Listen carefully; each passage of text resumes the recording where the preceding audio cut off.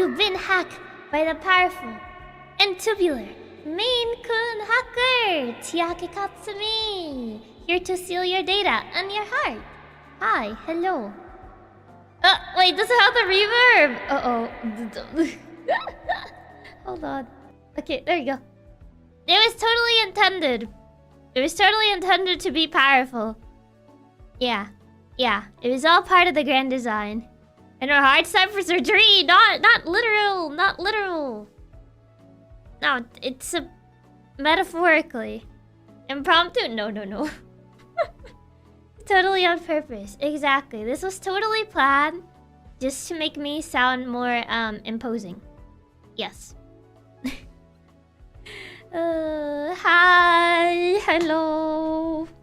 It's been a day. it has been very chaotic today with the whole relay stuff and the like. Pretty crazy stuff. Pretty crazy stuff. All the setup that I had to do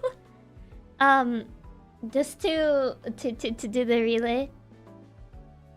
As soon as every effect turned on, it'll be so funny. No, thank you. I think I would like my PC, or not my PC, Warudo, not to explode. Yeah, but you did great, even better than great. I'm glad you guys psyched it. Everything kind of broke. Everything kind of broke. Originally, when I tested it out, it was working just fine. But the moment that I pretty much like put the trackers on, all the positions got moved and everything just kind of like blew up. Everything kind of blew up. So a lot of like the camera movement ended up not working very well because of that. Oh god, everything just kind of blew up in and of itself. It was very chaotic. It's quite an event. For reals, you're supposed to produce from the little cutscenes to the actual acting and performing. Yeah, originally it was only gonna be like little it was only gonna have little cutscenes. Until I realized that the cutscenes were kind of short and I was not gonna make the time. So I threw in the narrator stuff. Originally it was gonna be Chiaki with a mask. But when I tried to switch to that scene on Warudo kept blowing up, so I had to improvise and use the PNGs that Toffee made. Because when I tried to switch to Warudo to have like a void scene with the narrator, Warudo just kind of blew up. So I was like, okay, we can't have that, so I guess I'll just remove that. And I have to do it a different way, and I have to do it through OBS, and it was a little ambitious, more than a little, if anything. It was still tons of fun. Your singing was amazing, which is the important part. Aw, thank you. I kind of felt like I was a bit off because everything was kind of blowing up, and it got me really nervous. Your storytelling bits were a ton of fun. I really liked everything that you did. Aw, thank you. Yeah, Warudo's still an early access program, so I think the stuff that I tried to do maybe was a little too ambitious and the program just kind of exploded. And that was the last time part. The narratorship is great. Like, there's scene changes in play. Yeah, I wanted to have like the kind of like the interventions of the narrator because I thought it would add like a little bit more. Because all my cutscenes were narrated. They didn't really have like dialogue between characters. So I thought it would be cool to have like those little interventions with the narrator talking to like the audience and stuff. But yeah, all these programs that want to do their job, yeah. Does be a novelty looking Chiaki posts very cool. I don't think I showed them before unless I missed them. I showed them on Twitter. I showed them on Twitter. Toffee drew them for me. Cause I'm planning on using those for future videos. But yeah, there's dance lessons and just dance speed. Yeah, I'm glad he added the narrator bits. They're really cute. The narrator bits literally got added last night because so what happened was The story that I was adapting was The Greatest Showman. It's a movie. And originally, I was just gonna sing the original songs from the musical until I found out what a juke musical actually is. And I realized that I was supposed to sing songs that were not from the original musical. So there you see me, last night, changing my entire set list, trying to find songs that kind of fit the mood. Trying to find songs that kind of fit the mood for the scenes in the movie, because I realized I messed up. And I'm like, oh god, it's literally tomorrow. What am I gonna do? And I was like, okay, the first song in the original movie is called A Million Dreams. What kind of has the same vibes as A Million Dreams? 1,000 Years. Which is the Twilight, like, wedding song. And I was like, I mean, it kind of works. It kind of has same vibes. The second song started really early and we really laughed. Oh yeah, the Carnaval one, it started early because the YouTube auto playlist. I was like, oh god. Yeah, I really like your song choices. I think you did a great job with the impromptu set list. I kind of had to like, think of songs that kind of had like the same vibes as the original songs that I originally was gonna have. It all comes back to time. I mean, A Million Dreams is like about like the little, in the movie, the protagonist wants to marry this girl, and this girl is rich, but like her parents don't want her to marry the guy because the guy is poor and stuff. And like A Million Dreams is basically about like how he wants to be successful and whatever, and eventually like get married to this girl. And I was like, 1,000 Years is kind of about like wanting to marry someone, so I feel like it kind of works. It's promising her all the world and moon, pretty much, which kind of fits with A Million Dreams. 1,000 Years kind of fits with A Million Dreams. So I was like, okay, we got the first song. Nice.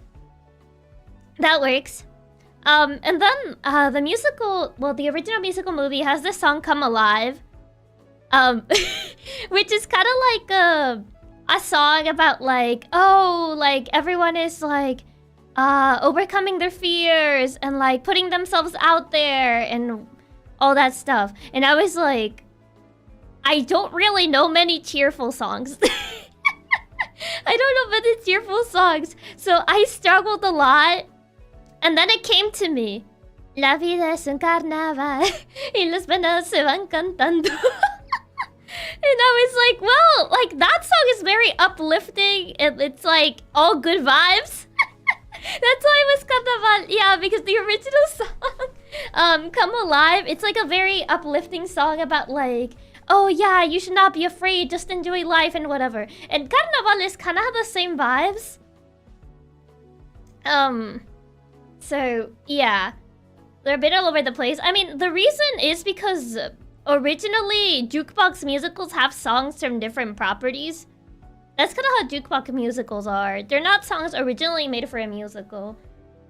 They're usually existing songs. Even so, you did great, and I'm proud of you. Your singing is really beautiful. The story was funny and tragic. The cute dancing, the really well done scenes. I thought it was charming. You do find carnavales and circus together often. Exactly. So I was like, oh, it works. It all ties together. Come Alive, La vida es un carnaval. Okay, that works out. I was like, okay, that makes... I can put 2 and 2 together and make that work.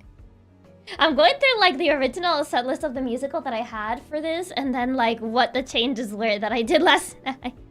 I'm like going through the list. Hold on. What was the other song that I chose? For song 3, what was the replacement for song 3? I'm looking through the list. Oh god. It was definitely something, I'll tell you that. Definitely something. Kind of like changing the set list last minute because I realized I messed up. I was like, oh no, I done did it. I messed up. Oh, la vida es un carnaval fue perfecta y aunque eran diferentes se lo hizo muy único y divertido. I mean, they're supposed to be different songs. They're all supposed to be different songs. That's just kind of like how this is. And then other side. Other side in the original movie, it's like a song of like the main character pretty much hiring this other guy and basically trying to like convince him to like join him to the the circus and whatever, because he has like influence, he has like connections and stuff. And I was like, what could be a song that's kind of similar? What's the movie? Greatest Showman. The movie's Greatest Showman. Oh, so hi, Mirekoji. Welcome. But yeah, so it's like something similar. Partners in Crime. I was like, it's kind of like, you know, similar enough. Vibes are close enough. We're gonna have to go with that. They are gonna be, I mean, metaphorically, not actually, like partners in crime. So I would say it's close enough. It gives a similar idea instead of crime business, but yeah, exactly. Like I was looking for things that gave a similar idea because obviously I can't do like a one-to-one, you know, because this is a musical movie, so obviously it has songs that were made specifically for the movie. But I was trying to pretty much include songs that would give a similar idea to what I was trying to do. Which is where Partners in Crime came into play. Yeah, so that was the third song. And the fourth song, which is the Song of the Wife. In the movie, the wife does sing a song. It's called Tightrope. It's kind of like basically about like how she gave up everything for him. And how like she was like unsure if she would like, if the guy would be there for her and stuff. Because everything is like a tightrope. And stuff like that. And I was like, Rosa Pastel is kind of like that. It's a song about like Loki getting betrayed by someone that you love. Which is kind of like the same vibes of Tightrope. Yeah. Since you can do one-to-one, I think you pick some great choices.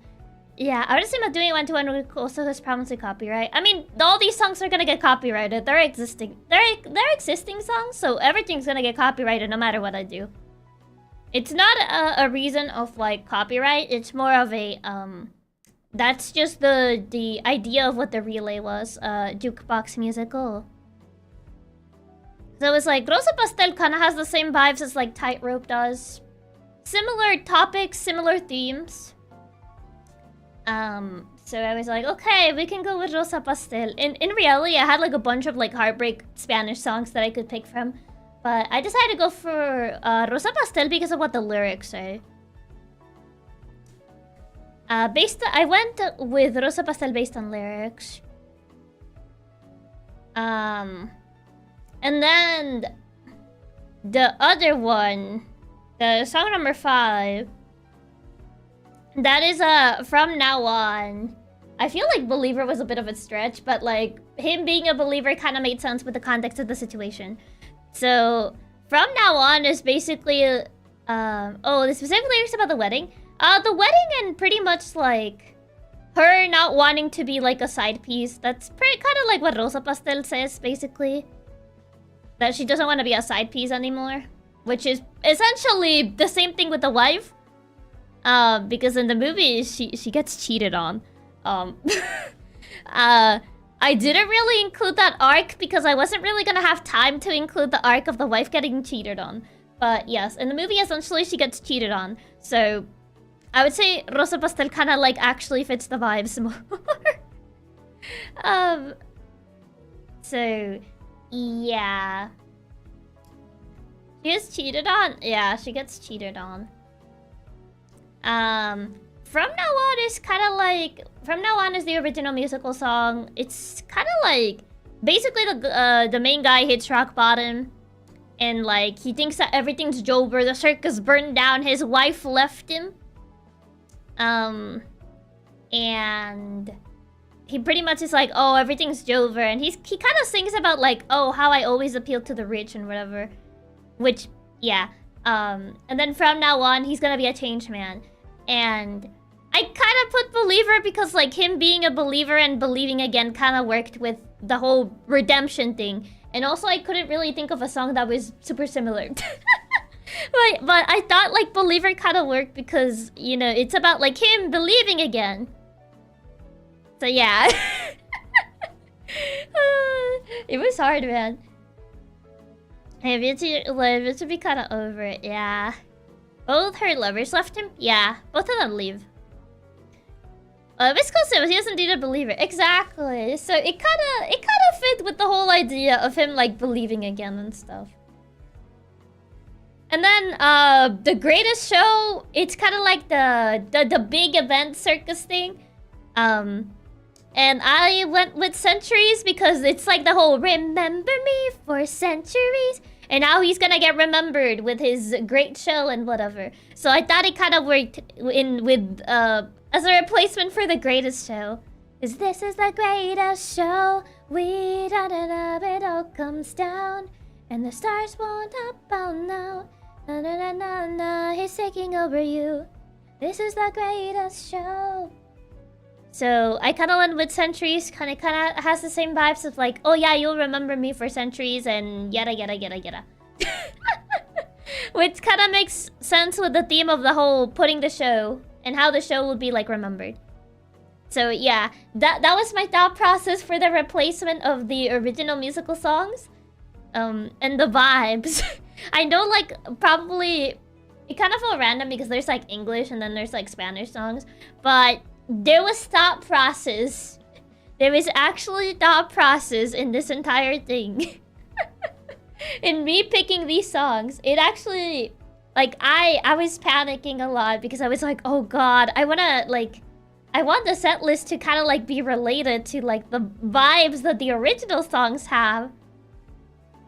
But like, it's hard. It's definitely hard. The mix of English and Spanish had value. Oh, I see. So, hi Raps, welcome. And hi Tao, welcome. But yeah, so I had to change my set list last minute last night because I goofed. To be fair, I joined this event. I got invited to this event during a very uncertain time. At the former place that I was. It was a very, very uncertain time. At the time, I wasn't even sure if I would have even been able to remain as Chiaki. So at one point, I was even contemplating just like stepping down because I wasn't even sure like if I was gonna be able to be a part of it at the end of it. Because at the time that originally I was asked to join, it was a very chaotic time. So I think I probably just like skimmed through the rule thing and I didn't fully understood what like they wanted me to do, and that's why I had to like change the set list last minute. You had to change the set list literally last night? Yeah, I had to change it last night because I realized I pretty much was doing the entire relay wrong. We didn't notice there was a thought process. Besides, we got to have some beautiful Chiaki Spanish singing, which fits you. Aw, thank you. So it was before then, yeah. I'm glad you were still able to participate. You did such an amazing job. Aw, thank you. No matter what your name is, you're still our boss forever. Aw, thank you. Was the soloist originally gonna be songs from the musical or something? Greatest Showman is a musical movie. Originally, the set list was gonna be songs from the original musical. It was gonna be A Million Dreams, Come Alive, Other Side, Tightrope, From Now On, and The Greatest Show. Those were the original 6 songs. Those are songs from the movie. Since this was a Jukebox musical relay, and we were supposed to basically tell the story of like movie, anime, legend, fairy tale, whatever you wanted to, using existing songs that are not related to the property that you're basically talking about, if that makes sense. So I didn't realize that last part, and I was using songs from the musical. So I realized that last night, and I was like, oh god, I'm gonna have to change the entire set list. And I was changing the entire set list. And I pretty much mentioned the entire thought process of like each song, and I know the set list may have seemed a bit random, but there was actual thought process between the replacement of each of the original songs with these songs, because they have similar themes. They all have similar themes with the originals. I have no clue how the other singers did, but I only know I did really like yours. It was memorable. I did like it a lot. Aw, thank you. You did such a great job either way. Your performance was incredible, and I was legitimately blown away by the production value you had with the cutscenes.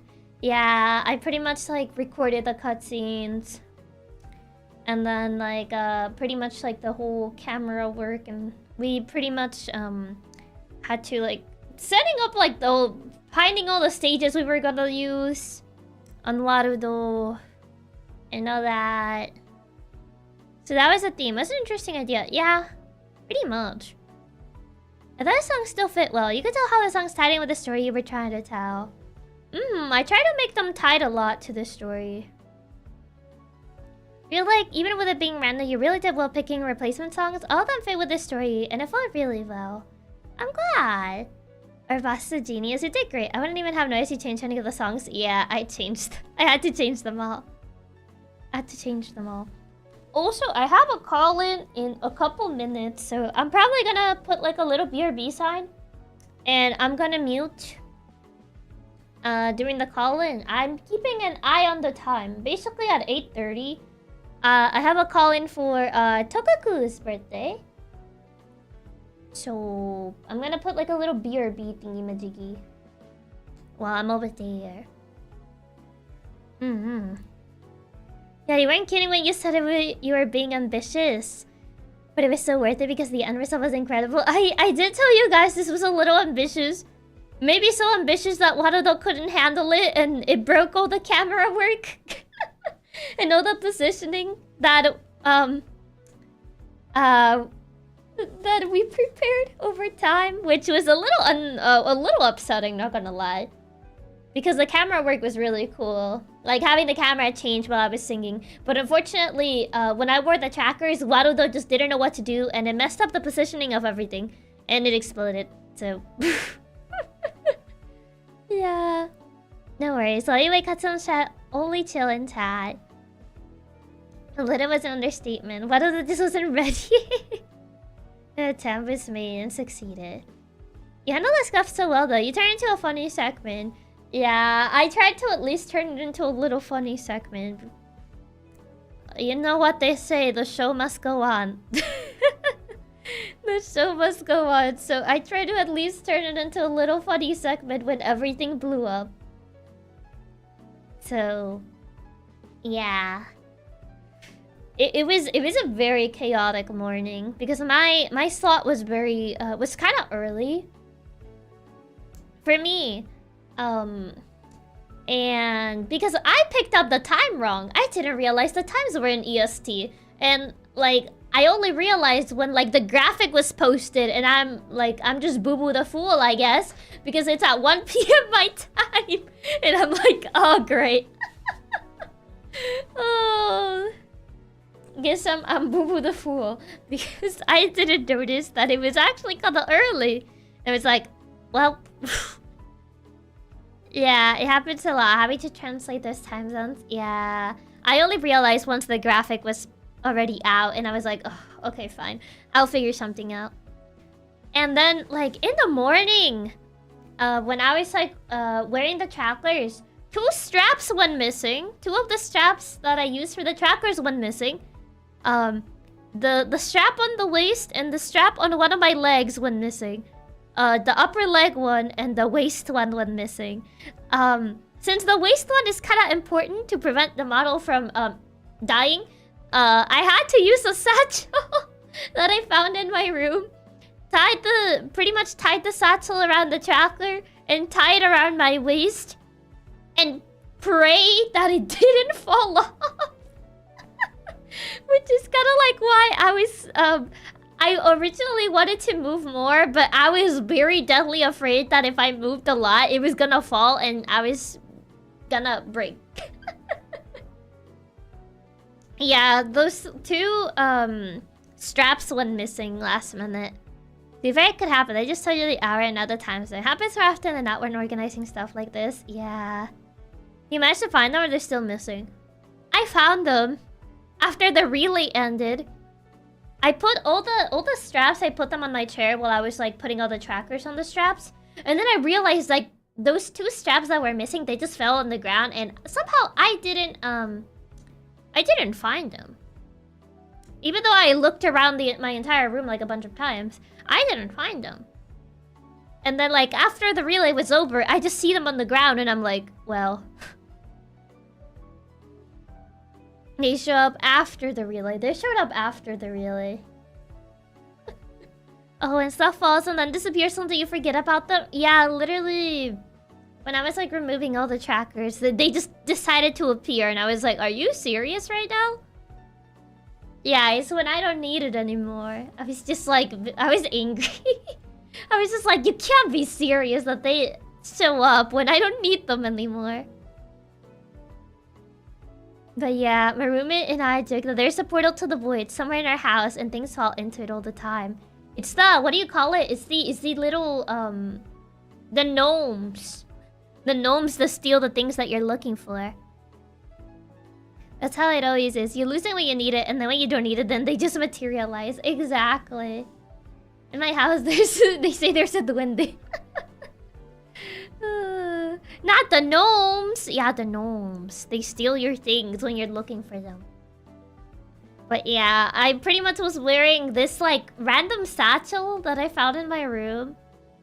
I forgot that I had this. It's like one of those, like, I think they're like the Miss Universe, like, satchels that they wear. That they wear around their, I think it's usually, like, around the chest area. That usually says, like, Miss Universe winner, blah, blah, blah, blah, blah. But because in middle school, they kind of made, like, this competition thingy-majiggy. Not even really a competition, but, like, a nomination thing. It was like, oh, they were, like, the categories were kind of stupid. Yeah, the winner bands. Yeah, it was like, oh, Mr. Skyscraper. The Minion. It was, like, very stupid categories like that. I think I mentioned this story before. Yeah. It was like, oh, the prettiest, the Minion, the Skyscraper. There was one that said the Skyscraper.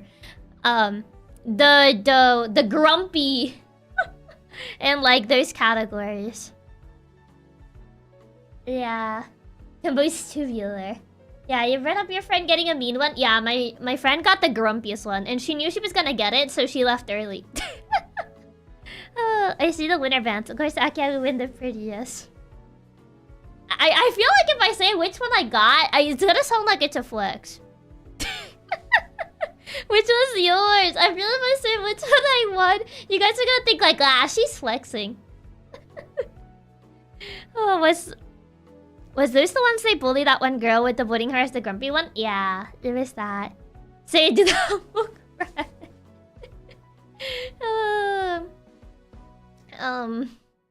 Do it flex it as losers, Chiaki. I got Miss Pretty Eyes. That's the one that I got. That's the one that they gave me. I think it was between me and another girl, but they ended up giving it to me. So yeah, that was the one that I got, and I completely forgot about that until I was looking for like something to like I guess tie around my waist to like hold the tracker for the waist tracker because the strap went missing. Was Spectre the smartest? No, I don't remember there was one for smarts. No, it was Miss Pretty Eyes. It seems like they know what they're talking about. Anurakiak is really the prettiest and cutest. You even got pretty eyes. But yeah, that's the one that I got. Miss Pretty Eyes. It's like a neon orange. It's a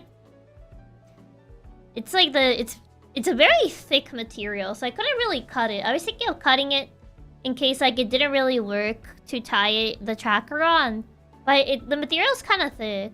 It's like a thick fabric sort of thing. It's like neon orange. Is that even cute, Bat? No, it's not cute. It's not cute. It's a very like tacky looking with the neon orange and the blue text. Who picked those colors. That's so flamboyant. I don't know. I don't know who thought neon orange would look good. I'm surprised I didn't also get the smartest and wisest. It was like one category per person. And apparently I was voted for that one, I guess.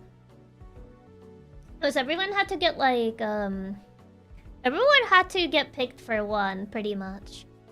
Honestly, I thought they were gonna give me like the most introverted or like the shyest or something like that. So I was actually surprised that I got this one instead. Neon orange. Neon orange. Yeah, it's tacky. You had to limit to one per person or else you would have swept the whole competition.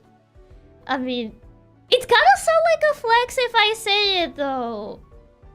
Because originally I was nominated for 2 of them. But I don't want to say what the other one was because you guys are gonna think I'm flexing. You guys are gonna think I'm flexing.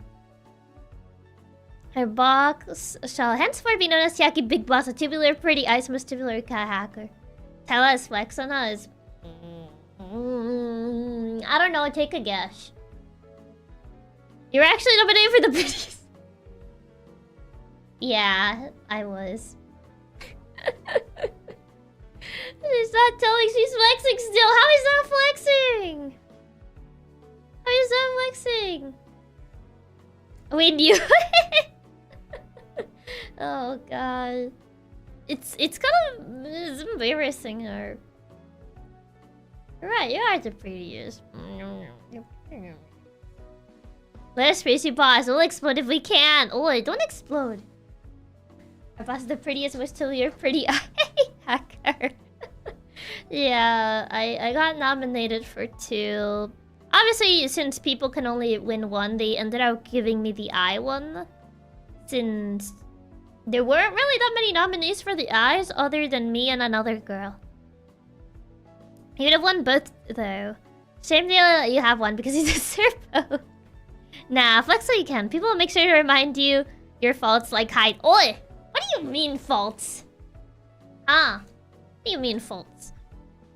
They should let you win both of them. You should be able to flex harder. Smartest, cutest, funniest, wisest. Which is it? Pretty eyes, apparently.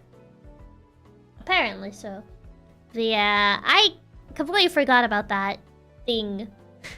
Until I actually had to use it. It was like stuffed in a random drawer. I was like, wait, what is this? And then I looked at it and I was like, oh, it's this thing. I thought I had thrown it away. I guess not. Her short. What do you mean short parentheses? Isn't a fault. It's for optimal head padding. Uh-huh. Chiaki's height is a positive. She's very carryable. Carryable? What does that mean? Shortcoming is the best word. No, it isn't. No, it isn't. You're not allowed to throw it away. You needed to flex on us. Why? It's very tacky looking. It's neon orange. Kinda ugly. Kinda ugly. And I was forced to even like wear it at like the party. I was like, I don't want to wear this. I was forced to wear it at like the middle school graduation party. I was like, I don't want to wear this thing. It's very tacky looking. Picking up Chiaki and carrying her around while she hisses and tries to scratch you. I'm scratching your neck. Put me down. I mean, if anything, it was actually useful. Chiaki. Chiaki, I hope you know I just added Chiaki wearing prettiest eyes pet to my list of fan art. I want to try. Oh no. Oh my, on top of the party. Yeah, it was like it was a party. It was like the middle school graduation party. Not my neck, that's my best feature. Oh man. Time to add these extra input to the wiki. Do we really need to add that to the wiki? Having to wear tacky neon orange is pretty bad. It is. I wanted to like remove it. But Katsumama was like, oh my god, you got pretty eyes. You have to keep it. And I'm like, have you seen the design of this thing? It's tacky. Have you seen the design of this thing? It's actually like really tacky looking. If anything, maybe you can keep it. Showing off the Chiaki neck scratches and proclaiming them as battle scars. It's confirmed that Chiaki has the prettiest eyes. Can you take a picture of it to show us? It's on... I think it's on my bed. I'll have to go get it. Hold on. Let me go take a picture. I think I can take a quick picture of it before... I have to go to the call-in. I think it's still on my bed. I think I didn't shove it on the drawer. I think I just, like, threw it aside after the relay was over, so... I'll go... take a picture. Where's my BRB? BRB. Okay. Oh, why is it there? There.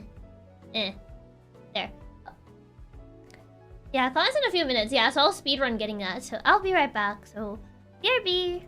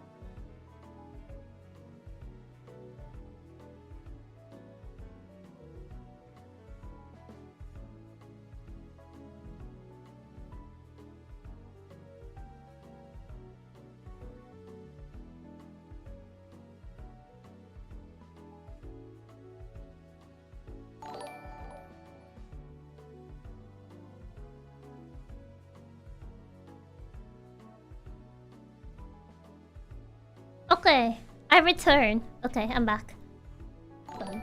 Let me send this to my Discord so I can get the picture. She stares a bit instantly with her award-winning pretty eyes. Oh no.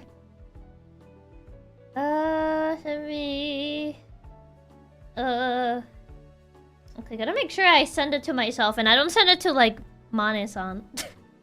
I almost accidentally sent it to Mane-san with no context. That would have been kind of weird. Okay, I sent it to myself. God. Internet. So, wait, thank you for the tip. Thank you. No, so, Raps, thank you so much for the super. Ato, thank you so much for the super. Reaper, thank you so much for the super. And Fubar, thank you so much for the super. Thank you. Send it to Mane-san with no context. Oh god. Okay, there you go. I send it to myself. I have like 5 minutes. Oh my god. I have like 5 minutes before the call-in. So 4 minutes actually. Download picture. I gotta delete this off my PC afterwards. Okay. Where did it go? JPEG. Oh god, this is resolution.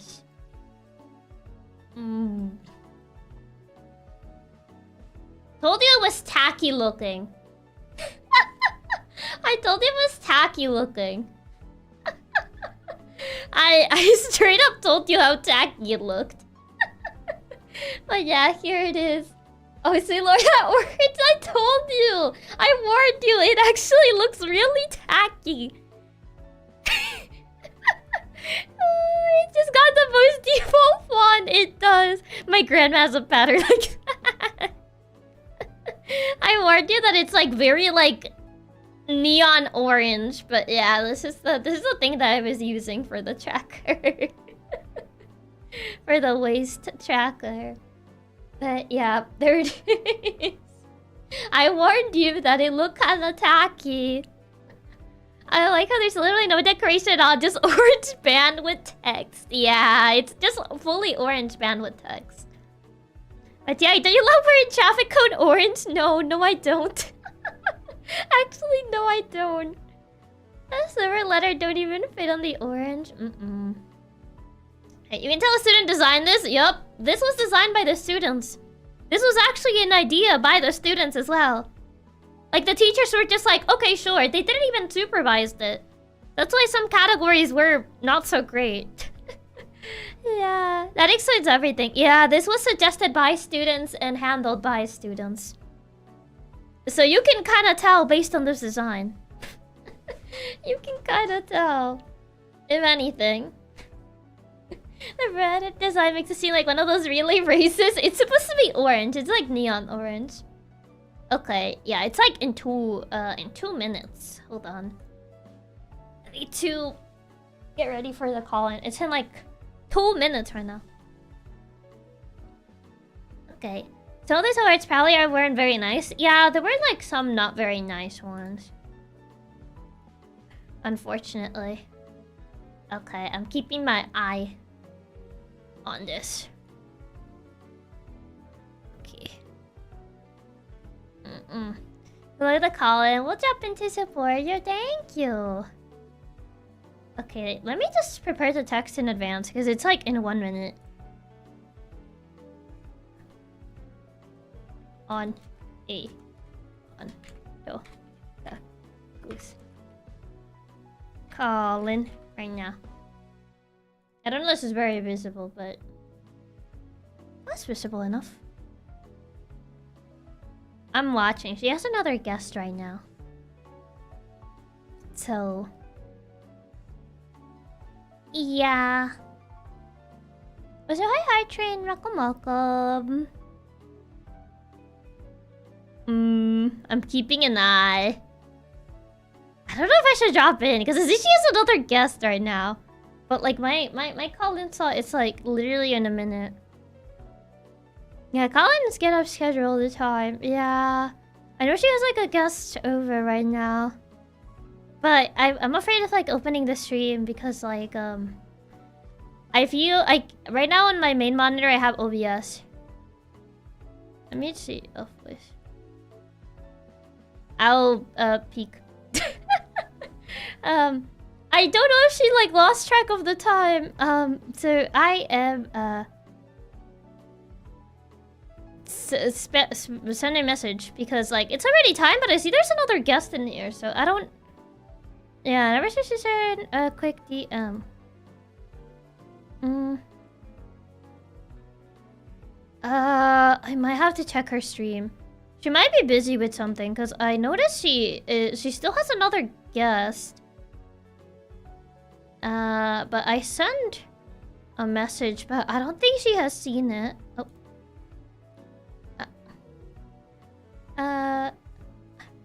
I see the... Oh, okay, she's gone. Okay, now I shall be right back. Wow. Okay, BRB.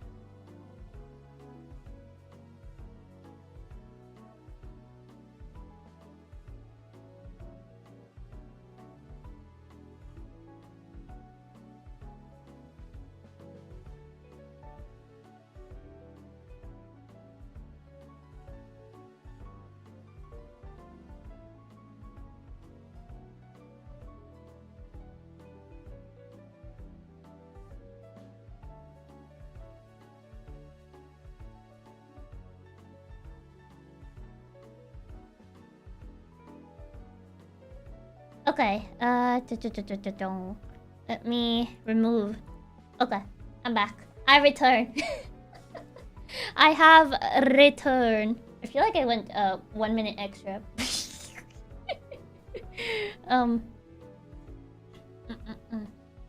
Hey, hi. I am back. I have returned. Stretch. I forgot to remove this picture. There. I'm sorry, I didn't know you were such a Descendants fan. I watched the first movie, and I own the Descendants book. Because there was a time that I really liked Descendants. I haven't really watched the other movies. I liked the first movie. And then after watching the first movie, I ended up buying the book. But, yeah.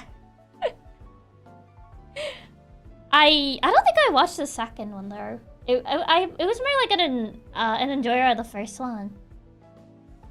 And also, Blade, thank you so much for being a member for 21 months. Thank you. For Chiaki that got nominated and one in our hearts is the cutest and prettiest. I don't believe there's any flexing because it's only the single truth. Aw, thank you. Descendants, it's a Disney movie. It's a Disney movie about like the kids of like the villains. I didn't even know there was a second one. I think there's multiple. I don't know how many there are, but I think there's multiple Descendant movies. Not exactly sure on the number, but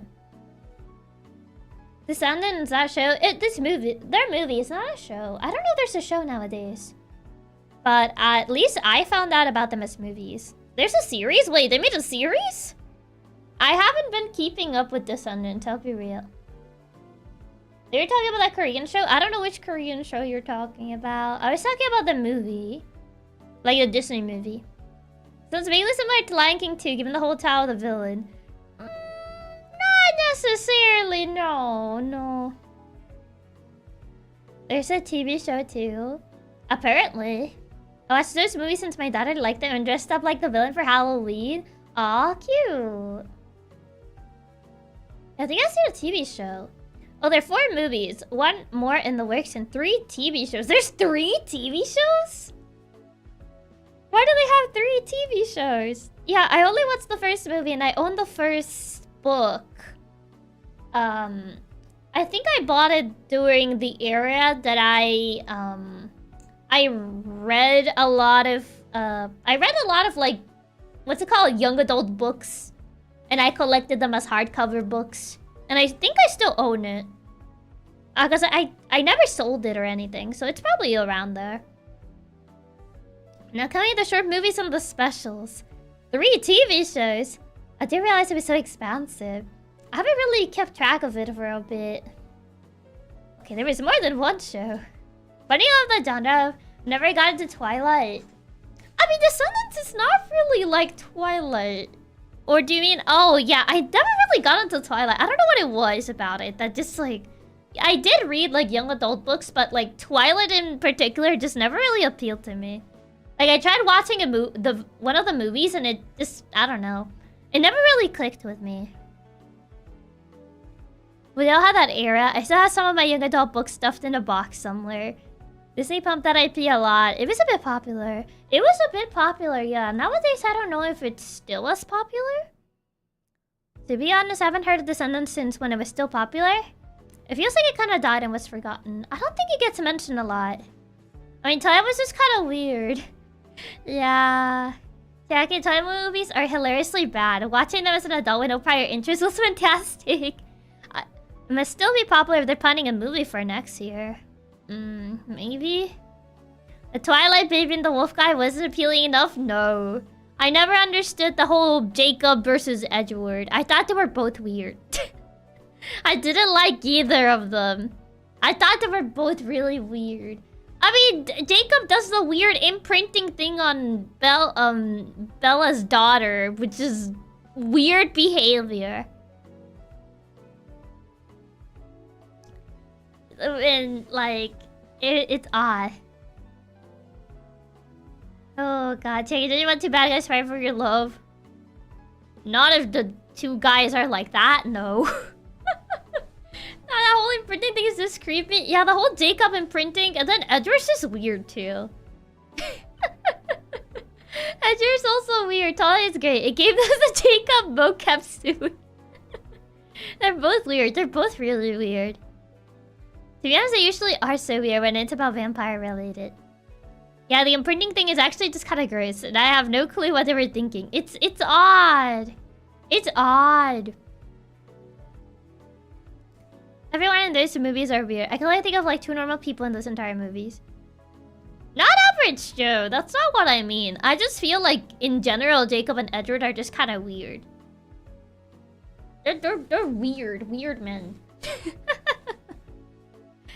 Like, Edward has some really weird dialogue when it comes to Bella, and like, I don't see in what universe anyone would think that's romantic. And then Jacob does the weird imprinting thing on the daughter, which is, yeah. You know what I mean? Like, I don't... Sorry, I can't really overlook that. I feel like it's too much. The Edris is the lamest so earnestly, like, better hang on... Oh, yeah, he's just like, better hang on, Spider Monkey.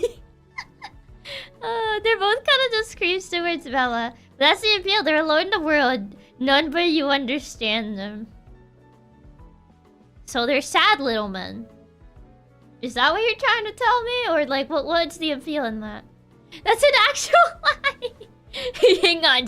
hang on, Spider Monkey. Basically, yeah.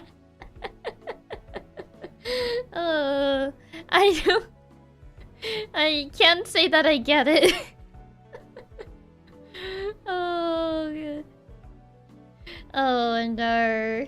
I can't say that I, So they're sad little men. I mean, with the way that you put it, that's kind of what you made it sound like. So hi, Han. Welcome. You literally said, like, they're alone in the world. None but you understand them. So, like, when you word it like that, it's just like, okay, so they're sad little men. That's what you're trying to tell me. Actually, it's hang on, Kinkajou. Everyone just thought he said Spider Monkey. No. I don't think Edward knows what a Kinkajou is. It's an odd series of movies. I don't know. I think I tried watching the first one when it was popular, and I got bored and I never finished it. Because I remember it was on TV and Katsumama was watching it. And she was like, oh, don't you want to watch it with me? I looked at it, and I got bored and I left. To be honest, I haven't seen anything related to Twilight at all. I just knew it was super popular. The discussions of who of the 2 guys was the most liked by the girls. Yeah, I mean, it's back then, back when it was, you know, back when it first released. The actor who plays Edward is a pretty cool guy from what I know. The guy actively trash talks the movies too. Well, yeah. I mean, nowadays he probably looks back on them and he's like, ew. You're so lucky you could walk out of that movie. I wish I could have. I'm so sorry for your loss. I mean, for me, it was on TV, so. I tried watching the first one since I had a friend who was into them, but I just couldn't. I just couldn't get into them, no. They randomly played baseball in the first movie, and it's the most overly edgy baseball game. They played baseball. I think every actor hated Twilight. But the influence of Twilight on current cultures is a lot. They're basically the ground of I can fix him. My girlfriend at the time wanted to go, so I couldn't exactly leave. Oh, I'm so sorry. I'm so sorry you had to sit through that. Man. But yeah, I don't know. For me, I could never understand the appeal of Twilight. Like, I liked Hunger Games, Maze Runner. I only read the first book. And then I got spoiled on I guess the ending of, like, the entire thing. So I didn't bother reading the other books. What's it called? Divergent, I couldn't get into it. I thought Triss was very, like, annoyingly overbearing. I kind of hated Triss. And I wasn't gonna sit through all her books just to see if she got better. So I sold almost all her books. I think there was one I couldn't sell to my friend because she already had the book. I only watched them because I was dating someone who liked them when they were younger. We made fun of those slides all the time. That's fair. People stop liking vampires after Twilight? Yeah. It's more like people stop taking vampires seriously after Twilight. Divergent had an interesting premise, but the MC was really annoying. Yeah, like I couldn't stand Divergent because of Triss. Triss was really annoying. When there was character development in the final book, I wasn't gonna sit through all those books just for Triss to stop being annoying. My sister was so disappointed in the first Hunger Games movie. She was silent on the ride home because of how different they were from the books. Oh no. I think for me, I watched the movie first and then I read the books. I think for Mockingjay, I did read the book first before the movie. Because I remember Katsubra got me Mockingjay as a birthday present. So I ended up... He got me the he got me the Are You Blind edition. The one that has like ridiculously big text. Is the large print edition. And I'm like, I'm not blind. Why did you get me like the big letter edition? He got me like the ginormous text edition. I'm like, I can read it just fine. I don't need the giant text version. Yeah, so for Mockingjay, I have like the one that says giant, like big print or something like that. It has like the giant text edition. They're mostly good adaptations. They missed a lot, but the story is well told. In comparison to other adaptations, I thought it was fine. The grandparents version. Yeah, I got me the grandparents version. It's such a big brother thing to do, troll you like that. The problem with young adult genre is that the characters are young adults, and as someone who was a young adult, we suck at that age. Are You Blind edition? Almost seems like a prank. Yeah, it's like the grandparents version because it's like ginormous text. Big print for Chiaki's big Barbarian beauty eyes. I did not need the big print. I really didn't. Like I looked at it and it was like, oh god, I don't wanna I don't wanna read through it. But yeah, I read through the entire bit of Mockingjay. Which other young adult book did I like? I don't think this one's very well known because I don't think it ever got a movie or anything. But I used to like the program. I thought the concept of the program was interesting. So Peter's the other guy. I thought Gale was interesting. I don't know, Peter was kind of boring for me, I'm sorry. Like, I know he's like the canon choice, but like, I felt Gale was more interesting. I don't know. Peter was there, I guess. Like, I get it that like, oh, it's like, oh, but they bonded over the games and like their fake romance became real and whatever. But like, I don't know, he kind of just felt boring to me. He was like too boo-boo baby for a big chunk of the book. And Katniss had to babysit him. Which I was like, Like, at least Gale could hold his ground. But Peter couldn't hold his ground.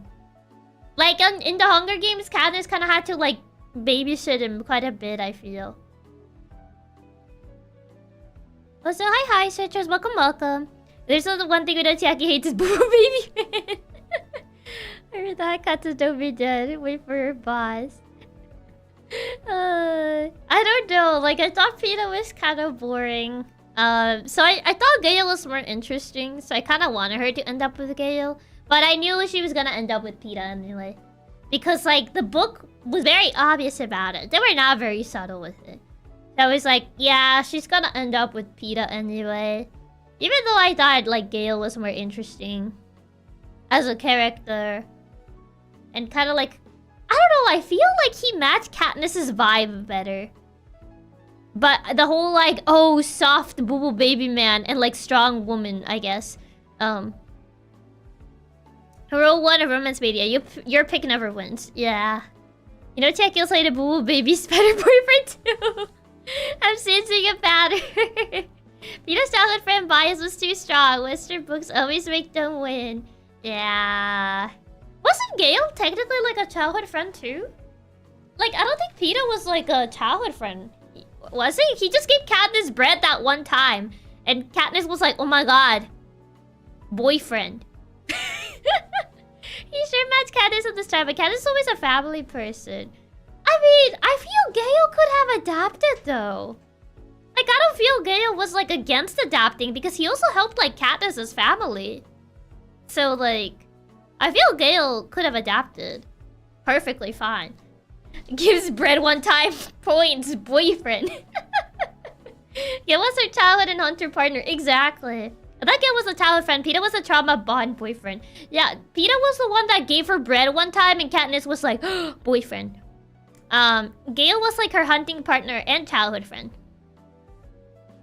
I wonder why with the romance they always go with the most boring choice. I don't know. Gale literally was trying to convince Katniss to abandon her family. Was he? I'm trying to remember. It's been a while since the books. Not just bread, but burnt bread they were throwing out. Yeah. Oh, guys, you gotta learn how to make bread, I think. It's been a while since I watched the movies and read the books, so I don't remember. Was he? I mean, Katniss was a very family person. I feel Gale was maybe more of an independent sort of person. But I feel they could have reached an understanding. The key to a woman's heart, bread. At least in the Hunger Games. Look at their burned leftovers. Yeah. Yeah, I don't know. Yeah, it's been way too long since I watched the movies. I actually remember nothing. Gale was more active and somewhat active without thinking. He was more unga bunga brain, I guess. I don't know. He was just more interesting to me. Peeta was just like soft baby boy, boo-boo baby man. Gave Katniss bread. Like, he could do camouflage, which I think is neat, but like, he kind of like had too many brushes with death, and like Katniss had to be like babysitting him all the time. And I'm like, in the Hunger Games, you kind of need someone to like match your, I guess, match your strength level. Because if you're pretty much like carrying someone like 90% of the time, at that point you're gonna get yourself killed.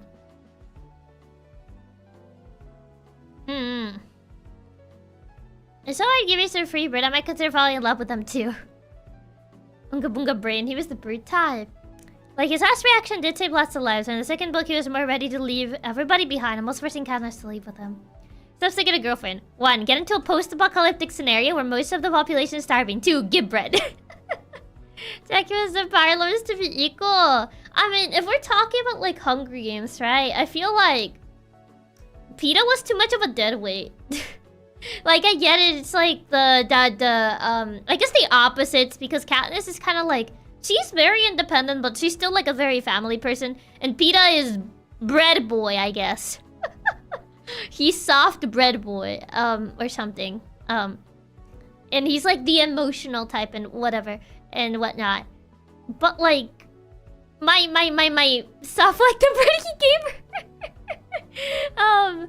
Like, the big thing with like Peeta is that I felt Katniss had to babysit him so much for him to like actually like, you know, I guess be decent and not like be close to death in the Hunger Games too much. Yeah. His joy is to pass only the bread. It's got Hunger Games, so he gave her bread. He fixed her hunger. It makes sense, Chiaki. He fixed her hunger for like 3 hours, maybe. Soft bread boy. Yeah, Hunger Games are totally unfair. Like, the reason for existing was to show the powerless districts. But yeah, Peeta's dream was useless for most of the story. That's like my thing with Peeta. I felt like he didn't really match Katniss's, like, I guess, strength? Not strength, but like, the power dynamic kind of felt like too leading more towards one side. Like, it's gonna sound mean, but I felt Peeta felt more like a dog than a love interest for a big chunk of the book. Fix her hunger for 3 hours so he gets to be your boyfriend for 3 hours. But those 3 hours were hungerless bliss. Actually, you're right. I hype about welcome. Like, I get it. Like, maybe if you like the puppy romance, I don't know. Peeta for me, it felt like Katniss was taking care of a dog instead of like a potential love interest. But yeah, that's kind of like why I didn't really like Peeta's character is, oh, it's fine. But like as a romantic love interest, I didn't really see him as a potential love interest. Just a human man, a dog. I mean, I'm saying that their dynamic was more of like a dynamic that like you would have if you were taking care of a dog. A dog, boy, was he only there to follow orders? I mean, pretty much Katniss had to babysit him like for most of the story. Until he could become like decent on his own. That's a pet, not a lover. That's kind of like how Peeta felt to me, which is kind of like why I preferred Gale. Like, yeah, obviously Gale has to have flaws. He can't be perfect or else he'll be boring. But like, at least Gale could keep up with Katniss, and it wasn't like Katniss was taking care of a pet. And ironically, yeah, Peeta just all orders those stores. Peeta really did feel like a lost puppy half of the time, so it's true.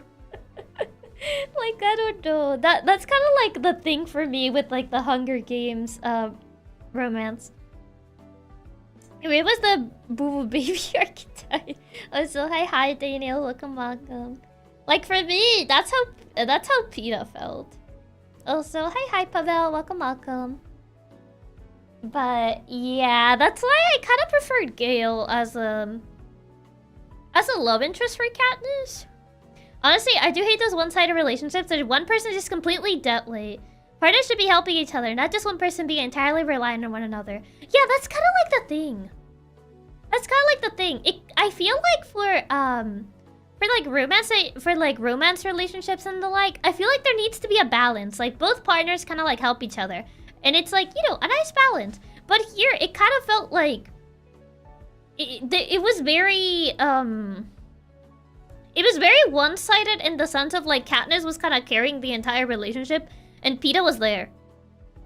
And with Gale, it kind of felt more even. Like the power levels felt a bit more even. Which is kind of like why I prefer Gale as like a potential partner for Katniss. I still admit like the loyal dog type, I must rethink my knowledge. I feel like that depends on the woman you ask. I'm pretty sure that very much depends on the woman you ask. I don't know. I feel like when I read like romance novels and stuff, I kind of prefer like the relationships to be like more even, rather than it feels like one is doing everything and the other one's just there. I honestly think Katniss saw Peeta as attractive as a potato. Honestly, I mean, I feel like her main interest in Peeta was like, he gave me bread. He's nice bread man, I guess. I don't know. And then they got like partnered up and they were like, oh yeah, you have to pretend that you love each other. And they were like, okay. Because romance sells. That's pretty much like the whole argument.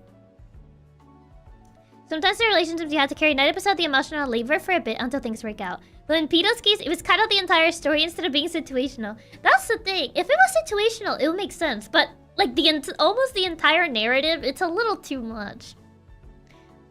Like, obviously, like, the roles can't be even all the time. But, like, if it's, like, 90% of the time, I think that's a little bit of an issue already.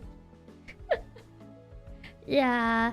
I don't feel it's necessarily wrong having characters that can't fight and are more in the inoffensive type. But, like, if they're just there to be a damsel in distress, it's kind of boring. Like, for me, like, them being... doesn't necessarily mean, like, they have to fight or be, like, OP or whatever.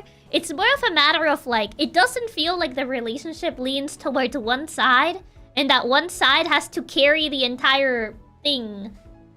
Which is kind of like what Katniss and Peeta felt like. Katniss was pretty much hard carrying the entire thing. Which is kind of like why I thought Peeta was kind of boring. As, like, a love interest. Katniss was just in it for Peeta to feed her. Oh, they didn't even like each other until they were in the games. Well, pretty much, yeah, because they had to pretend to like each other in order to sell their district, and people would, like, empathize with them and whatever. And even after the games, romance was still catered. Yeah. Yeah. Also, hi, Sarah. Welcome. And I don't know, I remember Katniss and Gale fighting a lot, so maybe she wanted a more passive partner, I guess. That's a good dynamic to read about, though. I mean, like, the thing with Gale is that he kind of matches Katniss's, like... what do you call it? They kind of match their power levels? I don't know how to, like, say it. But, yeah, their power levels are more matching. And, like, Gale is kind of a leader, and Katniss is also a leader. So, like, there's a lot of conflict, yes. But, like, I felt like it could have... The thing is, Gale at least is not useless. Gale can at least carry his weight. Like, if Katniss is, like, I don't know, she gets injured or whatever, Gale can at least carry. Peeta can't. So that's the thing. Hey, Peeta can cook. Yeah? But what if someone threatens him? What if someone with a crossbow appears? Then he can't cook no more. At least Peeta can fight. No, Gale can fight him. You can at least do something. Their energy. Gale's not as much as an NPC as Peeta. No hate on Peeta though. Yeah. Yeah, for some food for peace. And Peeta can cook. That's what it comes down to. Peeta is useless. I love when we're talking about career and power level imbalance. The most giving terms thing. And it really fits with Chiaki. She's a gamer. I'm putting it in, like, I guess gaming terms of, like, power level and, like, balance and, like, it not being, like, too OP on one side. Yeah, that's fair. Gale would at least fight when it comes down to it. That's the thing. Consider the scenario. We're in a post-apocalyptic world. Like, yeah, having someone that can cook is good, but if that person can't defend themselves, then that's a bit of a, you know, a bit of a downside. Because you can't be defending them 24/7. Like, they need to at least be able to, like, incapacitate someone, you know? Because we are in a post-apocalyptic world. So you need to at least, maybe not like be able to kill, but at least incapacitate an enemy. You know? And Peeta couldn't even do that. So it's, you know, it kind of makes things more complicated. He'll feed them bread and become their boyfriend for 3 hours. He'll simply cool his enemies a nice meal and make them switch sides. Sadly, Peeta seems to be an F-tier support unit. But Chiaki, are you thinking of this like Fire Emblem units where you want the good units to get together? No, it's more of like power level. Healer unit still needs to be able to dish out damage. Nice about the first game because he teamed with the people who trained for the games. He would have died first if not for that. Pretty much, yeah. Pretty much. Yeah, Peeta literally can't fight back at all, which is the bare minimum of the Hunger Games. Yeah, like, we gotta consider the setting. We're in a post-apocalyptic setting. Maybe if the setting was different, then yeah, cooking would just be, like, fine, you know?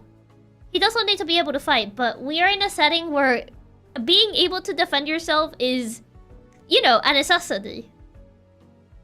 Because, like, you can't rely on your partner to be able to defend you 24/7. Because your partner kinda needs to stay alive. Yeah, Peeta literally can fight back at all, which is the bare minimum. Peeta can cook, but in a fight he gets cooked. Yeah. He was described as big and strong, so maybe he wasn't as weak even if he couldn't fight. I mean, he was described as big and strong, but I don't think it was ever shown though. Peeta, go back to kitchen nightmares. Yeah, you don't put your stats in cooking in a battle royale. Exactly. Where's Chiaki? I'm just having a goof there. I get where you're coming from. You want them to be confident in the situation, which is completely fair. Yeah, I'm gonna just like explain my point of like, in the scenario, I feel like he comes off more as dead weight. Perhaps he did a villager class, that's why he needed to get babysit until he reaches high level to promote. If the setting was them out camping, then cool, Peeta's great. But we're in a life or death battle royale, so not so great. Exactly. Like, the entire setting is like a battle royale sort of thing. So I feel like the dynamic between Peeta and Katniss is that Peeta is, you know, more of a pet than a potential partner. It kind of felt like that through like most of the book. Through like most of the book, Peeta felt more like a dog than a potential like romantic partner, which is, I mean, if you're into that, I guess. Honestly, I don't think I ever got a villager to survive long enough to get a promotion. Ideal partner in a battle royale. Can't fight. Is boo baby emotional man. Basically a pet, but can cook. Katniss. He's not even a guard dog either. Just a lapdog. He's more like emotional support instead of battle support, I guess. I mean, I guess, but like, if the battle royale was general, I would get it. But the battle royale was at random. Like Katniss's baby sister was about to go into the fight, so not everybody needed to learn how to fight. Well, yeah, but this is more about hypotheticals rather than like, we're talking about like inside the Hunger Games already, past the picking, you know? And also Katniss's sister was pretty young though. I don't think she was even an adult. So when you're like a minor, at least you can have the parents, or if you have older siblings. But like,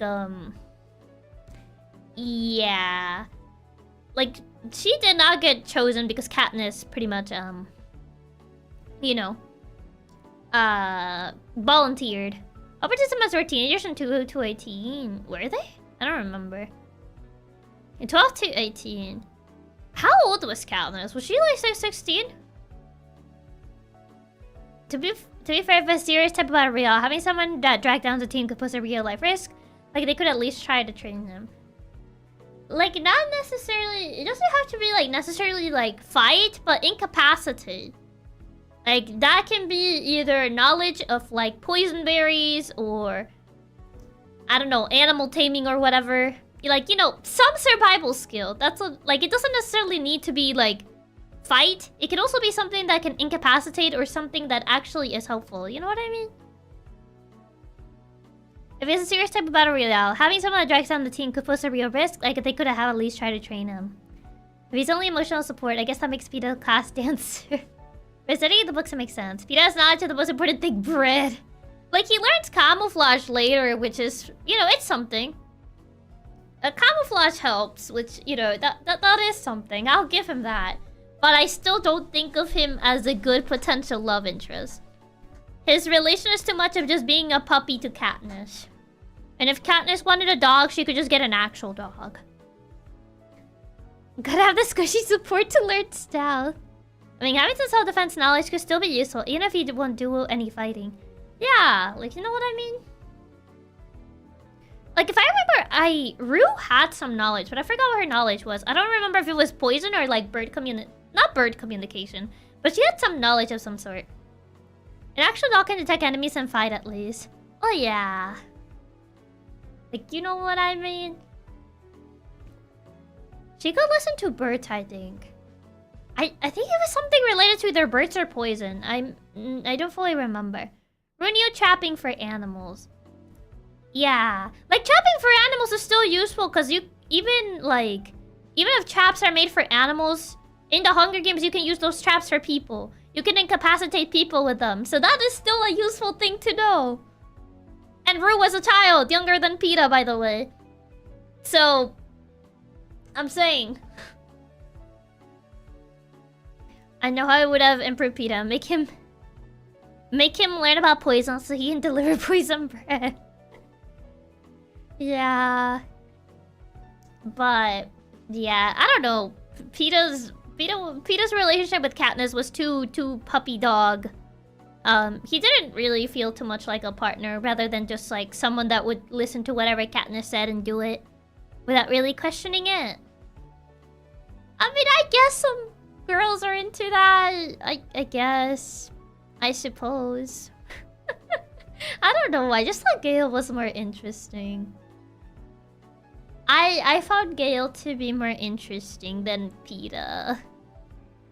Like, looking at them side by side. I rooted for Gale. Yeah, Love Triangle in Hunger Games was the bad guy versus the good guy. Yeah, Peeta was just a yes man, which I guess some people are into. Yeah, I guess some people are into that. But... Be when I can't get the loyal dog time, your Uchi calls you unhelpful in battle. It's not that. It's not that. It's more like the lack of like a useful skill. And like, can you really trust someone to like fully have your back if they can't fight back? You know what I mean? Well, there's people for everything. I question many love interest in media. There's people for everything, yeah. Peeta had fans? Oh yeah, he did. A lot of people like Peeta.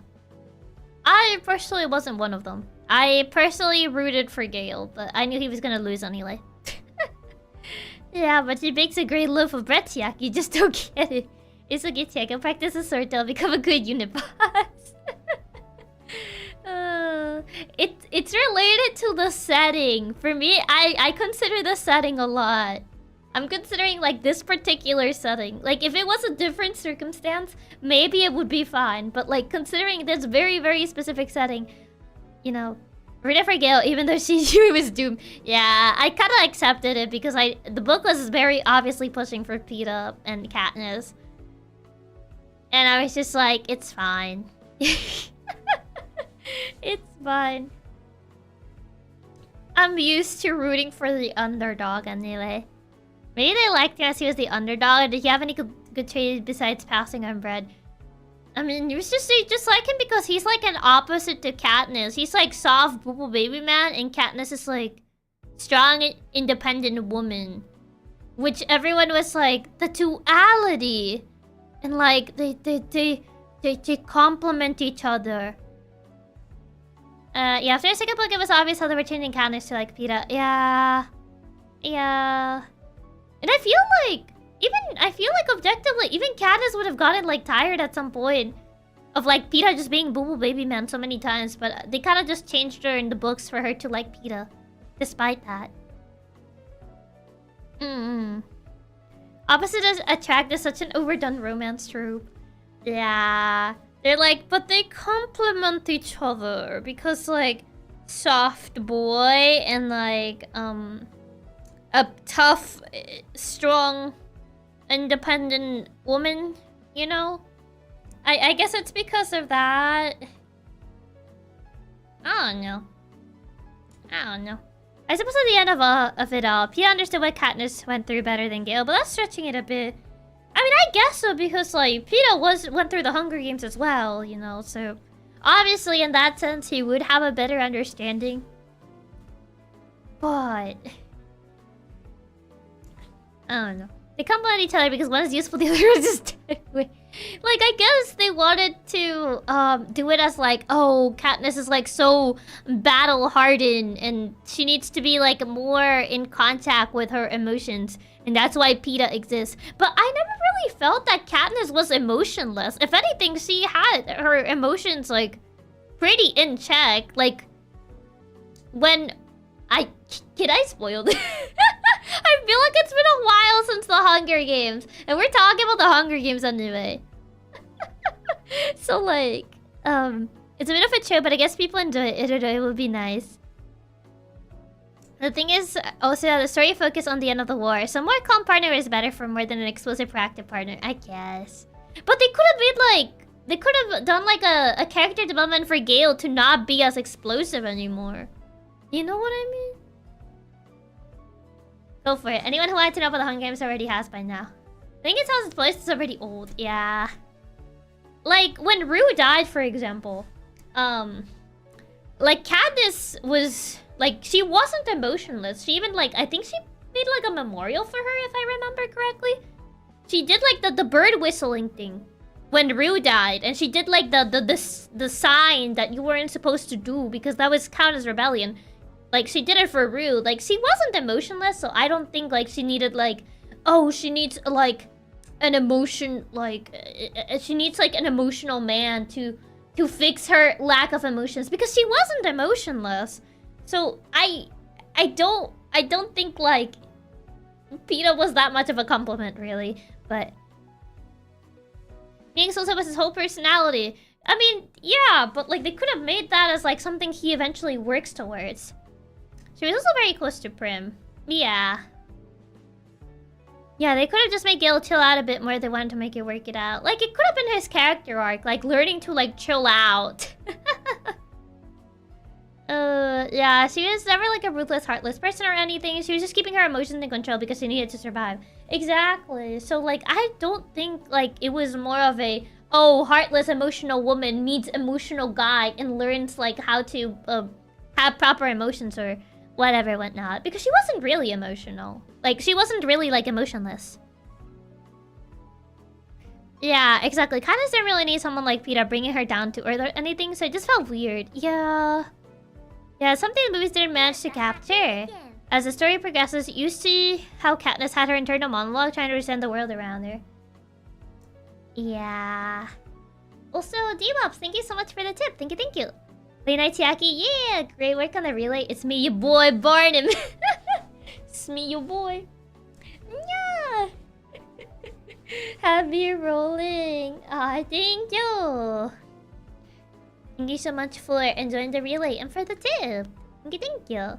He was a bigger boy. She says, see you later, boy. Da da da da da da da da. Maybe the movies dropped the ball too then. I only saw the movie, never read the books. The line from the karaoke was so good. Oh, it's me, your boy, Barnum. It really was good, thank you. Perhaps the truth was just that she really liked bread. Also, hi, Click. Welcome. I don't know, like... my theory, it's like... It was supposed to be like a compliment on the whole, like... She is strong, independent woman. And PETA is... soft bread boy. I don't know what else to call him. Like, he's allegedly, like, strong and stuff, but, like... I feel like that strength doesn't really get displayed too much, other than carry, like, bags of flour or whatever. But, like... you just call him, like, strong, independent woman and, like, I don't know, soft bread boy. Well, chat, what will you learn? I don't know what I learned, but I know one thing. PETA's soft bread boy. Yeah, romance writers love the dynamic of emotional character teaches emotionless character how to love. Like, I would get that if Katniss was emotionless, but she isn't, though. To be honest, wasn't she the leader? Not really, though. Isn't that a trope named Golden Retriever Boyfriend? Is it? Hold on, let me look it up. What is Golden Retriever Boyfriend? Golden Retriever Boyfriend. What is that? A Golden Retriever A Golden Retriever Boyfriend is a term for a partner who is loyal, supportive, and always ready to have fun. I don't know if PETA was that last one, though. I mean, I can see the loyal thing and the supportive thing, but I don't know about the ready to have fun part. She was more of a symbol than a leader. Yeah. And the being a dog. Yeah, she was proactive. Not really like a leader, per se. Yeah, she was more of a symbol than a leader. Yeah, more like a symbol. A bit of like a symbol. If you remove the fun part, it's PETA. Yeah, if you remove the ready to have fun, then I would say it's accurate to what PETA is like. Demoted to even lower than a Golden Retriever. Okay, what else does it say? Golden Retriever Boyfriend. Personality, outgoing, optimistic, affectionate, and easygoing. I feel like he wasn't really outgoing, was he? I feel PETA wasn't outgoing. Wasn't he kind of shy, though? From what I remember, I think Gale was more outgoing. It's been a while. I'm trying to remember. Like, from what I remember, I think PETA was kind of shy, though. He was a pretty introverted. He's more of a house dog. Yeah. I don't think he was really outgoing or easygoing either. I don't know. It's been a long time. I don't remember him being easygoing. Optimistic? I felt like he was more of a Debbie Downer. I feel like Katniss was the one that kind of like had to keep being optimistic, but I may be misremembering. He sounds like the shy type, but how you guys describe him. I remember him being more like introverted. It's me, I'm that trope. Now where's my competent, emotionless love interest that'll teach how to love? He was just an emotional boo baby, man. He was the type to motivate you constantly and cheer you on. Maybe easygoing, since he did befriend other tributes in the training, but not precisely extroverted. Yeah, I don't think extroverted. Good at active listening. I think so. Easy to be with, doesn't cause drama. Yeah, that fits him. Kind, trusting, and unashamed of their feelings. He wasn't really ashamed of his feelings, no. Is he literally out, Chris? Not that much, no. He just one of those sad old couch dogs who used to be happy and fun, but is now basically retired. Oh my god. Hi, Chiaki. It's the first time attending your stream. We met at CarryCon. Oh, hi. Welcome. Hi, Blue. We're currently just chatting. About the Hunger Games. Yeah, welcome. Yeah, Alcris is more of a sad guy. Yeah, that's more of a sad guy. I don't feel PETA is really a sad guy, no. I'm looking at the golden retriever boyfriend definition that you guys suggested. Yapping about how big of a fan of Peter she is. That's a lie. That's a lie. The term golden retriever boyfriend became popular on TikTok. It's a TikTok thing. At least Chris could still be useful with his crits. Yeah, Time Magazine says the terms like golden retriever boyfriend helps make it socially acceptable for men to openly support their partners in non-traditional way. Peter's not a sad boy. More of an emotionally damaged due to trauma boy. Of course it's a TikTok thing. Surely the term was around before TikTok, right? It's not from TikTok, but it spread it there. I guess it says it became popular on TikTok. It doesn't say it came from TikTok. Are you a golden retriever boyfriend or a Rottweiler? There's Rottweiler boyfriend too? Why is there like other dog breed boyfriend? What is the Chihuahua boyfriend? Rottweiler boyfriend. What is a Rottweiler boyfriend? I don't know, but apparently there's a quiz that says, are you a golden retriever boyfriend or a Rottweiler boyfriend? Rottweiler, I guess the violent type? I guess so. Chihuahua boyfriend? Like, if we have golden retriever, we have Rottweiler. What is a Chihuahua boyfriend like? What type of dog boyfriend are you? The official quiz. Chihuahua might be a short boyfriend or a Latino one. Maybe? Hey, can we find out what boyfriend you are? I don't know if I really want to do this quiz. Are you a golden retriever boyfriend or a Rottweiler? Just want to know what a Rottweiler one is. What is this? Became crystal clear. Wait. Where's the article? There's no article here. What? Travis Kells is a golden retriever. But what if you treat every Dave and Buster's like an active war zone? Meet the 5 types of dog boyfriends. Where are they? I don't see them here. There's 5 types of dog boyfriends. This thing didn't actually tell me the 5 types of dog boyfriend. It literally only had 2 lines. What type of dog boyfriend?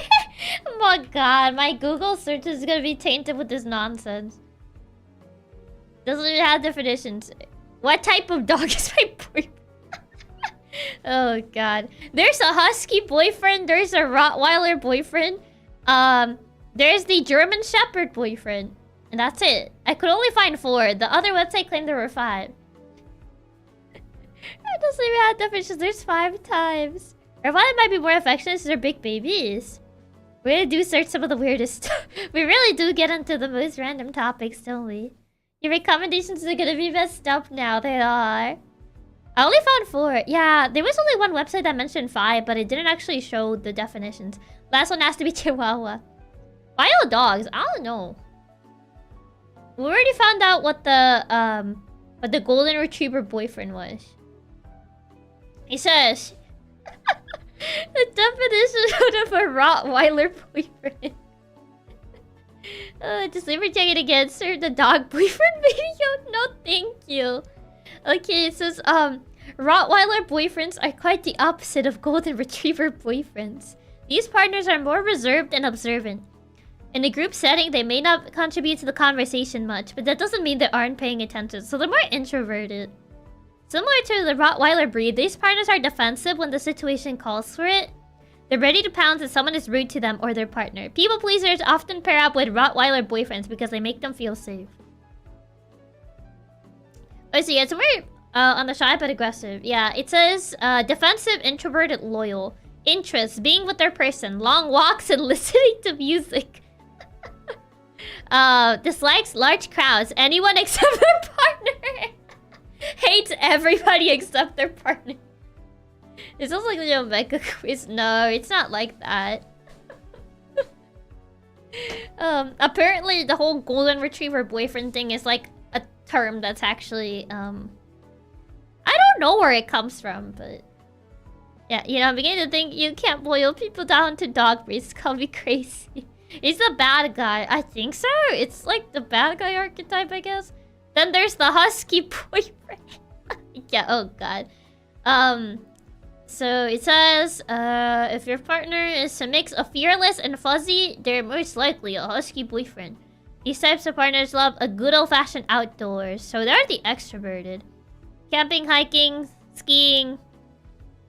Huskies have wild roots. They're pretty high maintenance breeds that need constant grooming and companionship.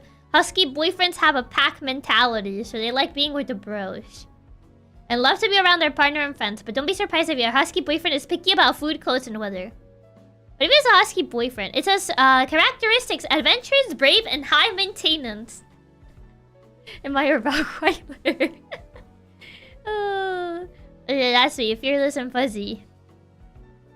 Huskies are pretty playful. Husky boyfriend, what do you mean?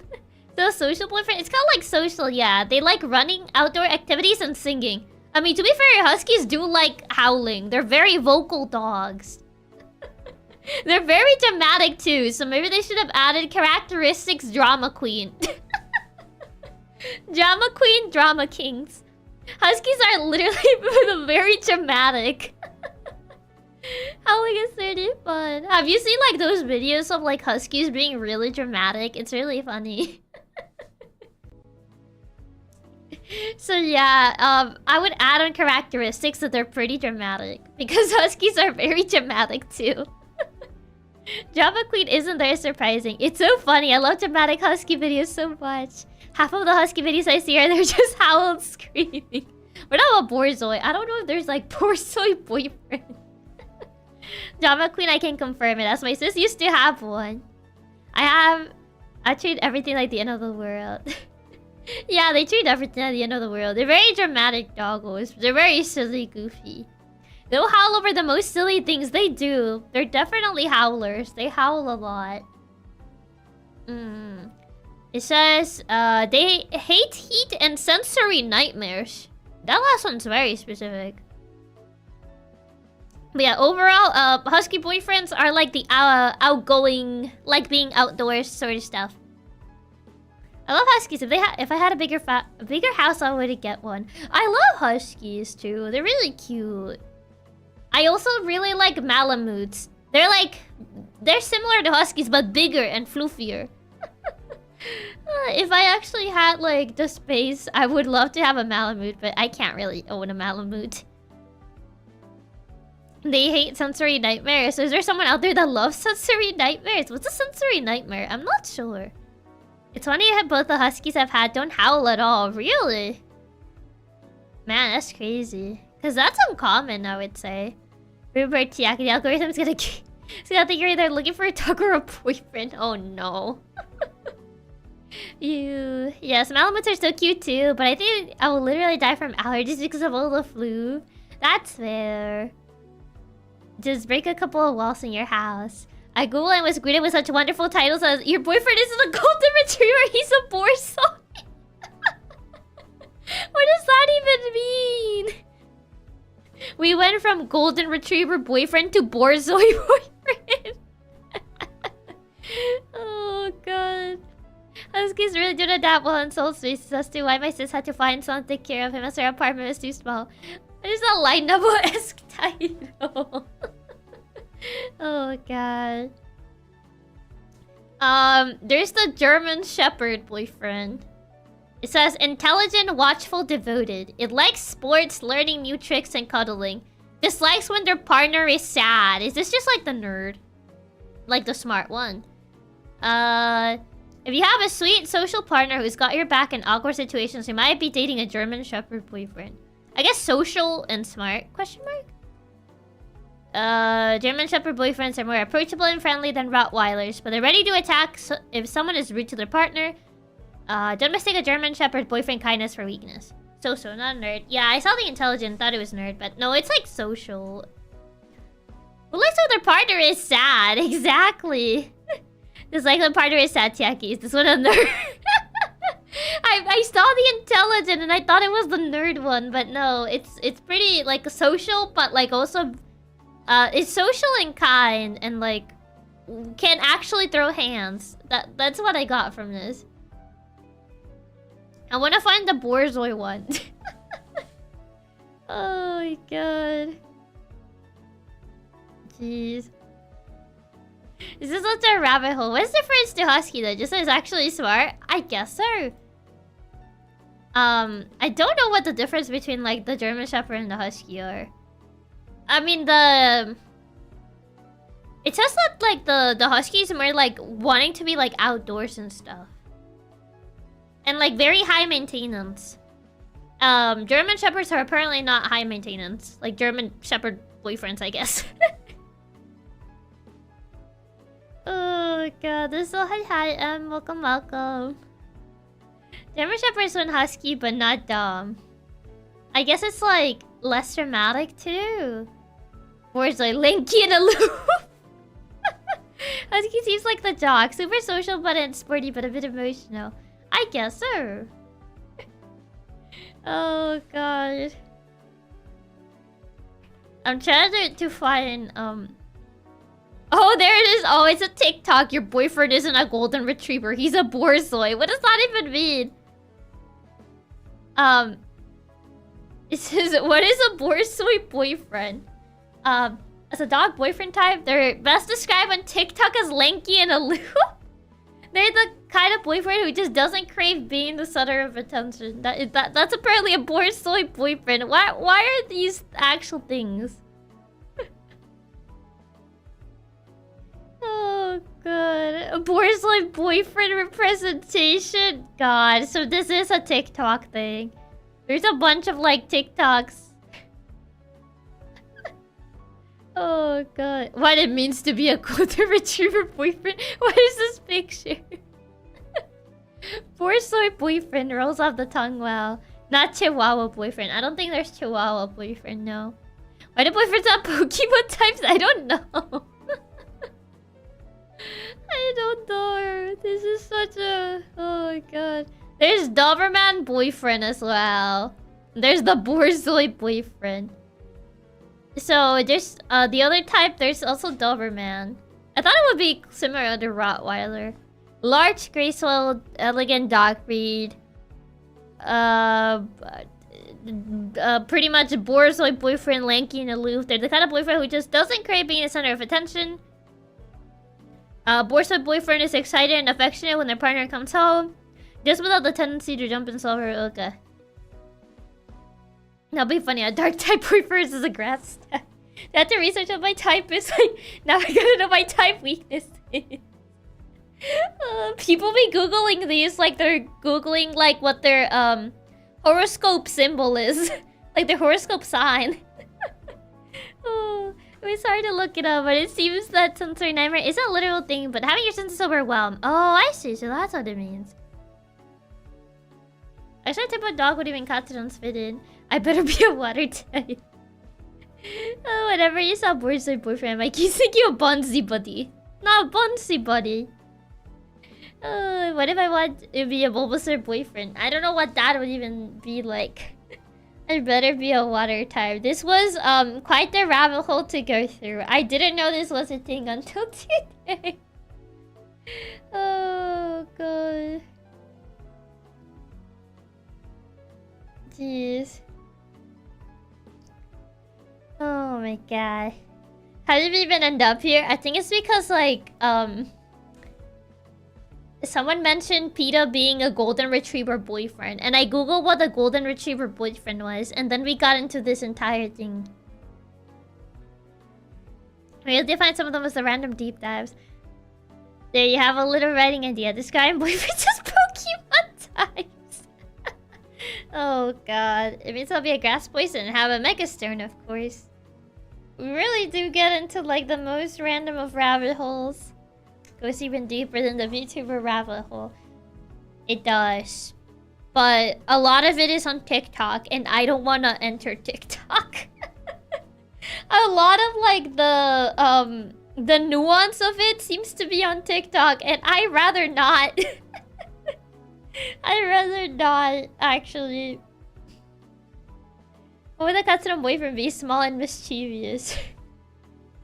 I guess so. There was like a small and mischievous. Embrace the brain rot? No, no thank you. Maybe the dramatic funny husky. It'll be entertaining. You can be the dramatic funny husky that just howls. Same. I'd rather avoid TikTok if I have to. Exactly. I'd rather avoid TikTok if I can. If I don't have to engage with TikTok, then I'll take it. I'll take it. Or Oishi avoids TikTok. Probably a smart idea. Yeah. I don't really tend to watch TikTok. I'm more of a video essay enjoyer. I refuse to have TikTok taint my phone. Well, we're not dramatic. Now I'm gonna explode. We need to know the dog boyfriend type. You can enter the TikTok rabbit hole if you really want to. I really don't. Someone made a video on Instagram that said we need borzoi boyfriend representation. Oh my god. This is going too far. It's a straight up going too far. What do you mean with a borzoi boyfriend representation? I mean, considering there was barely any information about the borzoi boyfriend type, I guess maybe they do. I never even considered enter TikTok. I prefer more less trendy type of videos. That's fair. I mean, I don't think the dog boyfriend thing is very trending. Is this what the US tried to ban TikTok?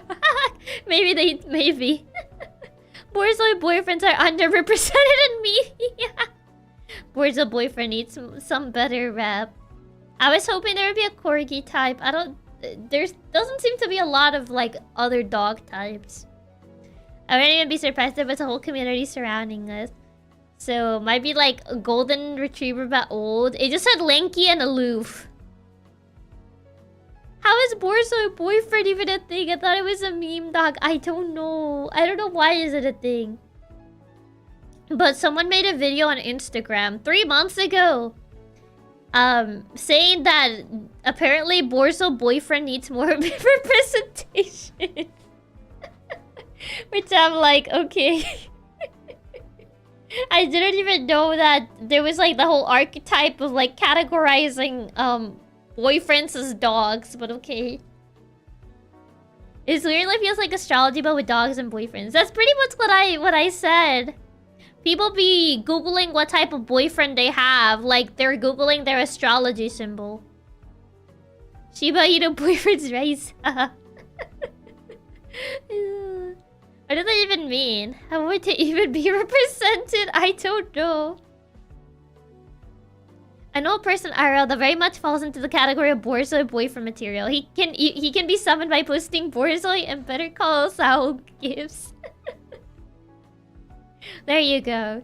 You got some borzoi boyfriend material. They're underappreciated minority, the borzoi boyfriends. They're a rare type of encounter. Is this how kids these days classify boyfriends? I guess? The Sholo boyfriend. A boat boyfriend? No, that's so sad. I'll become the quirky boyfriend. Imagine going on a date instead of introducing yourself with your star sign or something, say I'm borzoi boyfriend. Oh god. Like imagine like actually going on a date and like your date asks you, oh, what type of boyfriend are you? And you're like, what? They're like, oh yeah, what type of dog boyfriend are you? And you're just like, I think at that point that's a sign for you to get out. I think that's a sign for you to get out.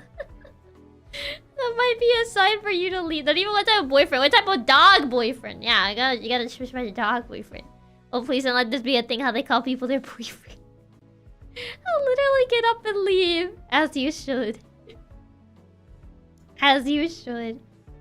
No, you can't. You say I would like to be your borzoi boyfriend. You gotta tell yourself, guys. Honest question, what's better, astrology or dog boyfriend types? What type of dog boyfriend are you? Me, waiter, to check, please. Oh no. That's so bad. I mean, I feel like astrology usually covers more than the dog boyfriend category.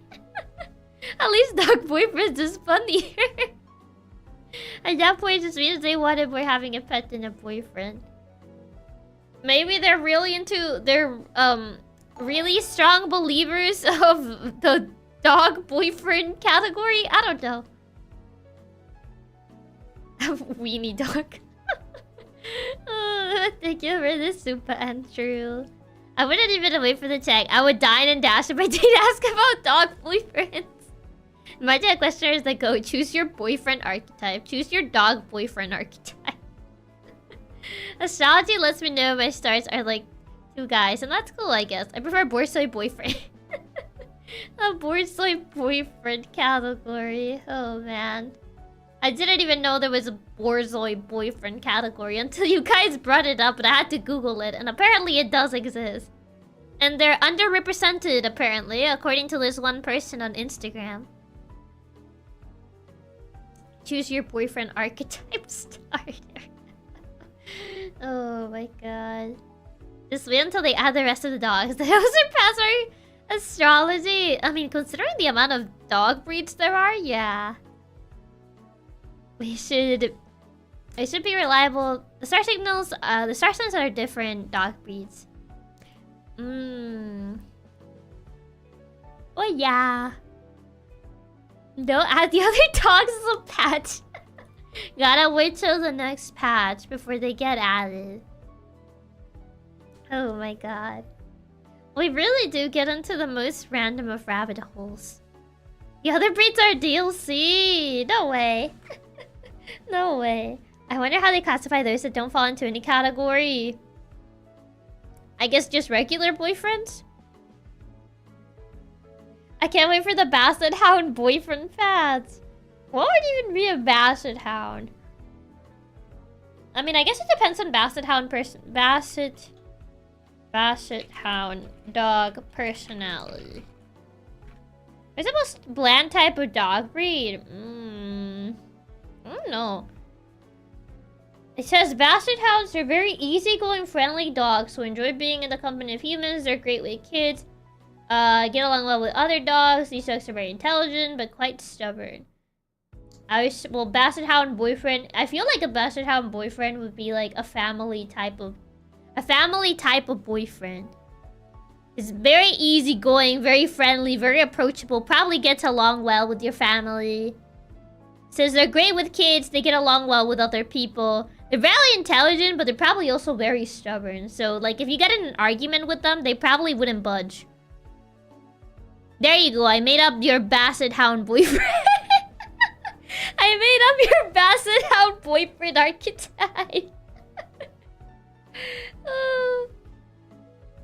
But that's what makes your stream so special. We just had my silly goofy tangents to help in having fun together with you. Wow. I pretty much based it on like the description of like the personality of Basset Hounds. Yeah, kid spreading the dog boyfriend lore. Basset Hound boyfriends is like a cool guy, to be honest. Mine is the argument thing. Good work, boss. Thank you, thank you. Oh god. The fact Chiaki came up with the entire description on the spot. Yeah, I mean, I read like the definition that they mentioned of how this breed is like, the personality of this breed. And I was like, oh, probably be like this, and that. Does that one come with standard, or do we need a season pass for it? Unfortunately, it's a season pass. I tell you, it's just for the Pokemon types for the funny. How would it even be for the Pokemon types? She's single-handedly expanding dog boyfriend lore. She's a keeper of knowledge. No, I just think I'm decent at improv. How about Dalmatians? How are Dalmatians like? Dalmatian dog personality. I feel like dogs have very... Well, maybe it depends on the dog. Just decent your Pika improv. I keep googling the most bland dogs and I found a Reddit hit piece against Labradors with stunning lines like Labradors are the mediocre young adult dystopian novels of dogs? What? Labradors are really sweet though. They're a very sweet breed. That's so mean. What did Labradors do to that guy? They're very kind dogs. Very intelligent too. I'm gonna lie, someone has already probably turned the Pokemon types into boyfriend types. Probably. These articles are wild. Yeah. Why do you gotta do labs like that? What did Labradors do to that guy? Bro, my first dog was a Labrador and she was a sweetheart who always stole my entire bed. You say sweetheart, but then you add that last part. Oh, God. There's even a really popular Labrador of his own series, Scooby-Doo. I thought Scooby-Doo was a mixed breed, not a Labrador. Isn't Scooby-Doo a mixed breed? Affectionately stole my entire bed. Oh, God. So he says, I always thought Scooby was a mutt. He has like spots and stuff. Yeah, I think he's supposed to be like a mix. I thought he was a Great Dane. Is he canonically a Great Dane? I always thought he was supposed to be like a dog, a mixed breed. Scooby-Doo's a Great Dane. What type of breed is Scooby-Doo? Scooby-Doo's a Great Dane.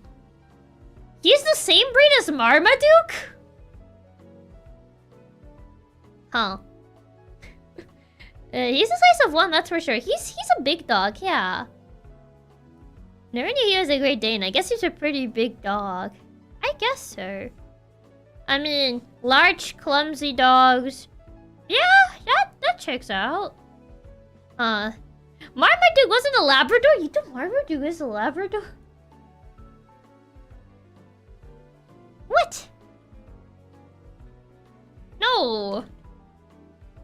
Marmaduke was not a Labrador. I'm like super sure that Marmaduke was a Great Dane. Yeah, okay, I had to like double confirm it. But yeah, Marmaduke is a Great Dane.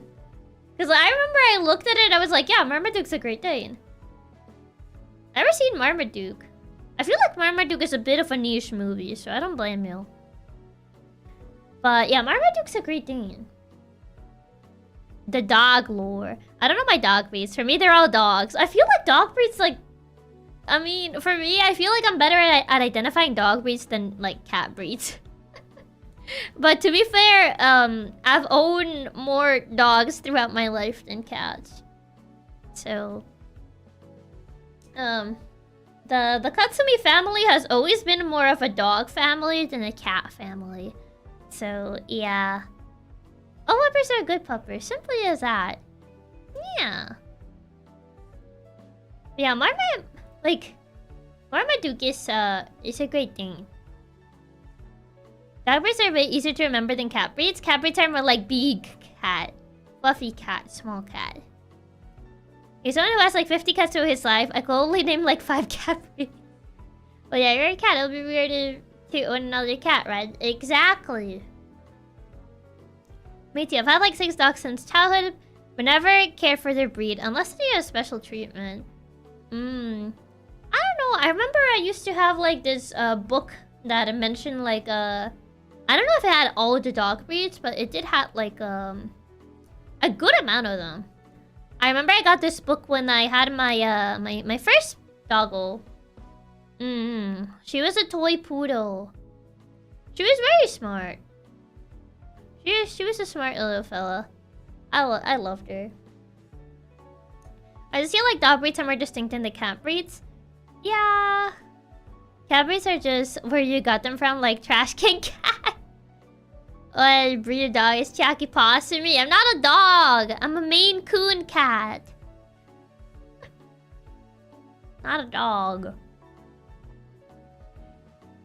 But yeah, Tiggy's toy poodle was smart. Meanwhile, mine was dumb as bricks and peed on the floor whenever somebody went to the house. Like she was smart, but she never wanted to be trained. She refused to be trained. But at least in comparison to my current dogs, she at least knew how to fetch.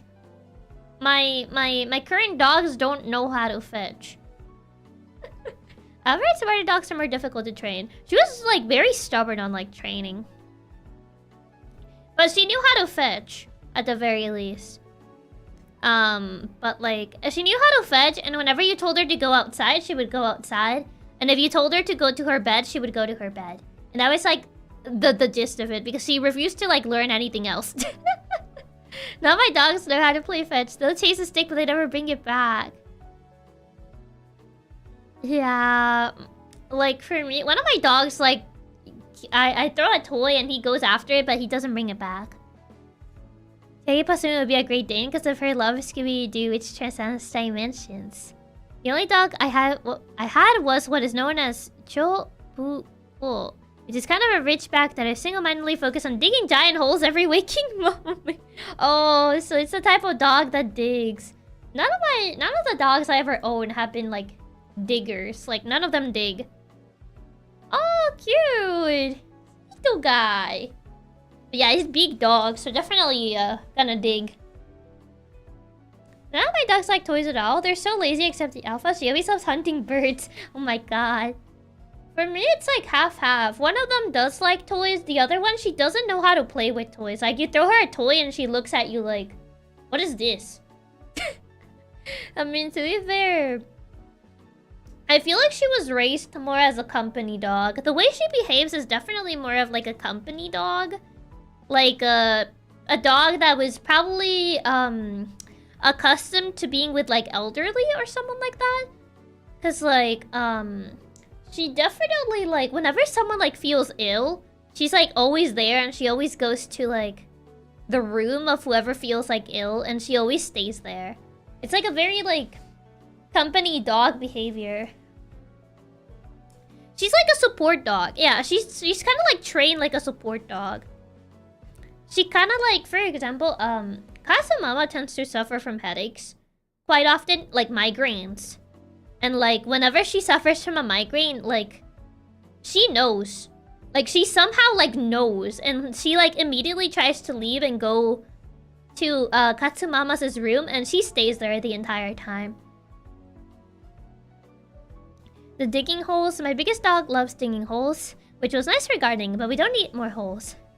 I mostly have mutts and schnauzers, a mini mustache of the puppers. Aw, what a good puppy. Yeah. She's, I feel like she's definitely raised as a, like, company support dog. Like, the way she behaves, she doesn't really play with toys and stuff like that. She's always, like, going after people. Like, she's always, like, looking to be around people and stuff. Because we ended up, like, adopting her because we never found her owners when we found her. Like, we looked for her owners for quite a bit, but, like, her owners never showed up. And, like, we know she definitely wasn't a stray because when we found her, her fur was, like, half trimmed. Like, they recently, like, took her to a, like, a pet stylist. So it's like, yeah, it's, like, she definitely has an owner. But we never found the owners.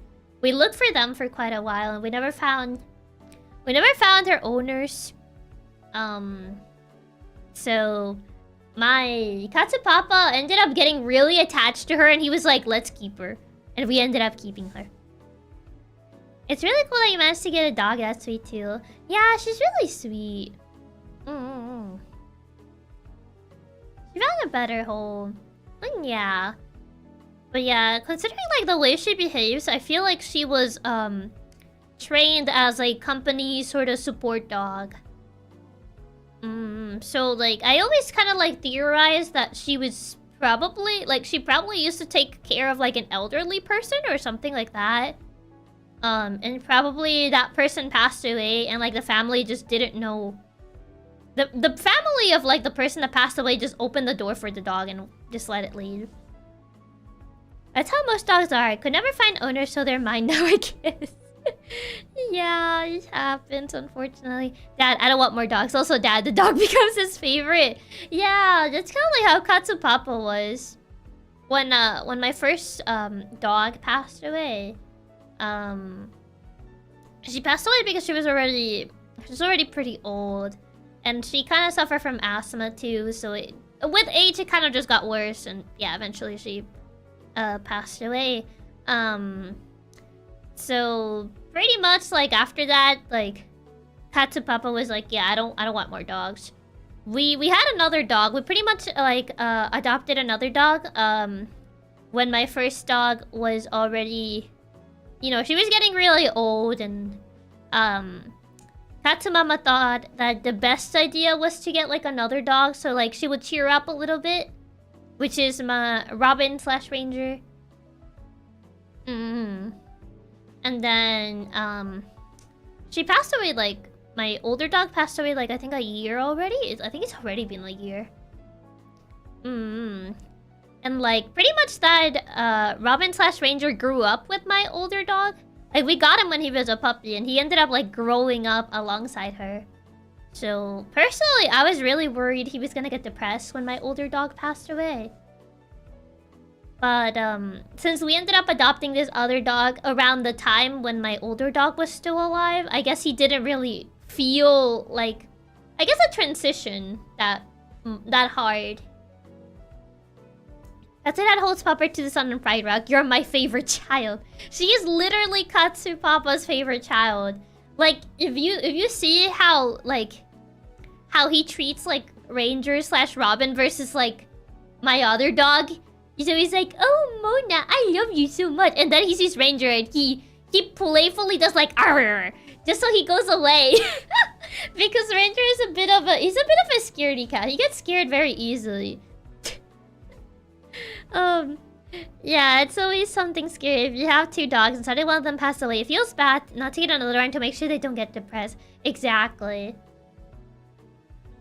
It's always so hard when pets pass away. When you love something so much, it always feels like you'll be sad till the end of time. Yeah. It's always hard. It's definitely always hard, like, losing a pet. But, yeah. Mona is definitely, like, his favorite child. So Mona's a daddy squirrel then. Yeah, she's definitely Katsu Papa's favorite from among the dogs. It's like, he's not even subtle about it either. He's definitely not subtle about it. And I've called him out on it. I'm like, you're not subtle. Like, at least be subtle when, like, Ranger is around. But no, he's not subtle. He's very on the nose about it. He doesn't even pretend. No, he doesn't even pretend. He's always like... And like when like Ranger is not looking and like he's like petting Mona or something, he's like, Ranger, look, see, I'm petting her, and I'm not petting you, and I'm like, come on now. They're both really jealous though. They both get really jealous. Like both of my dogs. Like if you're petting one, the other one would like show up and be like, but what about me? So they're both like really like jealous little creatures. Even making him jealous on purpose, such a troll. They both get jealous really easily. Both of them. He doesn't even pretend. Yeah. Like if I'm petting one, the other one's like, but what about me? I'd do the same if I had 2 dogs. He's committing mental war crimes on your dog, Chiaki. Now my dogs get easily jealous, so I know how it is. Attention hounds. Maybe. I'm sorry to see, where did Chiaki get her playful and menace from? Oh, man. But yeah, they both get jealous really easily. But they're nice. They're nice doggos. Really nice doggos. Yeah, the big girl always gets on you whenever she sees you petting the little guy. They both do that, but what Mona does, if you're not petting her, what she will do, she will use her head to lift your arm so you're petting her head. She actually lifts your arm. Like if you ignore her, and you're petting like the other dogs, she will like straight up come up to you and lift your arm so you're actually petting her. And I'm like, the audacity of this dog. Chiaki totally give one of us a cookie to watch us fight to death over it. Actually forcing you, she does, yeah. I feel like the thing with like my dogs, I feel like they do things that apparently like people say that dogs don't like. Like for example, people say that dogs don't like that apparently dogs don't actually like head pats. both of my dogs actually like put their heads so you head pat them. Like Mona straight up lifts your arm so you're putting your hand on her head. Like she straight up does it herself. And like I didn't want to rub more than a pet. No, she straight up just like lifts your arm so your arm is on her head. That's what she does. Like she straight up wants you to head pat her. Same with like Ranger. Ranger doesn't lift your arm, but she would like she would also kind of like lean his head over. They want the head pat. Attention hound is just a way to refer to someone who wants a lot of attention. So your dogs want attention, as making up another breed was attention hound. Oh, so that's where that came from. Hey, the dog knows what they want. I respect it. Head pets are great. So, hi, Boo Boo Mook. Welcome. It's a good thing we're wolves, so we aren't competing for being Chiaki's favorite. That is true. But yeah, my dogs do like the things that people say that allegedly dogs don't like. They also like staring into your eyes, and they say dogs don't really like it when you make eye contact with them. But like, for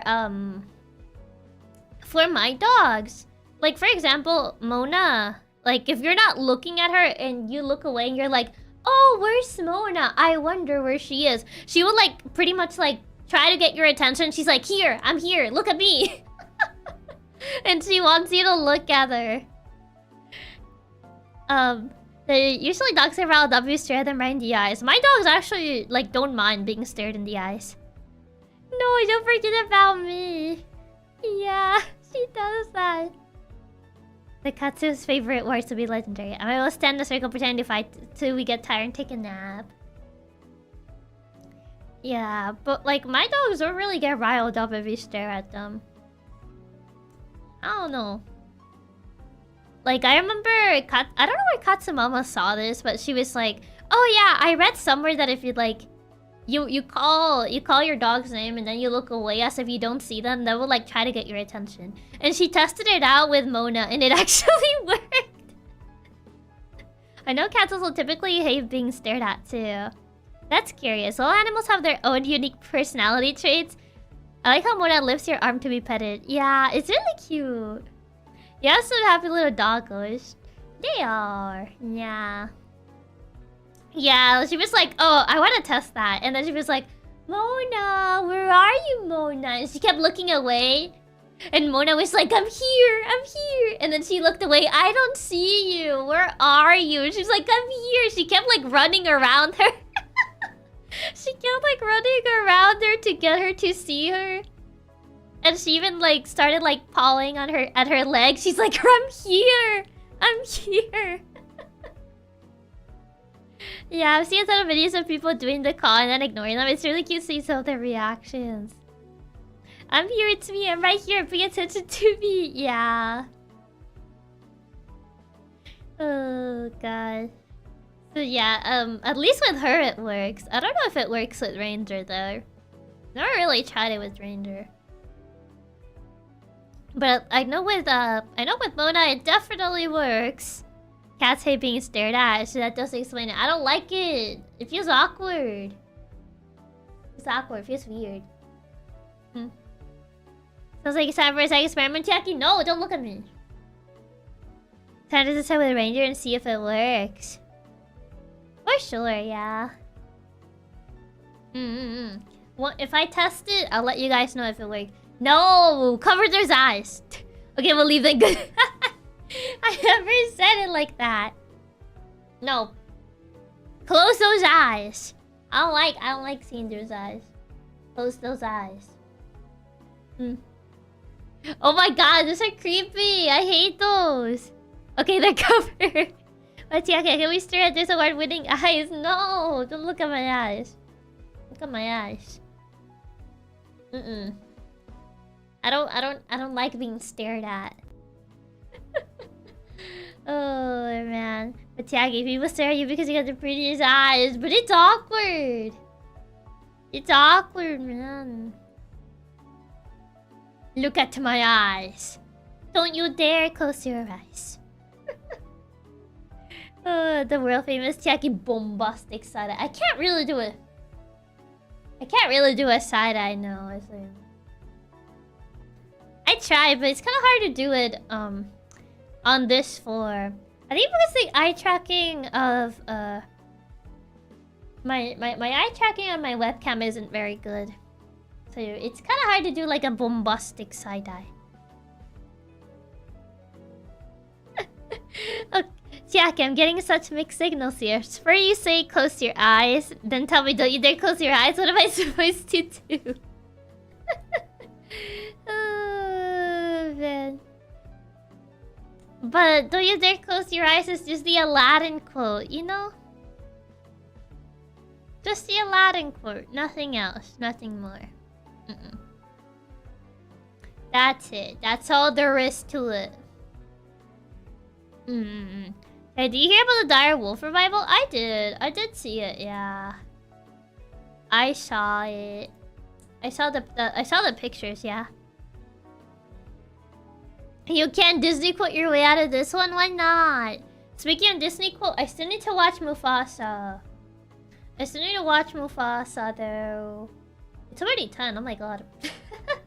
I feel like I did start stream kind of late. I did start stream a little bit late. You have to watch it. I do. I couldn't really watch it last night because of like the debacle, you know? All the setup I had to do. Are you gonna watch it on your trip? You should totally watch it. Maybe on my trip I might. There's a stream earlier today? Yeah, because I streamed for the relay earlier today.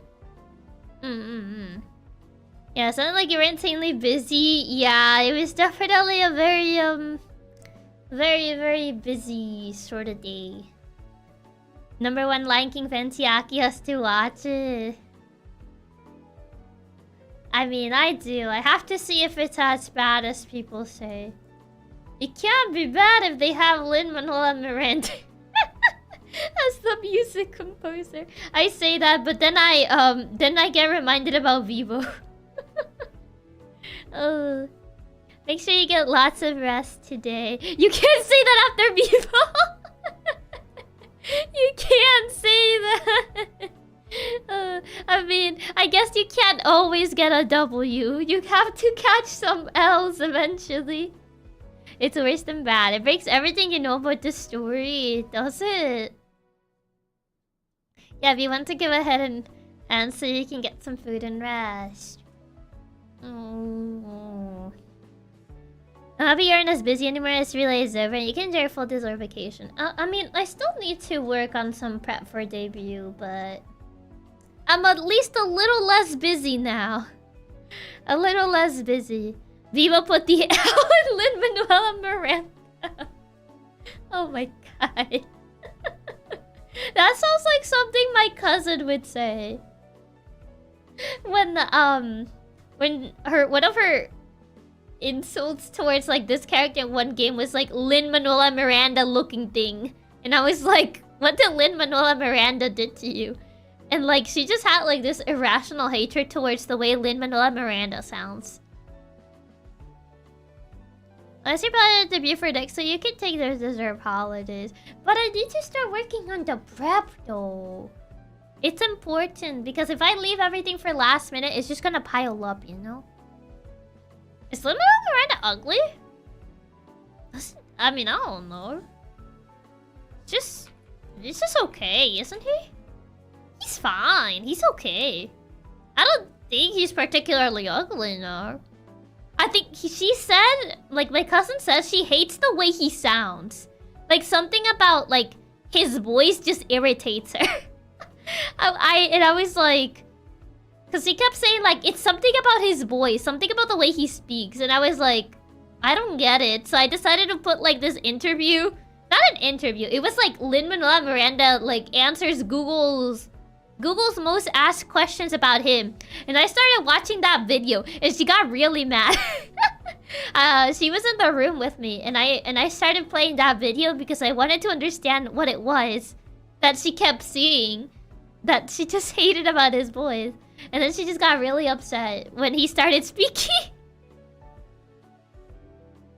I mean, he was good looking enough to play Hamilton in the movie. I guess so. I still don't understand why she has a visceral hatred for Lin-Manuel and Miranda. I don't know. I didn't even know about it until she said that one day. He looks normal except for his big forehead. He can play tic-tac-toe on that forehead. Intentionally tormenting her with his voice. I don't get it either, but it's hilarious how much she hates him. It's really funny though. Well, Chiaki miss us as much as we're gonna miss her, because I'll generally miss next week with this cute cat hacker, but it can't be helped. I really wish you a wonderful vacation. It's definitely gonna be odd, like not streaming and like hanging out with you guys during during like this next week. I'm probably like Monday for sure. I think I'll take off. Since I'm gonna be here until Wednesday, I might stream on Tuesday at the very least. I might as well stream on Tuesday, but Monday, I think Monday I will take a rest day because after the relay, that was very, very, very chaotic. Enjoy your holidays. The break will help you come back with more energy. I guess so. I didn't know Lin-Manuel Miranda was a guy. I thought it was a girl. No, Lin-Manuel Miranda's Hamilton. He's a dude. Just are silly ideas. You hear that, guys? I have my survival plan set up for a while. You're gone. I'm going to put my sword to a coma. No, don't do that. So you return so I don't explode. Don't explode. Yeah, it's gonna feel weird not having to have my daily dose of Chiaki, but I guess I can force myself to get chores done instead. No, don't be sad. Miranda's the last name, not the name. Yeah, his name is Lin-Manuel. Miranda's his last name. It's one of the other Chiakis. I'm not a miracle maker here. Come on now. I'm gonna explode Chiaki. I'm simply gonna explode a week next week. Don't explode! I don't want to come back until you guys all exploded, you know? Just like little piles of ashes. That's gonna be sad. That's a sad thing to come back to. Too late already exploding. Come on now, I'm still here. Why are you exploding? I'm literally still here. We'll put ourselves back together before you get back, don't worry. Oh my god. Don't explode, no exploding. You gotta be strong. You're strong wolves. Tuesday, watch Chiaki. Wednesday, explode. My survival plan is to really doubt myself and delay projects as I got really sick, and I want to prepare something special when you do come back. Aw, that's really sweet that you want to prepare something for when I come back. We'll reform in time. Mostly. What do you mean, mostly? But we're boo-boo baby. You're not boo-boo babies. I did not raise you to be boo-boo babies. Nah, I'm kidding. We'll be rebuilt by Sunday. I'm strong, Chiaki. I'm a little boo baby man with Chiaki's around. You're not boo baby man though. You're strong. I believe. Believe in the me that believes in you. I didn't raise the boo babies. Boo baby soft bread. You made us boo baby size. Size is not everything. Boo baby soft bread. What happens when Katsu explodes? Are we like preemie from the sky and we create a chain reaction? Not sure. I don't think it's a good thing to find out. Size is not everything. Even if you're small, you have big hearts. And that's the most important part. And speed. You guys are speed. Size is not everything. Yes, if one of us explodes, we take the rest with us. No! That's so tragic. Made us this way, Chiaki, and all you do is hate us for what we are. I don't hate you. Since when? I never said that. If I actually hated you guys, I wouldn't do like half of the things that I do because I wanna make you guys proud. Big cartoons for Boo Boo Baby. That's not how that works. Is that why you went our hearts? Because they're big. No. You made us this way, Chiaki. No, you didn't see that. I may be the size of a chihuahua, but I'm a Malibu at heart.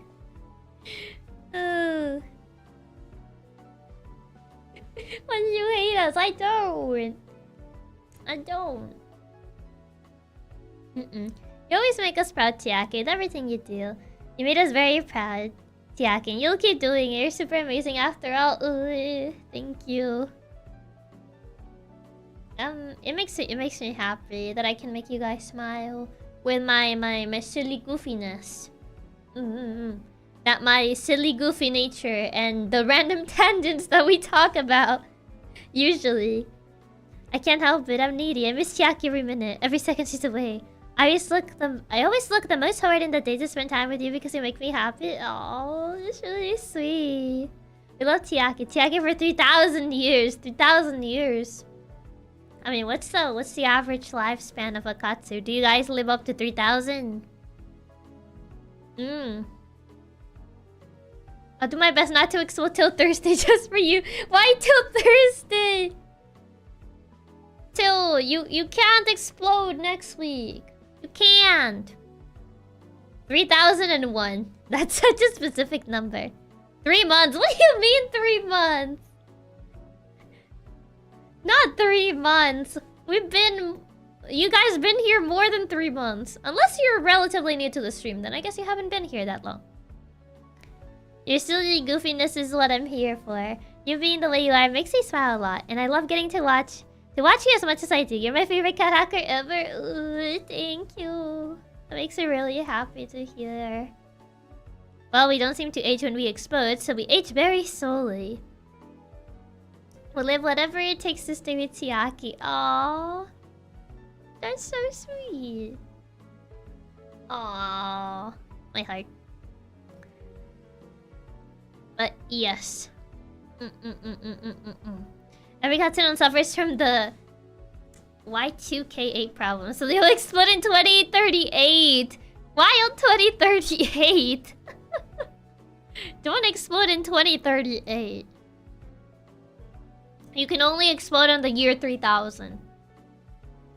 Oh, true. You don't allow us to die, so I guess we can't die until you tell us. Exactly. You guys are not allowed to die.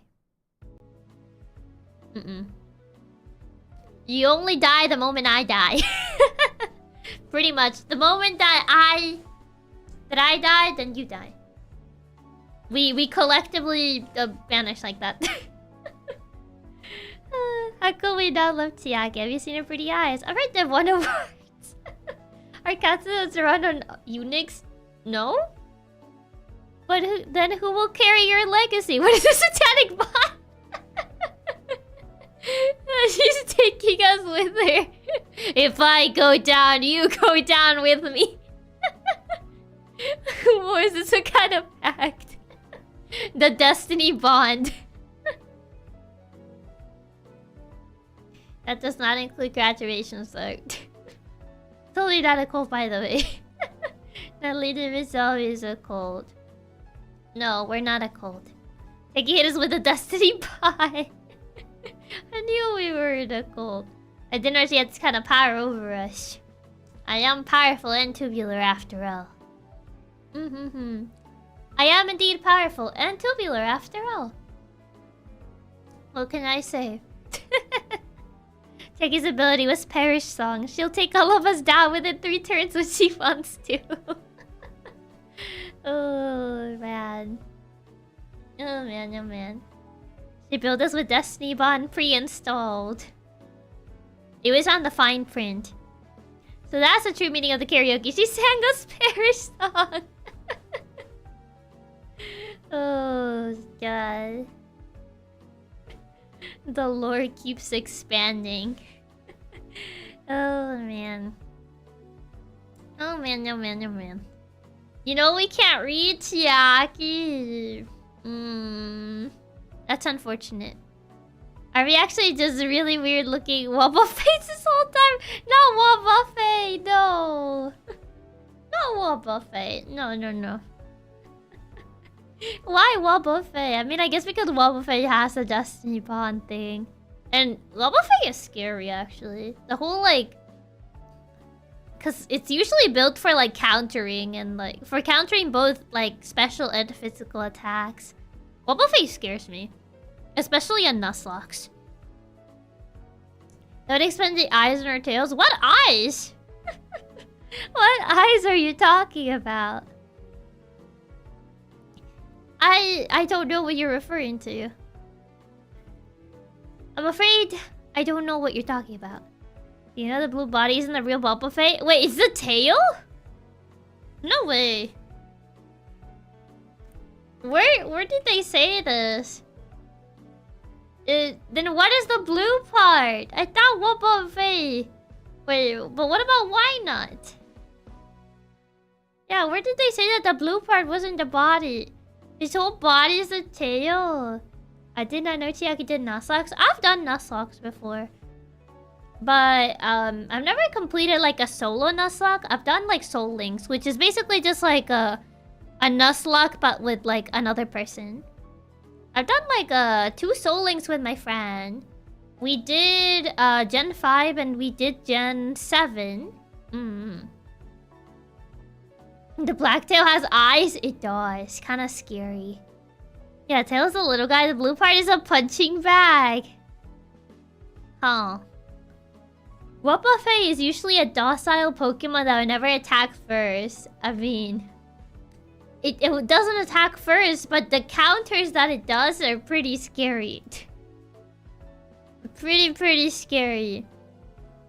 When it is attacked, it'll inflate its body and initiate a counter-strike. I'm just saying it will perform unholy rituals or does Chiaki do us? I mean... I still have the copy of like the... what's it called? The remake of like Pearl that I haven't played. Like, I know that remake is kind of hated, but I feel like it would at least make the game interesting to do a Nuzlocke or something like that out of it. Instead of going through the game, I guess, like, as normal? Question mark? I do love Chiaki Pokemon content. I like Pokemon. Like I said, I like little critter games. I like collecting little critters. I like the little critter encyclopedia. The Pro remake is our Nuzlocke. That would be awesome. Yeah, the game is bad. Might as well make it interesting with homebrewed rules. Pretty much, yeah. We love little critters. We love little critters in this house. VDSP is fine. It's just that it's not platinum, so it's not got any of the actual stuff that made Gen 4 good. Yeah, I've heard that the big issue with like the remake is other than it like it's just like the exact same game. It doesn't have like the platinum content. I don't know how much content Platinum had because I only have the original Diamond and like the remake of Pearl.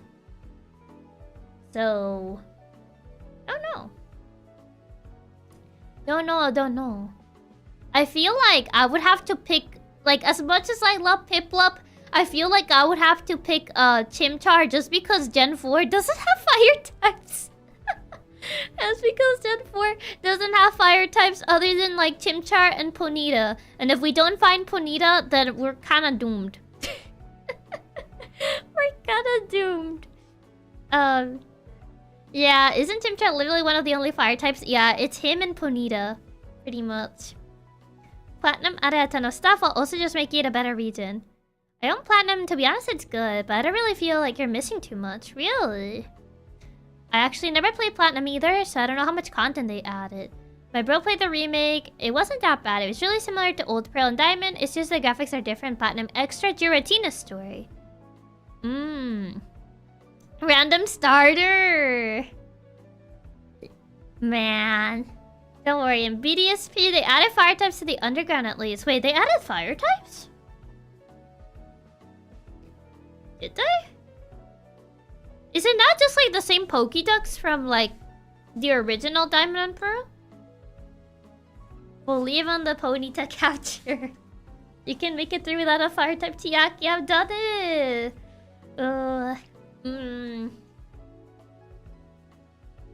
Hi everybody, it's your girl Chiaki and I'm doing a randomizer Soul Link Nuzlocke with 3 friends.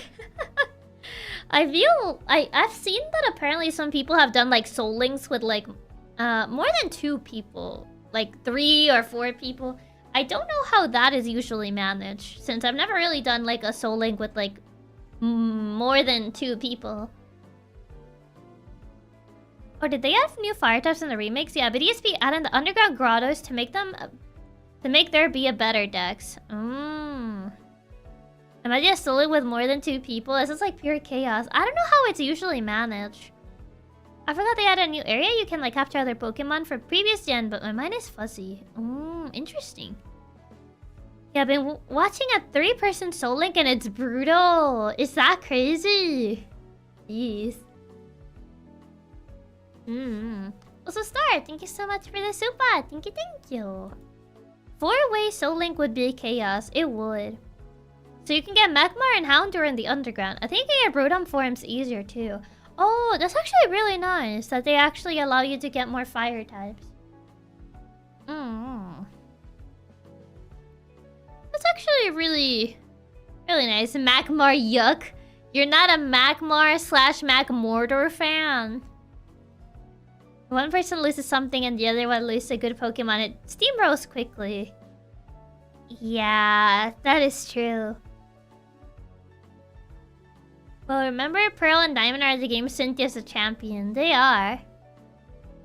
I despise Magmortar. What did Magmortar do to you?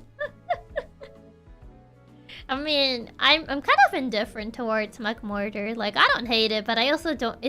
I don't really like it too much. I'm mentally a child, so I like Magmar. Magmortar. I think Magmortar is okay. Most of our person Soul Links are usually just split into 2 teams. Then person A and B are Soul Link, while person C, D are Soul Link. Then they do double battles with each other after each gym. So that's how they do it. I think Magmar looks good, but Magmortar looks awful. I don't like its lips. I'm looking at the design and I don't really like its big lips that make up like most of its face. Yeah. Magmortar. I remember facing a train with a really tough one to defeat. Magmortar is ugly. I liked how I was way cooler, but my favorite was Tangrid from New Evolutions and Gen 4. I like to watch Chiaki play Gen 7 sometimes so I can see her get the lion. Yeah, I chose Pokemon Sun because I saw Solgaleo and was like, I want that one. I wanted the lion. I saw the lion and I was like, that one. Easy.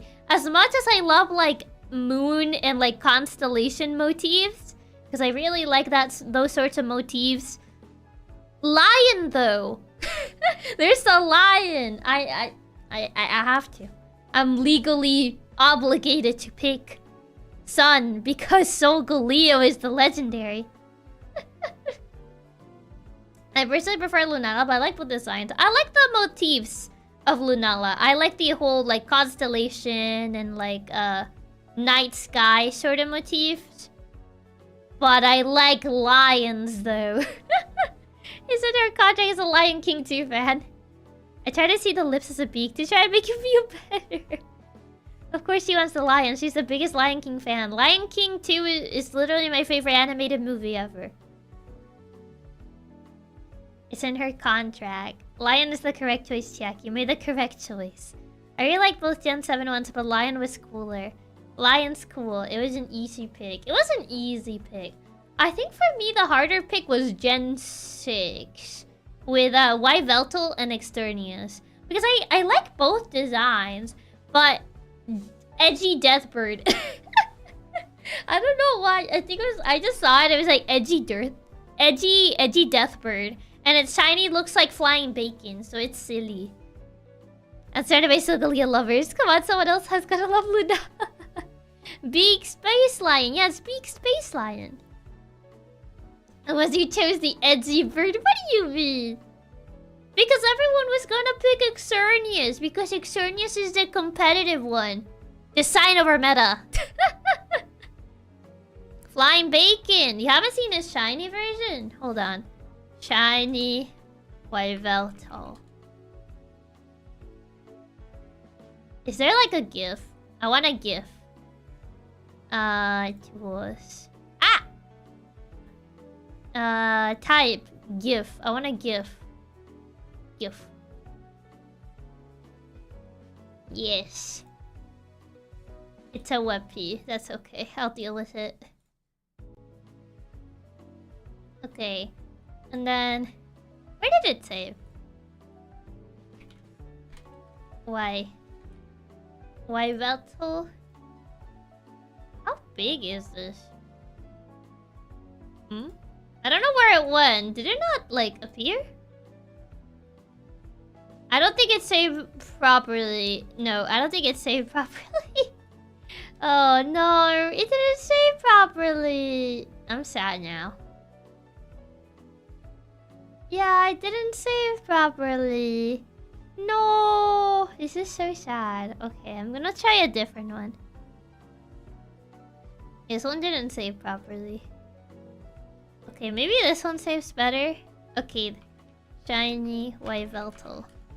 He's at least slightly attuned. Make it to her taste and it's perfect. What do you mean slightly attuned? Hardest one for me was actually Gen 3 since both Kyogre and Groudon are great. But Groudon's better. I'm surrounded by Groudon lovers. Where's my Kyogre lovers? Where's my silly Orca lovers? Kyogre has a goofy smile. Why can I not show Yveltal? Maybe this thing is corrupted. Hold on, let me try a new image source. You're underwater. Ooh, this is so sad. This is so sad, man. I'm surrounded by people that only appreciate Groudon. No one appreciates my funny whale. Groudon has a goofy smile too, Chiaki. I love Kyogre.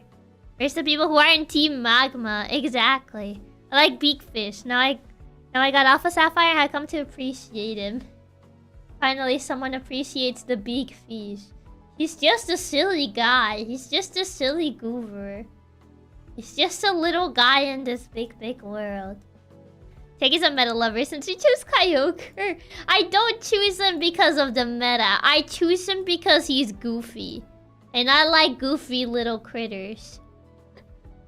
That's all there is to it. I'm a goofy little critter enjoyer. If it's goofy, I like it. I stopped believing he has a silly goober the moment I got hit by a full power water sprout. Skill issue. No, I'm kidding. He's just a strong little guy. Okay, there you go. I finally got the picture. There he is. He's bacon colored. Shiny white Veltal. Groudon has goofy smile. Rayquaza has goofy lipstick. Kyogre has goofy hands. Perfect trio. What do you mean goofy hands? Okay, he looks like he'll go great with some eggs and toast. Bacon bird, my beloved. Little cartoon bacon. His shiny form is really cool. Groudon is a goofy goober too, T.I. Just look at his dumb big stomps. I mean, yeah, but Kyogre's blue. I have to choose the blue homies. How should we season it? I told you it's bacon colored. Meow. Like, Xerneas is really pretty, and I really like Xerneas too, but... Bacon bird. Off to bed. Night, Chiaki and Chad. Good night, David. Thank you for stopping by. We're now obligated to, if we ever get to play Pokemon X, to acquire a shiny white Veltal and name him Mr. Bacon. I don't know if you can get a shiny white Veltal. I don't know if they ever did events for it. Bro homies shall stay together. Bird of Dead goes, meow. Exactly. It's just a little guy. Meow. He's just a little guy in this big, big world. I feel like I'm just playing with the GIF now. Alien Chiaki likes more Dialga and Ho-Oh? You mean like Dialga and Palkia? Because it's Ho-Oh and Lugia, isn't it? You can't get shiny Welvelto in a Y since it's locked, but you can in Sword and Shield. Oh, so it's like a Sword and Shield exclusive thing? He's making bee noises. No, if it was bee noise, it'd be like bzzz. Oh wait, hold on. Bzzz. He sound effects are peak. He looks like 3 pieces of bacon duct taped together. He's just a little bacon bird. Yeah, Hoenn, Lugia, Dialga, and Palkia. For me, I don't know who I would pick from Dialga and Palkia. Actually, no. I prefer Giratina, so not even Dialga or Palkia. I'm a Giratina enjoyer. I like Giratina. He's just a little guy. That's why I love the little gif of him eating a Pokepuff. Because he's just a little guy in this big, big world. So, between Dialga and Palkia, I go Giratina. He's just a little guy. Who is edgier? White Veltal, Darkrai, or Giratina? Darkrai. Darkrai. Darkrai literally has the emo hair. What do you mean? Darkrai literally has the emo hair. You can't say that, like, who is the edgiest? It has to be Darkrai. Darkrai straight up has the emo bangs. It's Darkrai. It's Darkrai. Easy competition. Has the fabulous model legs. Oh no, we don't talk about Darkrai legs. They prefers the third choice. I prefer the third choice, yeah. I'm in Hoenn and Lugia. No, we didn't talk about Darkrai legs. Darkrai has fabulous model legs. Honestly, yeah, the edgiest is Darkrai. I mean, he's a dark type. I mean, White Veltal's also dark type. Same with Giratina. Actually, Giratina can be Ghost, but it can be Ghost Dragon or like Dark Dragon, I think. Favorite mythical? Which ones fall under mythical again? Mythical Pokemon list. I need to see which ones fall under mythical again. Okay. Let's see, which ones fall under mythical? I think mythical and legendaries are a little bit different. Mythicals are usually the little guys. Oh, I love Keldeo. Theraora is also really cool, but like I never got to have one. But I like Keldeo. Shaman is also really cute, and so is Victini. But I don't know, something about Keldeo. It's just a funny horse. There's Manaphy, Celebi, Cresselia. Shaman, my beloved. He truly is a little guy. Shaman is a little guy. Honestly, all of them are little guys. I wouldn't call Volcanion a little guy. Or the Zarude. That I forgot that existed because I forgot about his movie. Keldeo is actually a unique choice. I like Keldeo. He's funny horse. Funny horse. For me, I prefer Deoxys. Interesting choice. I don't really hear people mention Deoxys as a favorite mythical. I really like Victini and Celebi. Celebi is also really cute. But yeah, if I had to pick a favorite, I would say Keldeo. I like Keldeo. Now, Volcanion is a little guy. How about Heatran? Is he little guy material? I don't know if Heatran really falls as little guy. I don't know, Chief. I don't think he fully qualifies. He doesn't really give me the little guy energy. It's like, it's not just about appearance, it's the vibes. I forgot about Cresselia's existence. I remember because there's a Pokemon Sleep event that has Cresselia, and I got my Cresselia already. I like Jirachi a lot too, purely because I became a Jirachi dealer as a kid. Because I had that disc that you could get him on as a kid. The Jirachi dealer. The Pokemon Celebi movie is also my favorite one, so I'm biased. Also, Suicune's best legendary. But Raikou though. Sorry, I had to pick my boy. I had to support my boy. I love Raikou. I'm a big Raikou enjoyer. I only remember because Cresselia and Darkrai get paired up a lot. They do. My two favorite mythicals is Jirachi and Deoxys. He used to be mythical, so it counts. Isn't Deoxys still considered a mythical? Raikou's second best. In my heart, he's number one. I generally just pick the blue legendary whenever there's a choice between blue and another color. That's fair. For me, it kind of depends on design, I feel. Ozo, hi Shido. Welcome. That was me with Manaphy. I had the Pokemon Ranger event that let you get the eggs, so I became the Manaphy dealer.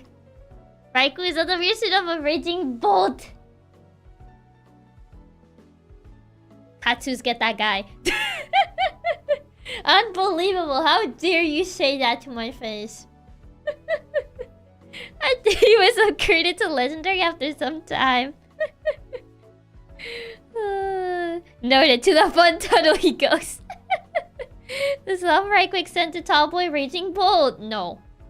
That's not my son. I just got banished to the fun tunnel. Off with his head. How dare you say that? The legendary beast trio is the best trio. Move over, Reggie, you weird beatboxing rock guys. Beast trio is best trio. We need an emote to use whenever Chiaki says get that guy. We do. We have a son. It's a matter of speech. It's not a literal. It's a manner of speech. I don't. When I say my son, it's like endearingly. Like I really care about them. But it's not like a literal thing. It's a metaphorical thing. We need an emote to use whenever Chiaki says get that guy. I wonder what emote would that even be. The get that guy emote would be legendary.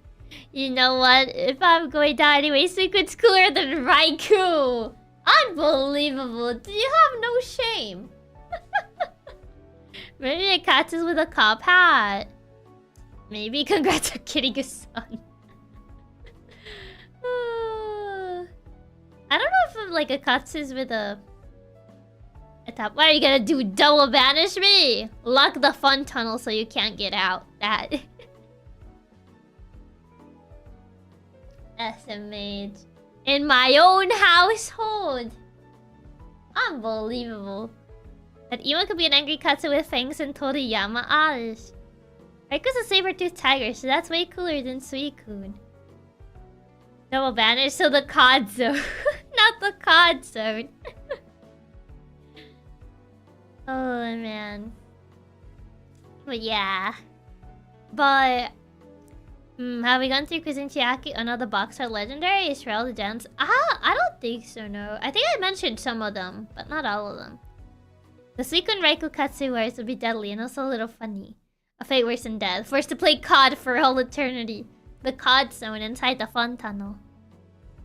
My favorite used to be Entei, but nowadays is Suicune. Unbelievable. No one understands me. No one understands Raikou. I'm surrounded by Suicune. By Suicune enjoyers. No one sees the potential of my boy. This is very sad. Tastes a very sad life. So I really like Raging Bold. I mean, nah, I'm keeping it to myself. If Diego is actually right, because I would be both impressed and scared. Oh wait, Sakura or Reshiram? I mean, I grew up with Sakura. Like design-wise, I really like Reshiram, but I grew to like Sakura, so I feel like I like them both actually. Cause like initially as a kid, I wanted Reshiram, but like I saw Pokemon White and I assumed that I was gonna get Reshiram, but I didn't get Reshiram. I got Sakura. And I remember being very, very sad as a kid. I was like, I wanted Reshiram. But nowadays, I like them both. I didn't push her too far there. Can you voice your thoughts anymore? I decided to keep them to myself. What's Chiaki gonna say? I plead the fifth. You're entitled to your wrong opinions. Yeah, the Pokemon Black and White stuff was such a scam. It really was. Reshiram all the way. Majestic legendaries are best. I like them both. I feel like for this one, I don't really have like a preference question mark. Same. But got really bamboozled with Black and White. I also assumed it was going to be getting Reshiram when I first played it. Yeah. But yeah. Two's unfortunate. Quite unfortunate. But a bit what it be. I think they still like did the whole like opposing legendaries in black and white too, from what I remember. Or did they fix it? I don't remember. Then there's Kyurem. I mean, I get that Kyurem is like supposed to look like that because he's like half-baked or whatever, but like he looks like a shriveling old man. I'm not a fan of Kyurem. I'm sorry. I'm not a... Because he's half-baked. I mean, the lore says like Kyurem is like half-baked or something. I don't remember. I don't know. He looks like a shriveled old man. He's actually a freezer bird in the lore. Yeah, but you know what I mean. Loki Kyurem was pretty disappointing compared to something like Giratina. Yeah. He looks like he woke up without coffee. I don't know, I feel like he's shriveling. Like he probably will take like 5 steps and break his hip or something. I don't know. When I looked at it, like he just like I looked at it, it was like shriveled old man. He's got the old man back. I want him to eat the other dragons though, so I can see him not be shriveled. I don't. Kira even has a scary lore where a whole town is scared of him. Yeah, and they still have not shown us the OG dragon. Yeah, we never got the OG dragon. Before Kyurem looks like this. Yeah. I always wanted to see what the OG dragon looks like, but we just have a shriveled old man Kyurem. Kyurem is that let's get you back to bed, Grandpa Pokemon. I mean, like, we have Sekrom, we have Reshiram. Reshiram is majestic. Sekrom is imposing. And then Kyurem is shriveled old man. Like, you know what I mean? Oh, Kyurem does canonically eat people, so that's cool, I guess. I cannot see the old man back. He has like the old man like hump on the back. I wish I could see the OG Kyurem before he became so shriveled and sad. Like, I don't know. Like, I feel in comparison to like... We're probably never getting the OG dragon unless they decide to do a Legends Unova, and then we might not. And even then we might not. If they ever do a Legends Unova, maybe. Here's a perfect arms for holding a walking stick. With his little T-Rex arms. Kyurem was left in a retirement home with no one to take care of him. Oh no.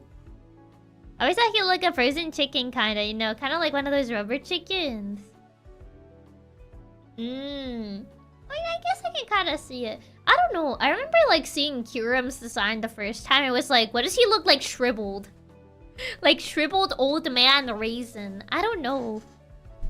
A T-Rex arms holding a little crane. Like, I guess, like, the whole... He's, like, half-baked or whatever. And then he fuses with, like, Reshiram or Sekrom. And then he's, like, more complete, I guess. But, like, I don't know. He did appear in the first game because he was under therapy. He really does look like a raisin. He does. Oh, God. I can't get over half-baked. He looks half-baked. He just looks half-baked. I wouldn't count on it. Knowing Game Freak, they'll give us Mega Reshiram and Mega Sekrom. I don't know, because Gen 5 didn't have Megas. And have a good lurksy, though. Thank you for stopping by. If only he knew PETA, then he wouldn't have him up half-baked. Oh... Kyurem is like when you stay in the bath too long and you start to shrivel up. Oh no! Half-baked, shriveled in an old man. That's one way to have him described. I mean, it's kind of like you look at a design and they ask you like, what are your first impressions? And like, I look at Kyurem and I'm like, shriveled old man.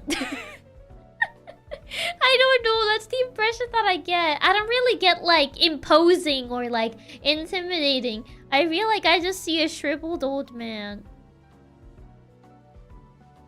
I want the OG dragon. I left Gen 5 before it was popular. You owe me for my loyalty, Game Freak. You like Gen 5 back when everyone was like saying the design sucked. For like the Gen 5 designs. And people were clouding on Trubbish and like Vanillish. Even though Vanillish is really cute. I like Vanillish. Vanillish, Vanillux, and Vanillite. Kiraman shampoo. Yeah. Yeah, Kira never seems scary. He just looks like he's about to start having a coughing fit and fall over. The poor man. My first impression was that it looked like a really tubular and cool dragon. That was until today, and here are the old man allegations and cannot see it with the same eyes. Oh. I liked it back when people were like, this game is bad. How could they make an ice cream Pokemon? It was a hard time. It was a hard time being a Gen 5 fan. I get it. People clown on Trubbish, but for some reason, Pidgey was the peak of creativity. That's what I'm saying, man.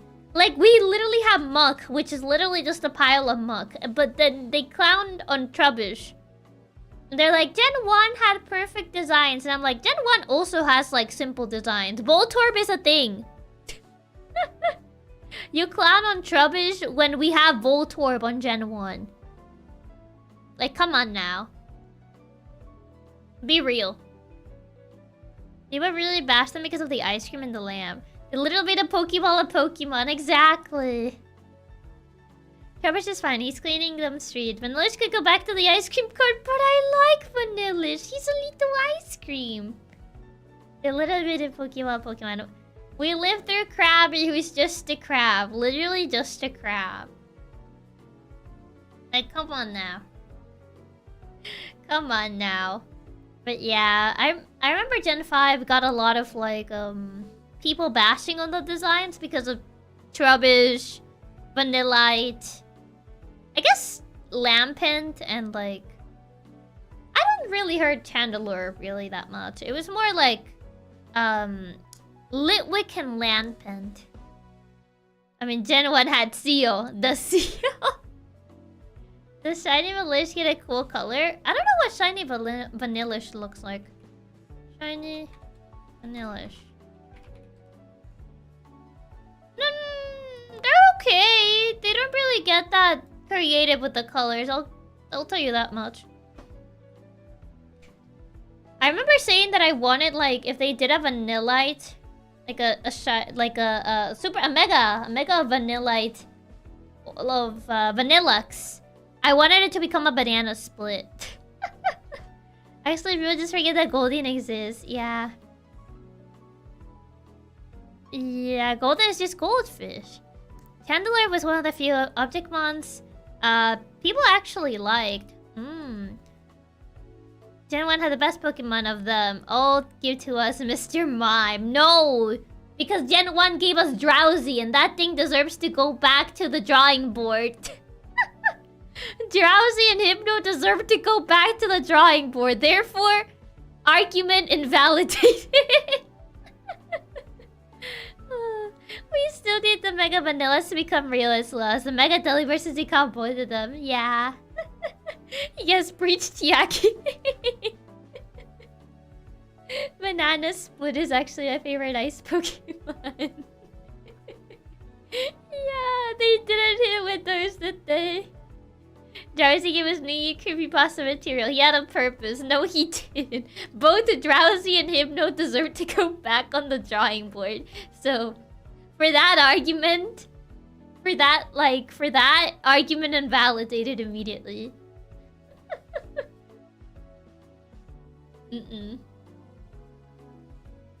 Musharna's just cute, Hypno. Musharna's cute. I like Musharna. And Muna. Musharna and Muna are cute. Hypno at least has a cool design. I don't know about that one, Chief. If you're with Chandelure, you get a free light source that floats. On top of that, he's cool. You get a free chandelier that looks at you creepily while it steals your life force.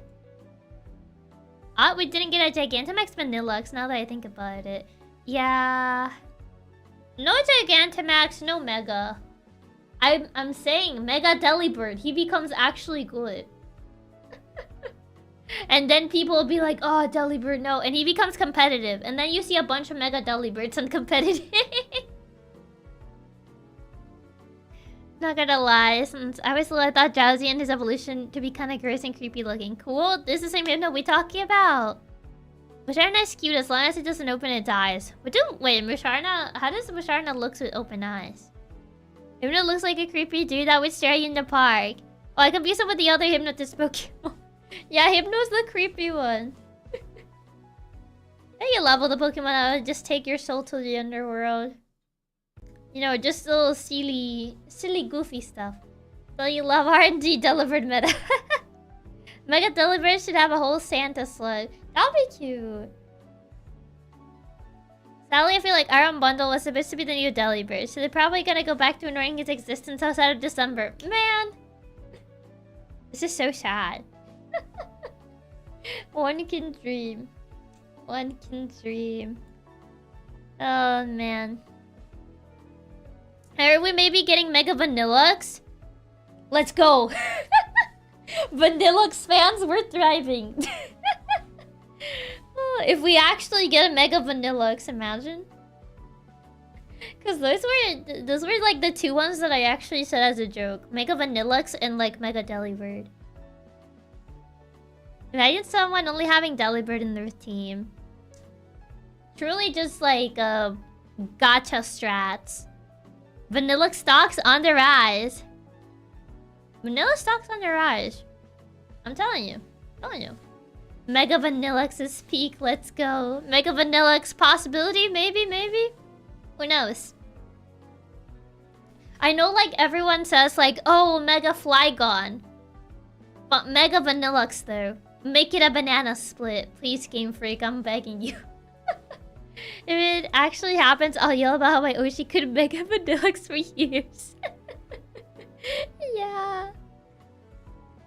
Better buy your Vanillux before it's used. Stop pulling competitive. Abichikurita's probably gonna get some love as well, such a cute little bean. Yeah, there's probably gonna be like Megas for like the 3 starters. I doubt we're ever getting Mega Flygon. They hate us too much to make us happy. Yeah, I'm kind of curious how like the Megas for the starters are gonna be. I'm afraid of Mega Embor though. Maybe, I don't know, maybe Mega Embor makes it look better. But I feel usually Megas, they add more to the design instead of like take away from the design. So I feel Mega Embor is gonna look more like a Digimon. Like he's already very like overly... He has like a more complicated design, so it's like...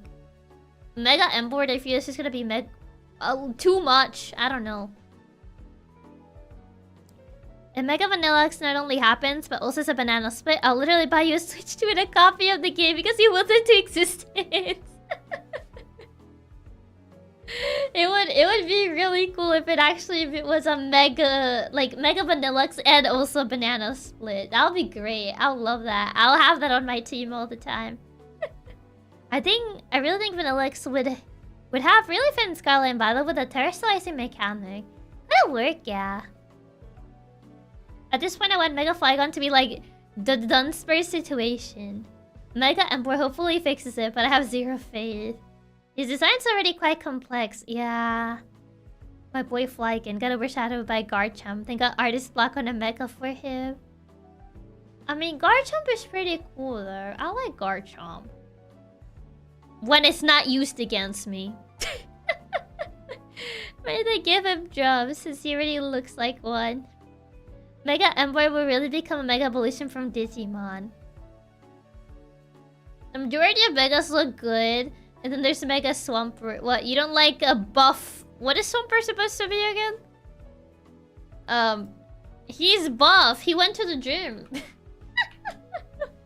You know? He's Hulk Smash. Honestly, if they just let Embor go back to being on 4 legs and made it slightly less complex, it could actually work. Yeah, it could. Make it like go back on all 4s and like make it like a board. That'll be cool. When it's not used against me, Sleds and Cynthia. Yeah. Like my favorite Pokemon is certainly not the best, but I still love it, especially the blue shiny variation. Flygon's cool. Gibble's one of my favorite. His head is so empty. He's just little guy. Garchomp's really cool, but he's suffering in competitive right now. Or is he not good in competitive anymore? I also hope we can finally get Mega Jinx. That is definitely a choice. Especially because I feel like not a lot of people remember Jinx. A mud skipper, I believe. Unless there's an axolotl. Is it? Not sure. I think Garchomp got good again recently. Really? I love Stomper. He's a big little guy. He became Boof on his Mega. Oh, poor Garchomp. He only was great at competitive for like 10 years. Poor guy. Lord, only 10 years. Poor guy. Garchomp's still good. It's just that there's other stuff that are way too broken for him. I feel like Game Freak wants to force people to forget Jinx. I mean, I can kind of see why. I can kind of see why. I can harness a guess, as they say. I can make an educated guess as to why.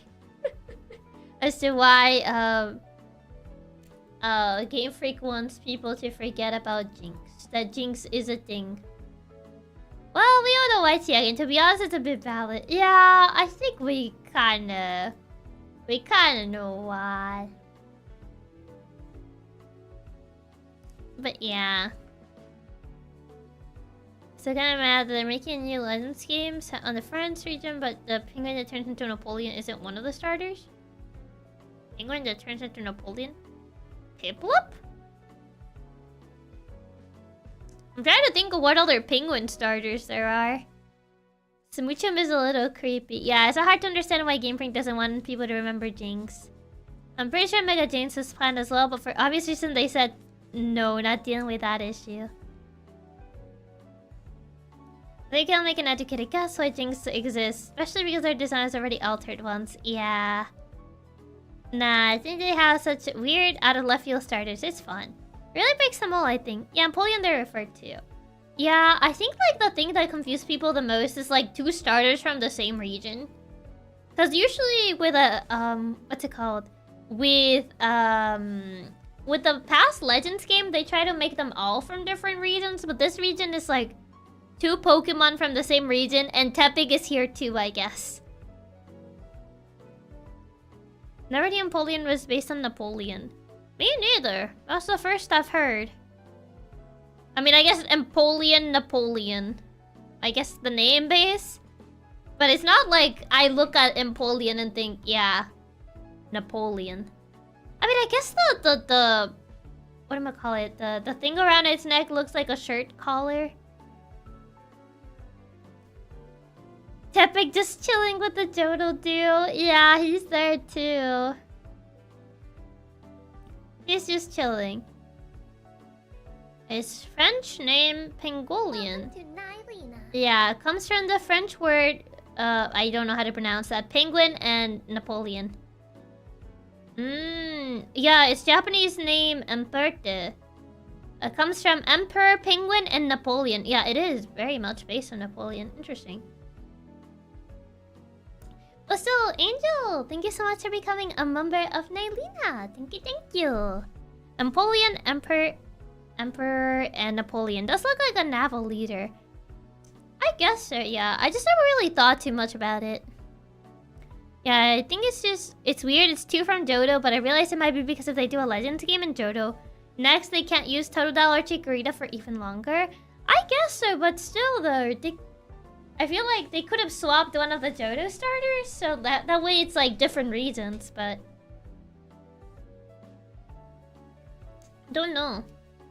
I don't know what brought this choice. It's odd. It's an odd choice, I would say, considering I guess how it was for the other Legends game. I always wonder why some members should call Angry Cats instead of Nylina. I think I just wanted different names for the membership. I wanted to have like different names for memberships in comparison to having like I mean, Nylina is the name of my hacker organization, so not really like Nylina. Nylina wouldn't really be the name of the membership. I realize they choose Tepig as it was from the same region as the previous Arceus game? Not sure. I don't know what the thought process was. Getting through different regions makes more sense. I understand why they didn't do Cyndaquil since he was already in the other legends, but why 2 Johto starters? I don't know. I feel like they had other starters they could have picked from. First I would have picked Trico instead of Chikorita. They plan on doing new evolutions again. That's fair. I always thought it was like Nylina and the organization fandom, and the different tiers were just responsibilities. I guess it's more like, yeah, responsibilities. Because like, I kind of like, named them kind of like themed after certain things. So it's more like, yeah, I would say it's more accurate to say like not responsibilities, but maybe like, yeah, I think maybe responsibilities is the more accurate word. Like some do Codemasters, another encrypt. Yeah, kind of like that. Don't know what. Wait, so pay more for responsibilities? No, not responsibilities per se. Job positions. I don't know how to like. I don't know what the accurate word for it would be. I think the idea is that if they do Legend Zero, the Johto starters are out, so they can fill in some others. Yeah, responsibilities. To be honest, I feel like a Legends Unibot or Legends Johto are most likely for the next Legends game. I honestly was expecting like Unova, because a lot of people theorize like either a Unova remake or a Legends Unova, like something with Unova. And then we got like ZA and everyone was like, what? Everyone was so confused. It was like, okay, that definitely came out of left field. I guess now Zygarde isn't gonna be forgotten? Question mark. Probably my way up the corporate ladder. I'll probably do the Unova remake before a Legends? Maybe? Katsuno's responsibilities. This is so Chiaki. Every day she's cute and she's slab. And her feeling comfy around us. Aww. That's really cute. I'm still surprised it's X and Y and not black and white. Yeah, everyone was expecting like black and white. The only real Zygarde's the doggo form.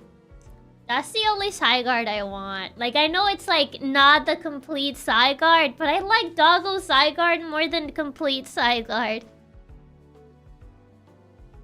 Job title inflation. I don't know. I feel like full Zygarde looks like a Digimon. It's too much. I don't know. I prefer doggo Zygarde. Yeah, I just think why he went from Pupper to Digimon. I don't know. It's like not a snake. Is it like snake, dog, and then he's like Digimon? I think it's a little too early for a Unova remake. It says on the list, but I feel like we'll get Gen 10 first. I don't know. I feel like maybe they'll take their... I mean, after ZA, probably Gen 10. I hope they take their time with Gen 10, though. I don't want another, like, Scarlet and Violet situation where it feels like the game is half-baked in the sense of, like, how it runs.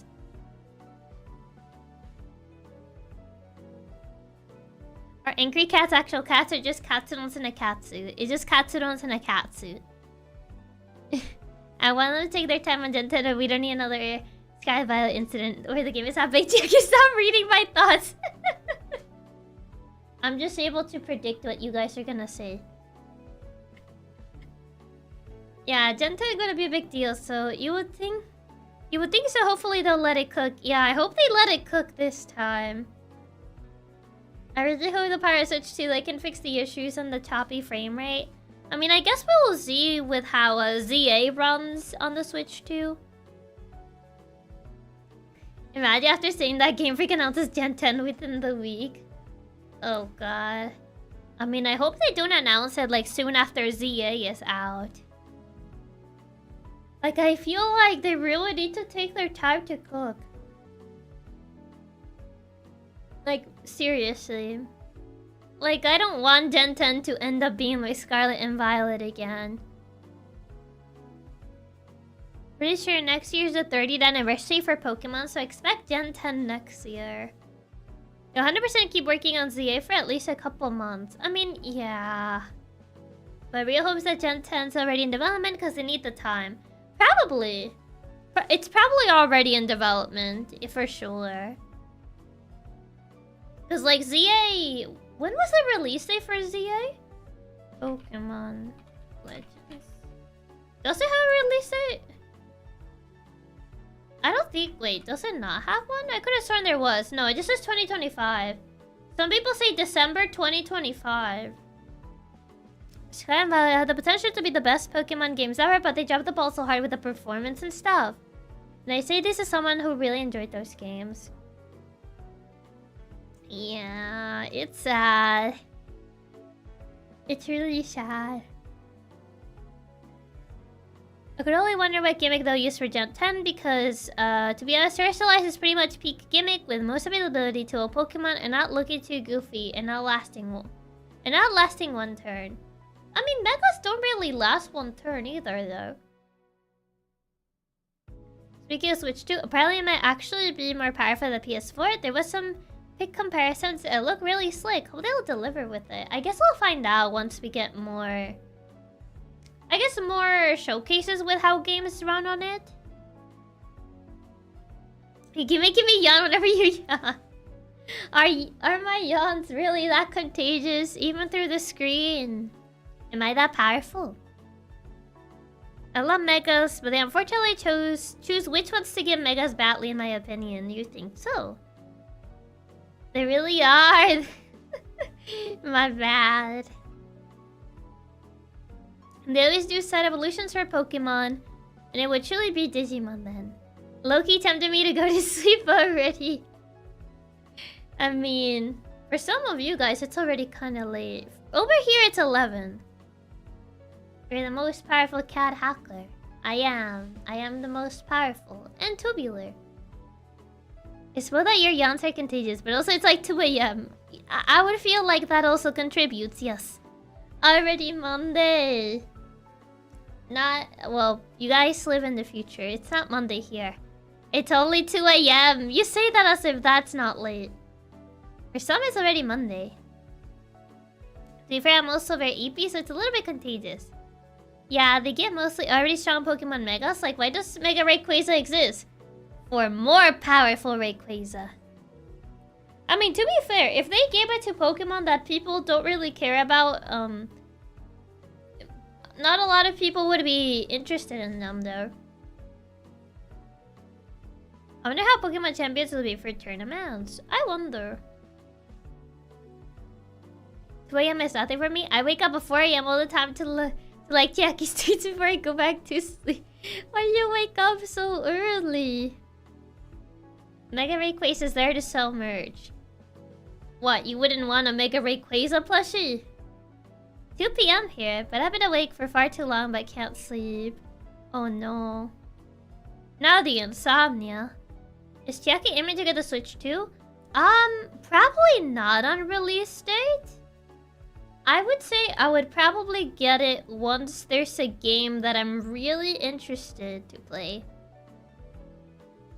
So far, while there's games that I liked from the showcase, there isn't something that has fully sold me on the console yet. So, might be a bit. Yeah, you tweet at 4 AM.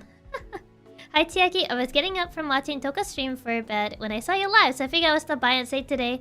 And the relay was the first time I saw you live. You're really great, thank you!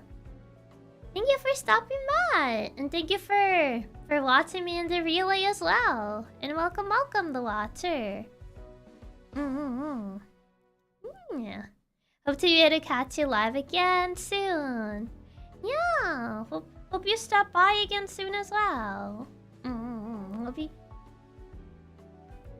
Oh yeah, if your US taxes are due tomorrow. Oh, US people, why didn't you do your taxes early? I anyone in the States, you should have done your taxes early instead of waiting till the last day. Tisk, tisk, tisk. Imagine doing taxes. Taxes, man. You don't want the IRS at your door now, do you? You're not gonna want the IRS at your door. I did do mine early. I did them the whole entire week ago. Dot, dot, dot. I'm good. I did mine in February so that I could use the refund to give Chiaki money. Oh, man.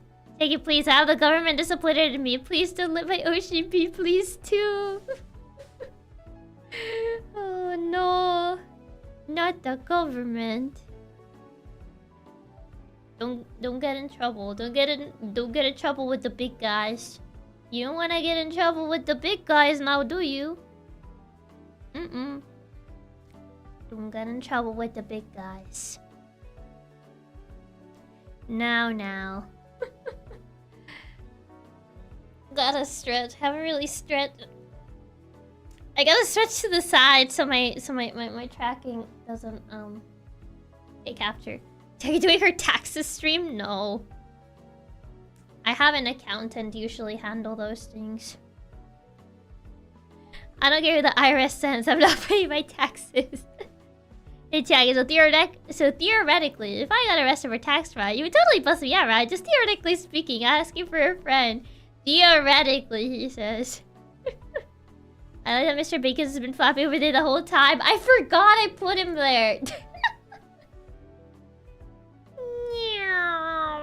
I forgot he was here. I kind of forgot I just left Wyveltal here. Okay, Wyveltal, it's time for you to return. Boop. If we all don't do our taxes, then they can't catch all of us. I don't know about that. I like that Mr. Bacon has been flapping his wings. Don't get rid of him, he's part of the stream now. The Noom. It's just vibing, it's just chilling. I already forgot, it was literally half an hour ago. I mean, it's not like I'm, like, staring at, like, the corner of the screen. No, he died! Will the bacon bird subject to taxes? He's a bird, he doesn't do taxes. Thank you for the tip. Send him back to Bill's PC. Why Bill? Isn't it usually, like, someone's PC, not Bill? Akiaki reminded me, I need to leave, like, half an hour from now on for a job interview. Thank you for the coffee, Gorilla. I said I'll miss you every day. You did excellent at the relay. Love you and want you to enjoy really the most of your vacation. Thank you. Thank you so much for the kind words, Blade, and for stopping by. Best of luck at your job interview. I regret letting her know about Mr. Bacon. Goodbye, Bacon Bird. He died. He's gone now. He was still here. He was. Past tense. Surely the best cat hacker in the world has some tips for us on how to evade taxes. My lawyer advised me not to reveal such things. First, don't do taxes, Chiaki. Is it too late to change the fan mascot design? I wanted to read that bacon. Don't eat the bacon bird. Don't eat the bacon bird. Have you forgotten he's also the death bird? He may look like bacon, but he's a deadly bird. Do wolves do taxes? I don't know, do they? Do they now? But it's tasty, Dad. No bacon bird, no Marth pants. Not the Marth pants. We don't talk about the Marth pants. I don't know why you guys Google Marth pants. Deadly delicious. And still edible. I don't think it'll be for long. With my tax money, I'll buy 50 Chiaki thermoses, TM. 50 of them? That's a lot of thermoses. What are you gonna do with that many?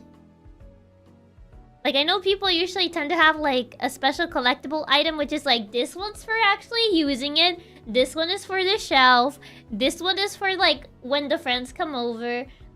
Like, Marth pants might taste like bacon. No, not. No bacon bird. No Marth pants. That's cursed. Not the bacon bird, but the second one. 361 for each day of the year. Chiaki, how do you know my little plan with the Chiaki thermoses? What can I say? I'm a bit of a genius. What can I say? This noggin this noggin, it stores a lot of knowledge. So humble. I'll fill them all with different types of juice, so I can always have every type of juice available in their own thermos. I just realized I'm looking at you through 3 screens at the same time. Does that mean that you're hearing me, like, 3 times? Oh. It's gonna... It sounds like I'm on your walls right now if you're hearing me times 3. Wait, so no more fans 2 times. So the third one's muted then. So no Marth pants. So you have to go back to the toga. No, no toga. That reminds me of thermos. Is your mother still running with a bottle idea? I mean, she hasn't seen the thermos yet. I'm waiting till mine arrives, hopefully. Because Kawa did mention that they would send, like, all the girls, like, merch. So I'm kinda waiting.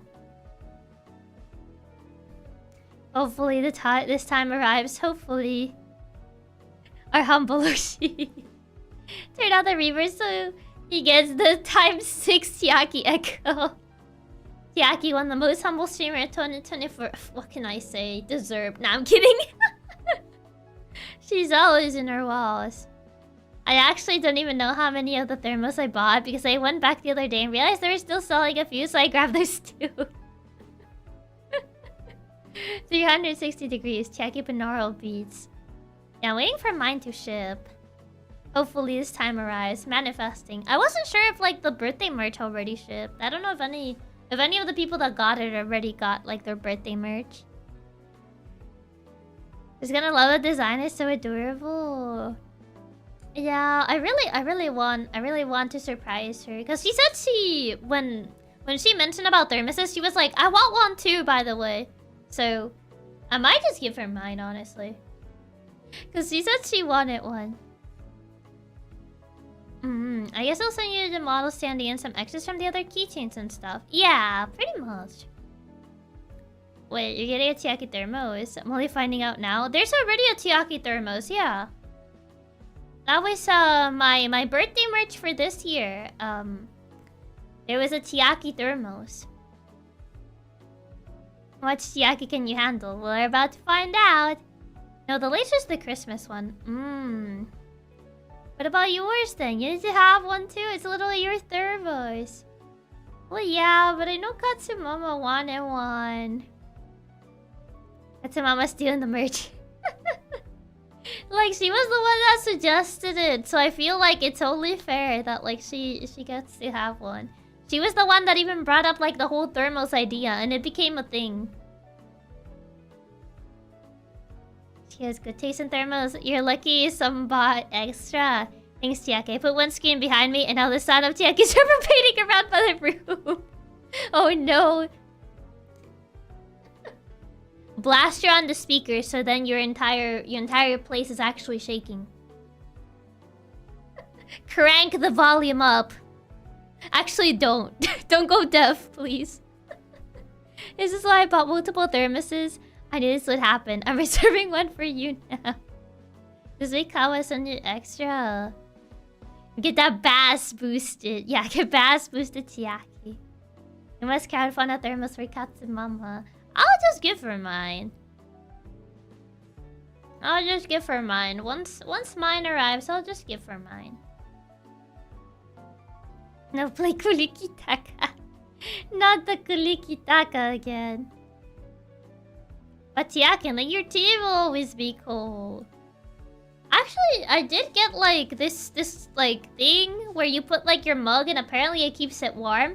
I still haven't tested it yet. Katsubro gave it to me as, like, a birthday present. But, like, the cable is really short, which is kind of, like, why I just never ended up using it. Because I would need an extension. Because the cable is, like, really, really short. Oh, a mug heater? Those are actually really functional. Yeah, the problem is the cable is like insanely short. So I would need to be carrying around an extension the entire time. Like, it's a pretty neat gift, but I think like I'll only really be able to use it in like the kitchen. Like where there's an outlet like super close by. So I can actually like use it without needing like a like an extension. When's the Chiaki extension cord dropping? Is it not a 2-piece? No, it's not a 2-piece. It's like a 1-piece. I always thought those were really cool, but I never tried one before. Well, I own one, but I haven't tried it, so... Yeah, you would need either a long USB extension or a long USB cable. I mean... Yeah, pretty much. Is it USB power? No, it's not USB powered. You pretty much, like, plug it to the, you know, directly into, like, the power outlet. Like, the... yeah, proprietary power cable. Yeah, pretty much. Yeah, some others have really short cables, even though they really need really long ones. Probably get a USB converter. It doesn't have, like, a USB port or anything like that. If it needs an actual outlet, yeah, it needs an actual outlet. It's not like a USB one. It's like an outlet one. So, yeah, it's a normal connection. It's not USB. USB are really cool to keep the coffee warm in the office desk. Yeah, unfortunately, I don't really have like a USB one. It's like a... It's a power outlet one. And the cable is super short, so I would just need like a normal electric extension. Either that or only use it in the kitchen, but... I mean, it would be nice if I could just like have it here in my desk while I have my tea, but... Alas. Alas, alas, alas. Just wait in the kitchen, then during the stream, run to the kitchen!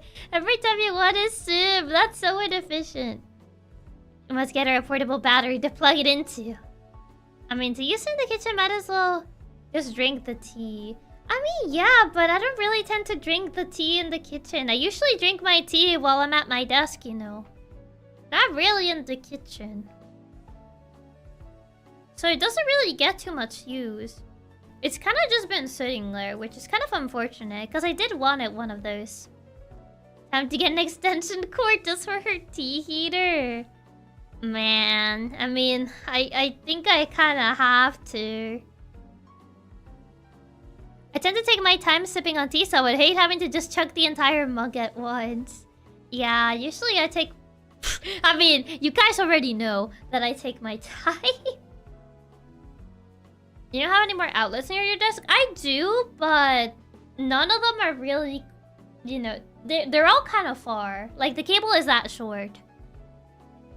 We are well aware. I knew you guys were gonna get sassy with that. I knew the moment I said that, you guys were gonna get sassy with that. That's why I was like, well, I guess you already know about that. How short? Like a meter?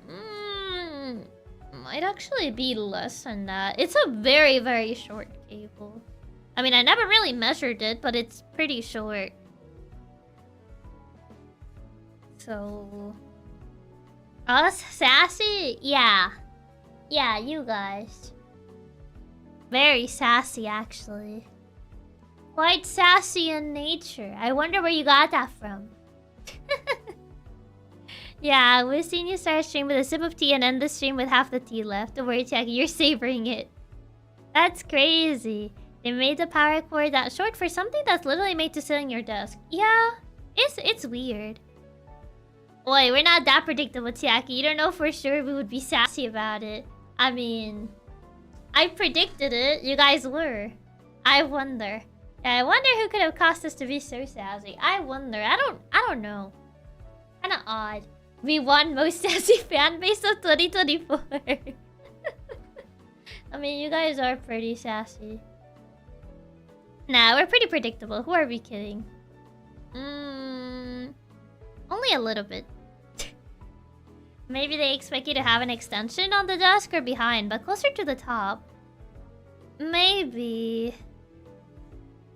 So-called free thinkers when Chiaki says she takes her time drinking her tea. Oh, man.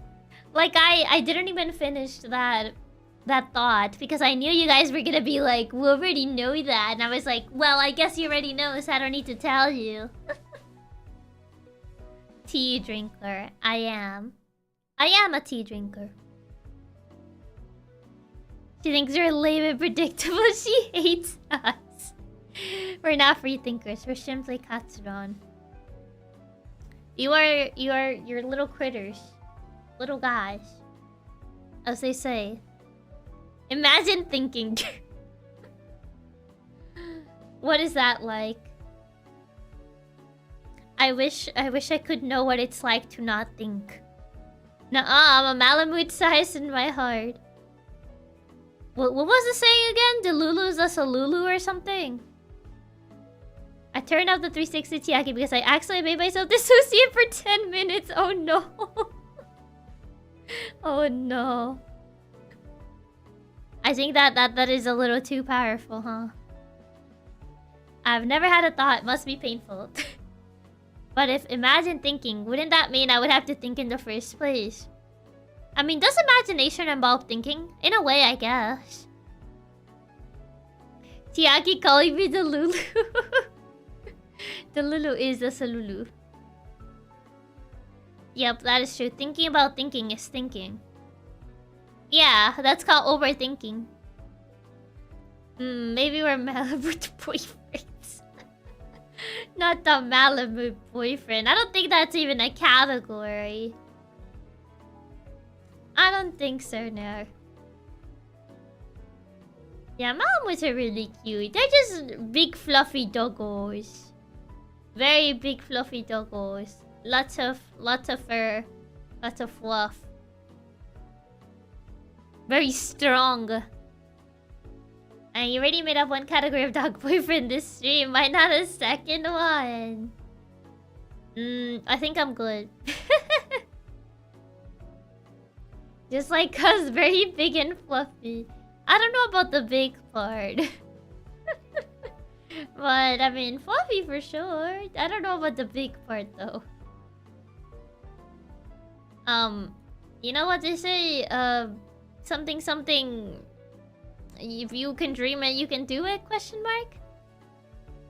Katsus only have the jokes they learned during the stream they watched. Beyond that, we're head empty.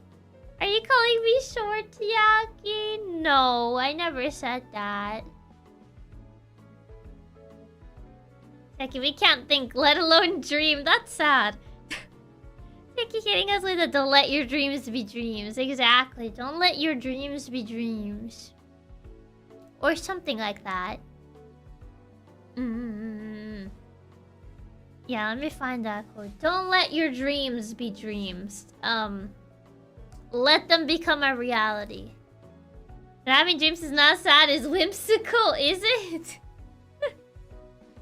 If you think you can fix it, Bob the Builder. Not Bob the Builder. Honestly, I don't think I was ever really into Bob the Builder. He was aight. It wasn't really a show that I watched as a kid. It's just aight.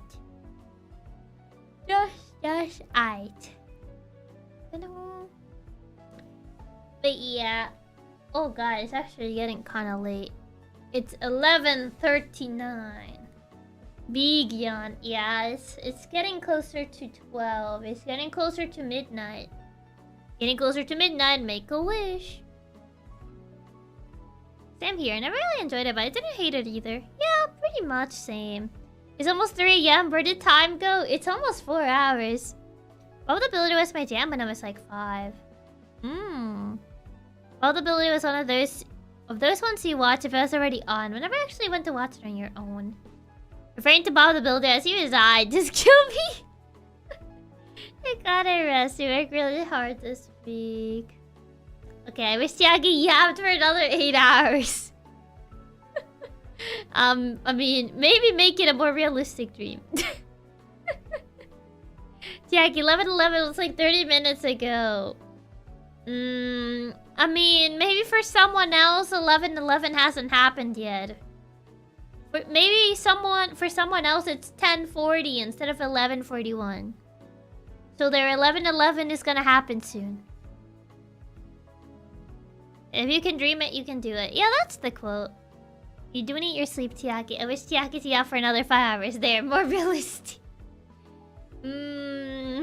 Well, not very realistic right now, I would say. Yeah, it's 10:40 p.m. for all those fish in the Pacific Ocean. 11:11 Katsu, where are you? Please reveal yourself.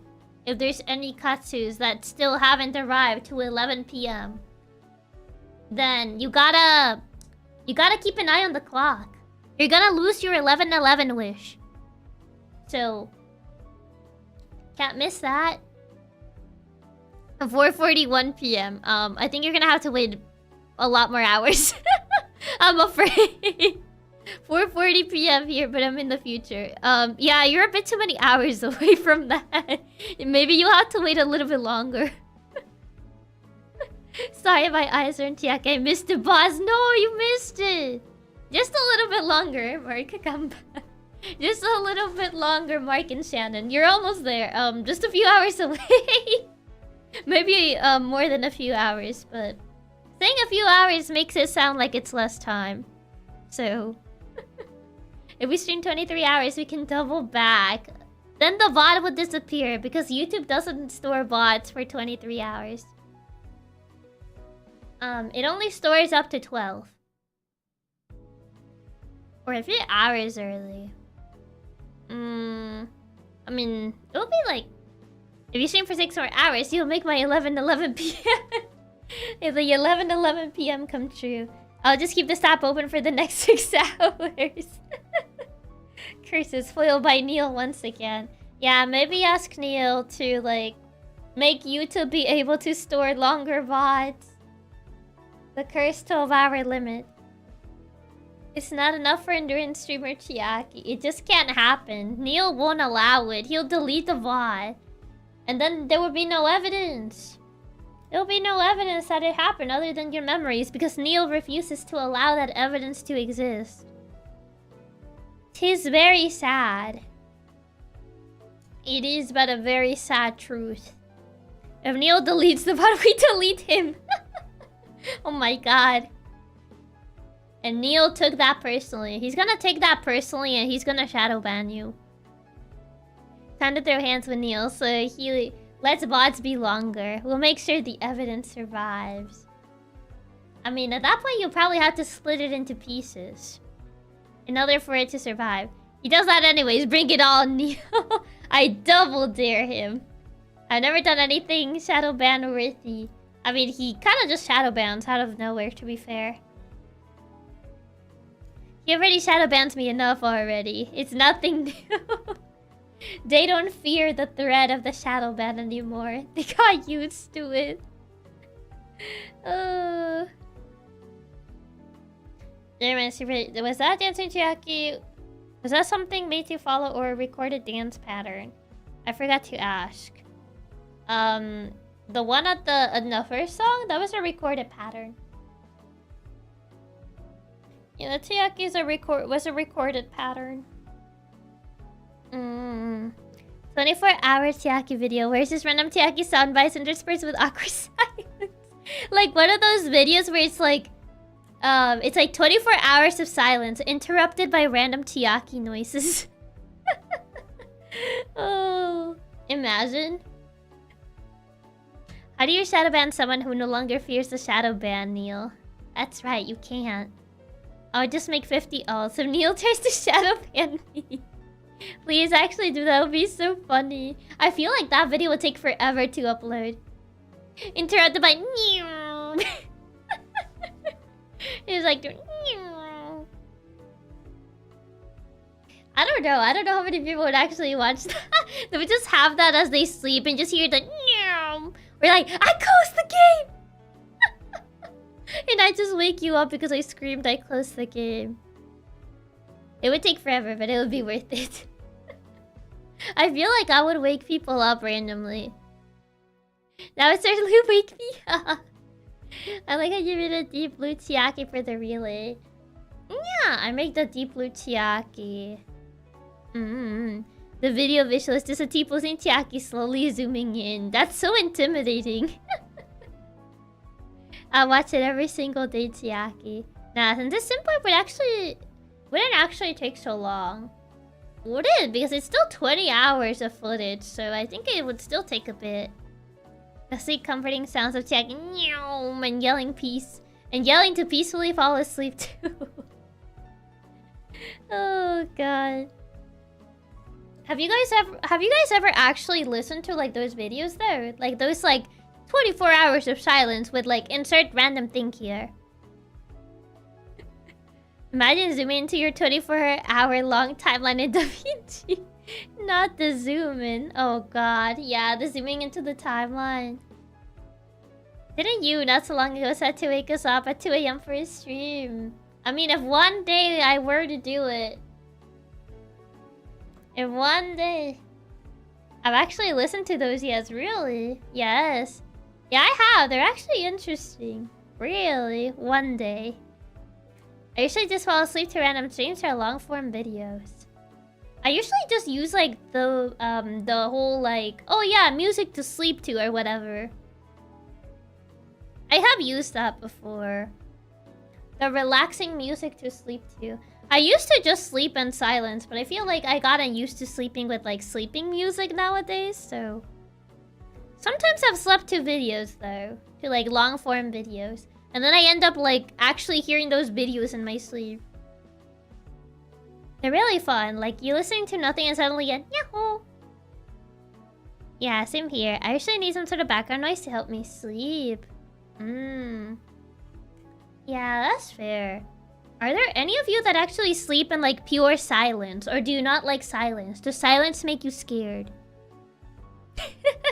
It sounds like a deep psychological question. Do you not like silence? Does silence scare you?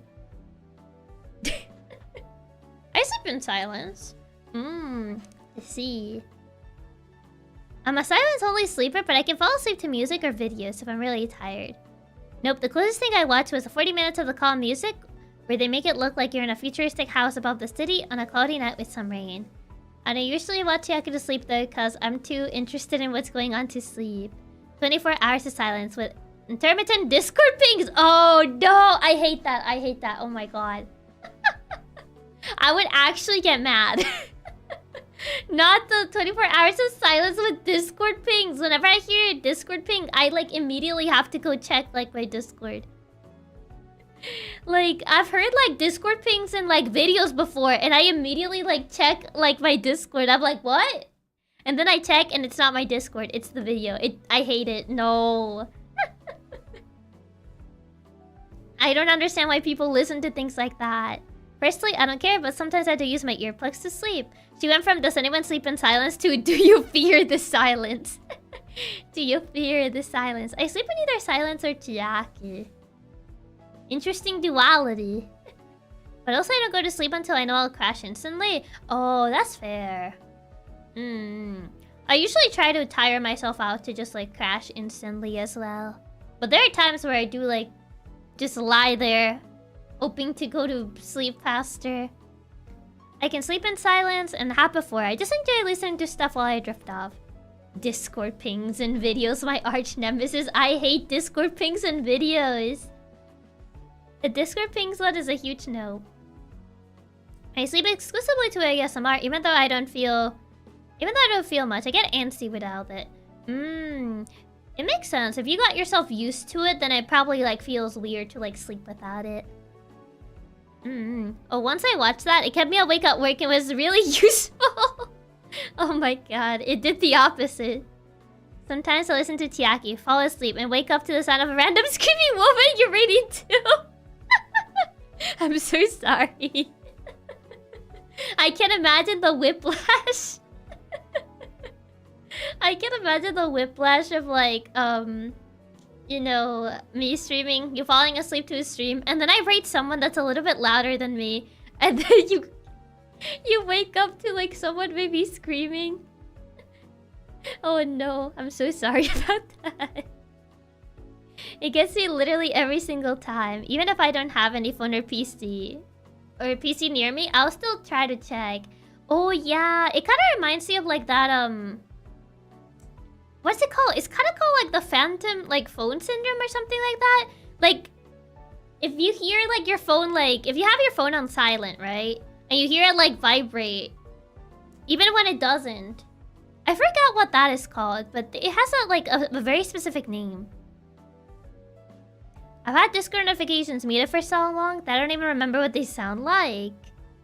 Man. I've given up on lying in bed. If I don't fall asleep in like 30 minutes, I get out of bed. That's fair. They usually say that it's better to do it that way. Because if you, for example, if you're the type of person that sits in bed, your body starts like associating that like when you go to bed, you're not gonna go to sleep. So some people do say that it's better to just like lie in bed if you're actually gonna sleep. So your body just makes that direct association. Laying in bed, I wish I could sleep. Blinks, how is it 7 a.m? Oh no.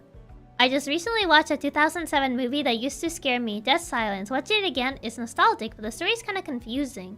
I don't think I ever watched that movie. The raid whiplash, yeah, a little bit Chiaki. Almost everybody's louder than you.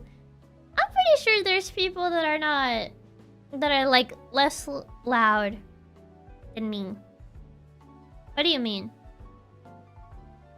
I mean, and this is like not counting people that exclusively do ASMR, because obviously ASMR has to be done in like a not so loud voice.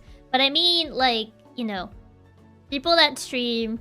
I'm talking streaming exclusively, not streaming ASMR, because ASMR obviously has to not be very loud. Yeah.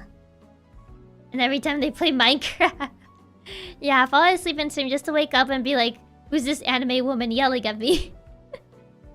Oh, the phantom vibration. Yeah. My roommate is weird. Recently, he has been listening to creepypastas on loop to go to bed. Really? You would feel they would do the opposite. I get the phantom buzz way too often. It's awful. I've had it a few times.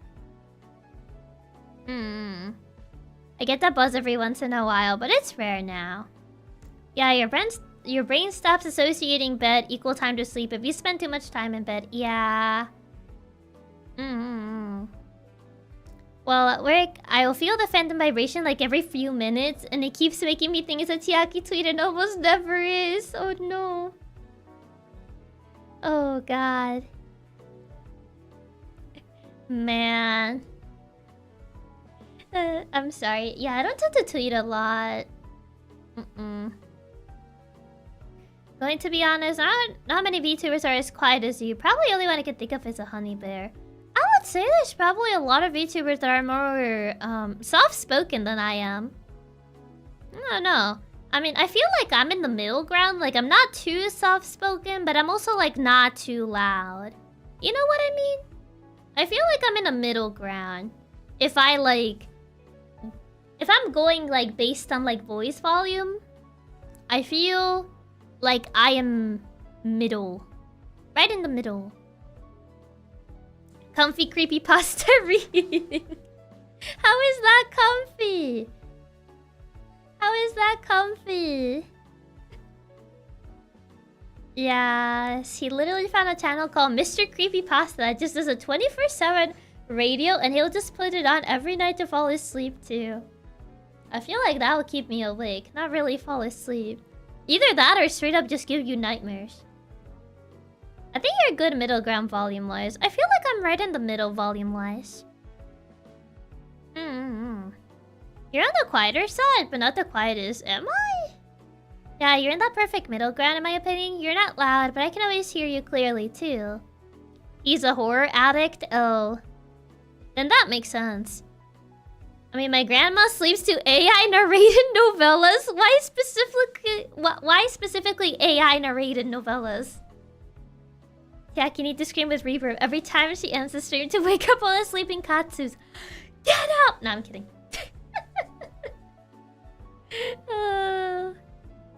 No, I'm not. I'm not that mean. If anything, I am flattered that at least I can help some people sleep. considering that I struggle to sleep myself, if somehow I am able to help you sleep, I would say that's a pretty big compliment. I know I got told before that like there was that this person struggled to sleep due to their job, and my streams apparently helped them to sleep. Now it's like, aww. Like, it makes me happy. It makes me happy that somehow you're able to sleep to me. Even though, like, I don't particularly consider myself, like, super... I guess, like, super, like, soft-spoken.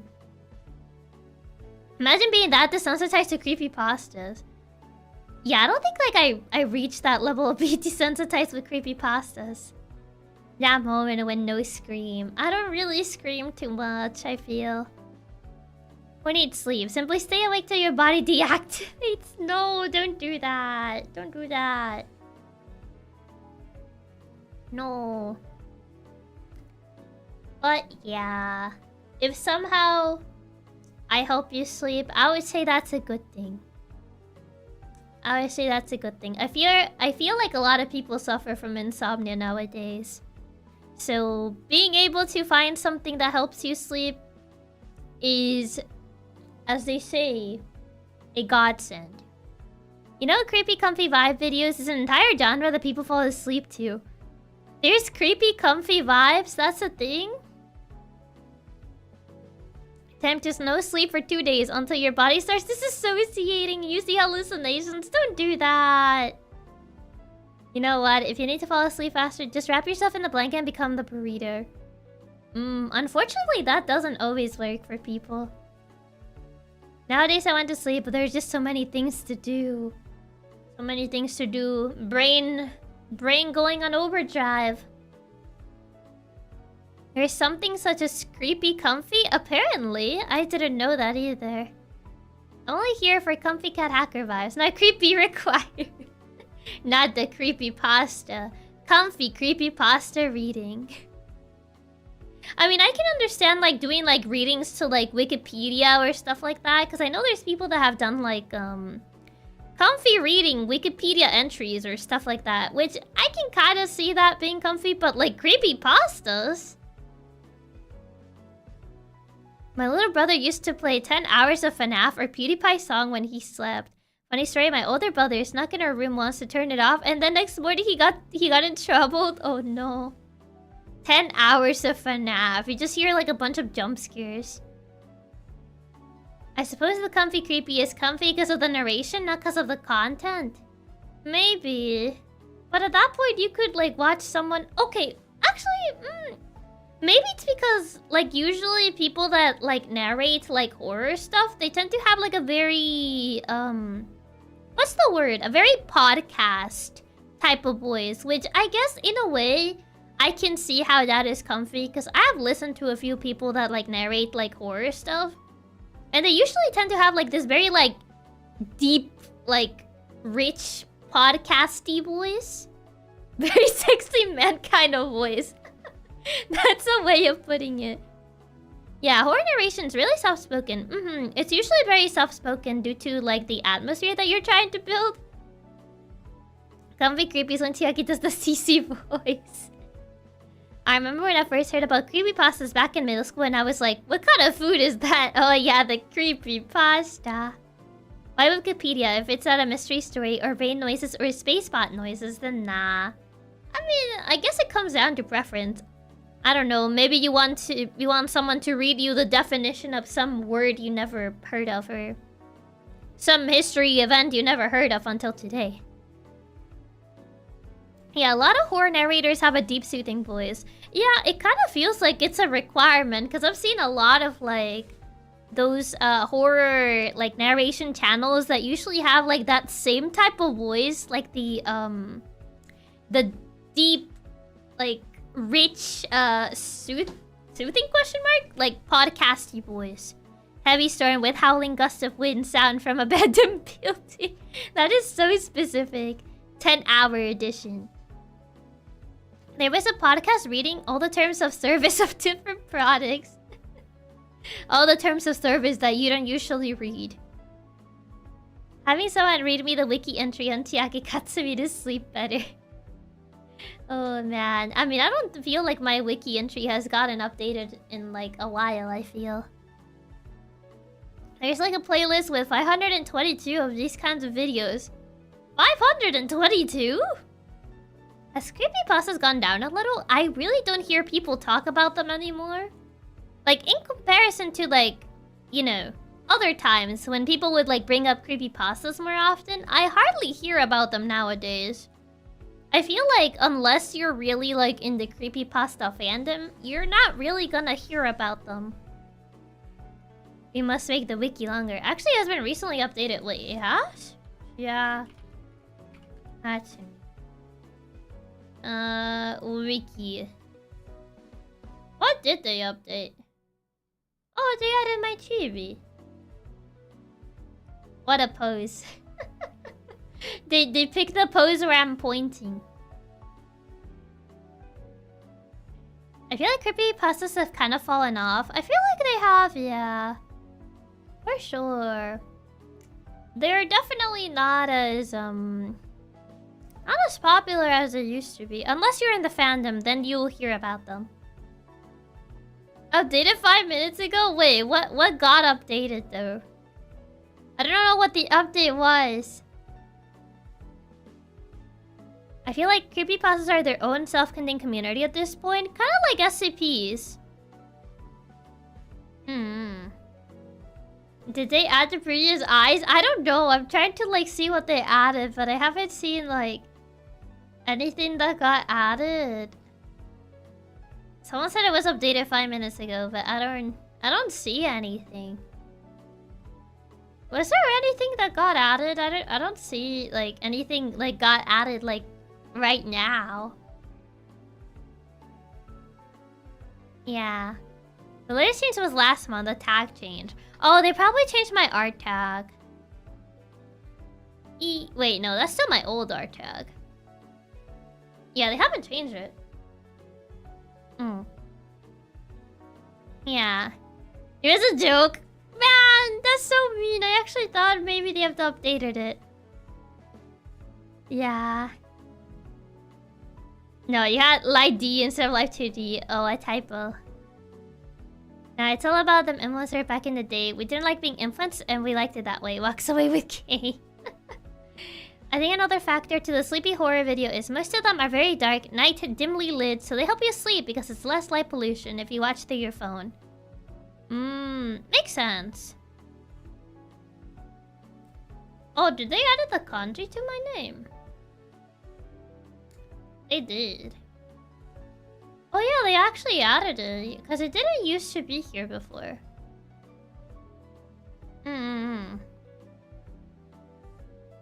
Happy tomorrow by the Chiaki. Oh yeah, it's already the 14th. I've arrived to the future now. Interesting. I've seen more ARGs or analog horror stuff than creepypastas. Yeah, I think analog horror stuff is more popular nowadays. Same with ARGs.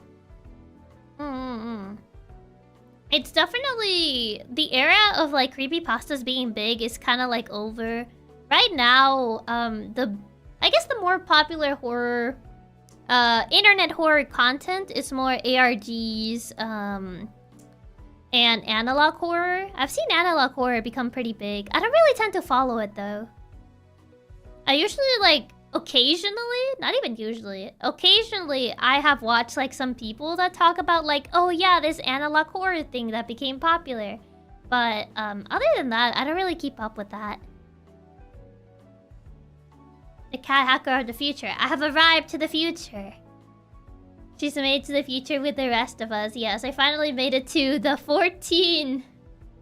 To the 14th of April now. Now I'm at the 14th of April with everybody. Analog horror is kind of falling off in popularity already. It was big in 2022 and 2023. Is it? Is it falling off really? Horror comes and goes in trends. It does, yeah. I enjoy watching video essays about horror, but not horror itself. Yeah, I feel that. Like for me, like I enjoy watching like the occasional horror video essay, but I'm not really like a horror fan. Like, you know what I mean? Do you know what I mean with that? Like, yeah, I've seen a lot of analog horror around, but I'm not really into it as I was with creepypastas. That's fair. That's totally fair. Like, for me, I don't know. Kinda depends. Oh, they actually included all the anime that I liked. I just noticed her lengthy list of favorite anime. Love how they included, like, lengthy list. Very interesting. Very, very interesting stuff. Analog horror is just not as prevalent as it was 4 or 5 years ago. I thought it was still pretty relevant, though. Like, is there, like, another thing that is taken over analog horror? I like supernatural stuff because I don't really believe it, but I can't handle stories about people, like, getting stuck in caves and stuff. Oh, I guess you mean, like, more realistic horror, huh? I mean, yeah, obviously if it's something, I guess, like, more... with a higher chance that it could actually happen, it does end up being, like, scarier. Wasn't that last already there? Wasn't that last already there from debut? I think, like, the full list wasn't originally here. I remember the formatting being off. Oh, that's cute. They actually added, like, the cook-off, event thing. It's really cool. I didn't know that, like, I didn't know if the cook-off thing was gonna get added, but it's really cool that they actually added it. They didn't add that the Katsuran's got a redesign. SMH. Nah, I'm kidding. The Twitch statistics on your wiki page. You don't even stream on Twitch. What? I don't even stream on Twitch. Yeah, I've gotten like notifications of people following me on Twitch, and I don't even stream on Twitch. The only reason I have a Twitch is because originally they told Start to reserve our usernames on Twitch, just like in case anyone would try to stream under our usernames. So I remember Tora told us to make Twitch accounts, just so like we would reserve our usernames, but we would never like use them. Yeah, so that's why I have a Twitch, but yeah, Twitch is the escape plan. No, it was more just to reserve username.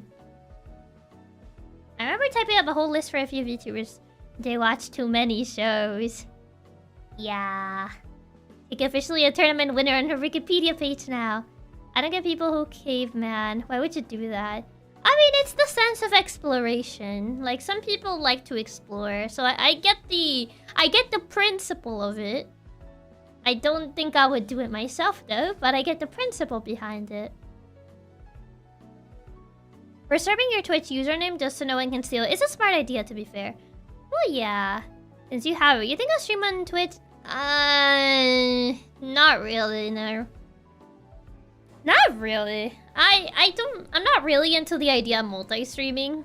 The main reason behind it is because, like, managing 2 chats, it would feel like I'm neglecting one chat over the other, which I wouldn't want that. So personally, I don't think I would stream on Twitch. Like, yeah, Twitch does have, like, animated emotes and, like, more integrations for games, but I kind of prefer being able to keep my VODs, honestly. Yeah, creepypastas are less popular because the novelty is gone. A lot of horror relies on novelty. Makes sense, yeah. Yeah, I mean, at the very least, if things go haywire, you can always hop onto Twitch for a bit just in case. If anything, like, I feel like I would only really stream on, like, Twitch if, like, something happened to my YouTube channel. Like, I don't know. Like, if my YouTube channel somehow got, like, I don't know, copyright struck or, like, deleted or whatever, then at that point, well, yeah, I would kind of have to stream on Twitch for a bit. Just in the meantime while I would get my YouTube channel back. But like I said, it's only really like a worst case scenario. Other than like a worst case scenario, I don't really plan on using that Twitch account. Yeah, inevitably one chat gets prioritized. There are tools to combine the chats, but I don't know how easy they are to use. Yeah. Like, I feel like with multi-streaming, there's a very high possibility, like, one chat gets prioritized. Or, like, let's say one chat says something, and, like, I react to something that one chat said. And then, like, the other chat's just like, what? Like, you know what I mean? Multi-streaming is usually not a very good idea since it divides the viewer base. It kinda does, yeah. Multi-streaming is way too hard to keep up with both chats, and it just doesn't have enough to warrant doing both. I mean, I guess it depends on what you stream. Like I tend to stream a lot of games. So like that's already like divided attention between game and chat. Now imagine game plus chat 1 and chat 2. So like, yeah, personally, it's not really for me. Literally only worst case scenario. Pretty much, yeah. Yeah, at least having the account as a backup is good, but hopefully you would never come to that to begin with. Yeah, like, hopefully I would hope, like, it wouldn't come to that. Like, nothing would happen to my YouTube channel that I would have to pretty much use it. The Neo-apocalypse, if you will. Yeah. But use both, I've heard it's bad for growth. In a lot of dual streams, only one chat is active and the other one's dead. Yeah, because, I can kind of see it of, like, one chat, like, gets prioritized. Not, like, on purpose, but just because it just happens to be the one that you read first. And then people on the other platform see that, and then the other chat becomes dead. So it's kind of like, you know. Yeah. I don't know, I tend to prefer YouTube chat culture over Twitch chat culture. Anyway, that makes sense. Nothing against it, but it's different. I mean, both, whatchamacallit? Both are different. Both are different. Like, for example, Twitch has a different culture than YouTube does. So, yeah. It's a little bit different of, like, managing the culture of, like, YouTube and Twitch. So every time I go on Twitch to watch a streamer, the site layout functionality feels like it'll give me a disease. Oh no. The Twitch mobile app is literally an affront to God. I need to bed now. Hope everyone has a good night. Thank you for the yapping Miss Satsu streamer. What do you mean, Miss Satsu streamer? Just for curiosity, have you seen the Twitch thing of throwing emotes at the VTuber's head? You would be the last VTuber to use that though. Yeah, I've seen like the whole. There's the emote thing, and then there's like the. I think this is for 3D models though. The throwable item thingy. YouTube hides too much words. I hate their filter. I feel both platforms have like their pros and their cons. Like YouTube allows you to keep the VODs. Twitch doesn't. Twitch has animated emotes. YouTube doesn't. So it's a different obviously there's pros and cons to each platform. Mod tools are more optimized in Twitch, while on YouTube they're not very good. Like, it's definitely different pros and cons depending on the platform that you go with. The grass is always greener on the other side. It kind of depends on what perspective you look at. Yeah, Twitch chat is too energetic and messages get lost between all the emotes. I also know that, like, for VTubers, like, usually, what I've seen, Twitch culture tends to not really go based on schedules. Like, usually it's kind of like, you stream whenever you want. And, like, if you're there, you're there. If you're not there, well, then you missed it. I've kind of seen, like, with, like, YouTube VTubers tend to, like, seem to stick more to a schedule because of the waiting rooms and the like. In comparison to, like, Twitch, where... there's a lot more like VTubers that just kind of like stream like whenever. There's a schedule tab, but yeah, never see anyone use it. Yeah, like the schedule tab exists, but people don't really use it. Yeah. YouTube is also a lot newer to this stuff than Twitch, so they'll likely change how we work stuff based on what works for Twitch. Pretty much, YouTube is still like newer on the streaming game than Twitch. Yeah, Twitch is very much a just go live when you feel like it. Yeah. I miss more streams than I would like, as it is the waiting... As it is. Waiting rooms are nice. I like the idea of having waiting rooms, because at least it lets people, like, know, you know? Like, the waiting room is ahead of time, so you would know when they're gonna stream. I think I'm using emotes of others in other people's chats. Yeah, that's a thing that you can only do on Twitch. Yeah, there's that. Yeah, if you, what is it? If you have, like, emotes from, like, another, like, streamer you watch and you want to use them, YouTube doesn't really have that. Emotes are kind of limited to, like, you know, per channel. Yeah, YouTubers, I assume, have more of that because of more corpus choosing to use YouTube. So they tend to use a more specific regular format. Yeah, you could say that. Yeah, I really like how scheduled people are on YouTube. It's so much nicer to keep up with. Waiting rooms are peak. I can have it open since the previous day and you don't have to say... And you don't have to sorry later. Pretty much, yeah. Also, hi, Himo. Welcome. Yeah, but also goes some people get really annoying spamming other streamer emotes, so it's go both ways. Yeah, I mean, of course, there's always, like, you know, the con and the pro. There's always, like, the good and the bad, as they say. I like to spread the glory of this to other streams, I can't lie. The nocturnal energy is in full power, I see. Twitch, you could tell, was made for streaming, while YouTube only adapted to it. Well, I mean, yeah, Twitch was made as a streaming platform. YouTube is a video platform. At the end of the day, YouTube is a video platform. That's how YouTube started. So YouTube was definitely made at a time where streaming wasn't really a thing. So YouTube kinda saw that streaming started becoming more of a thing. And it started adapting to streaming, but that is correct. YouTube is not was not made as a streaming platform because YouTube started as a video platform. They got the bad and the ugly. Oh yeah, like everything. Just the emote spamming is way a lot in Twitch. Like, who's gonna use this? The YouTube emotes are definitely interesting. Like, the original YouTube emotes. I mean, this one's silly goofy though. Look at the... I don't know. They're definitely interesting. YouTube really is the Batman to Twitch's Bane when it comes to streaming. I use this one a lot. I think the cat in the box is cute though. Streams almost didn't exist at all back when YouTube started. Streams were a niche of a niche of a niche at that point. Pretty much, yeah. Yeah, YouTube ones are so weird. Like, what is this?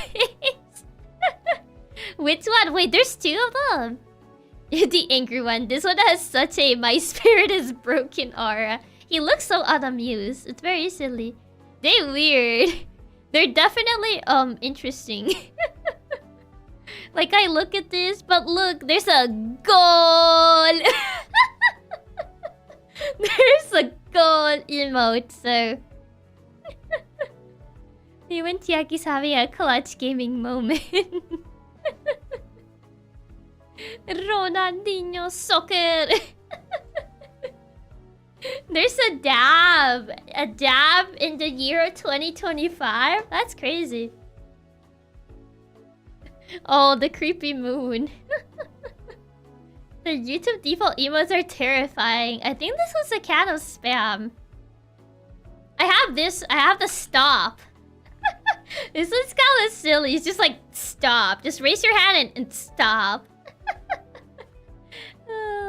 The goat. It's actually a sneeze. Is it a sneeze? No, is it a sneeze? It looks like he's covering his eyes and lifting his hand. It doesn't look like a sneeze. It looks like he's literally saying stop. The red card. The teary. Oh yeah, the biting nails. I think this one's endearing though. We tried to sack Chiaki, we should try to end stream. Also, hi Kavinsky, welcome. It is a sneeze, but calling it a dab is cringier and funnier. Oh, that one. He's embarrassed to Capitan. What does sad speaker? Do you ever feel like a sad speaker? Why is there a sad speaker? The glug glug glug.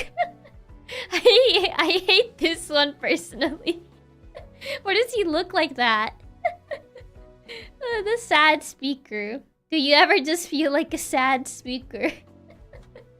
I don't know, maybe there's a very specific situation that you need a sad speaker. You never know. You never know when you're gonna be in a stream and then like someone says something and then you're sad speaker. What are those? Those are tiny. Oh my god, these emotes are definitely interesting. Do you ever feel? When you need to cry out loud? You're very sad speaker.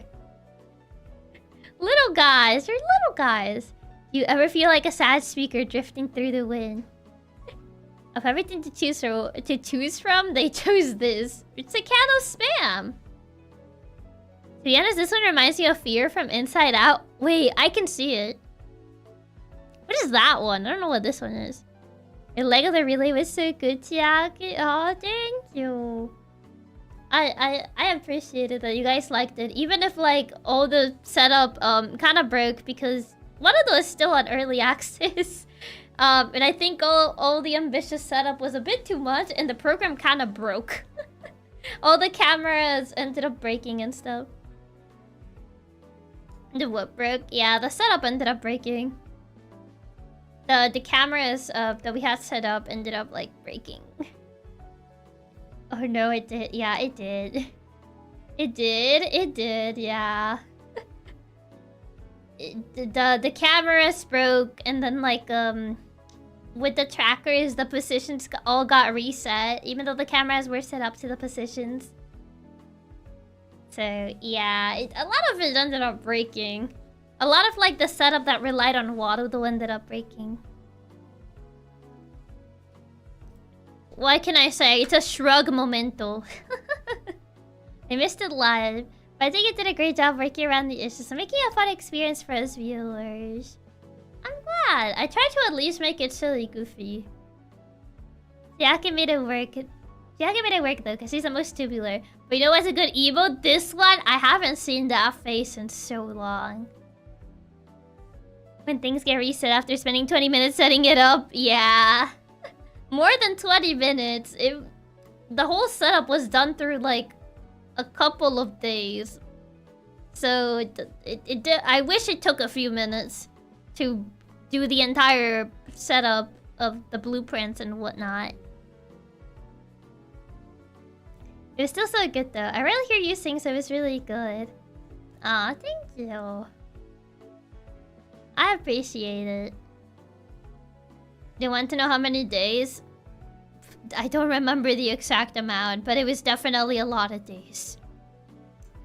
Between the blueprint setup for the cameras and the change of scenes, finding the backgrounds that actually worked, and then recording the little cutscenes.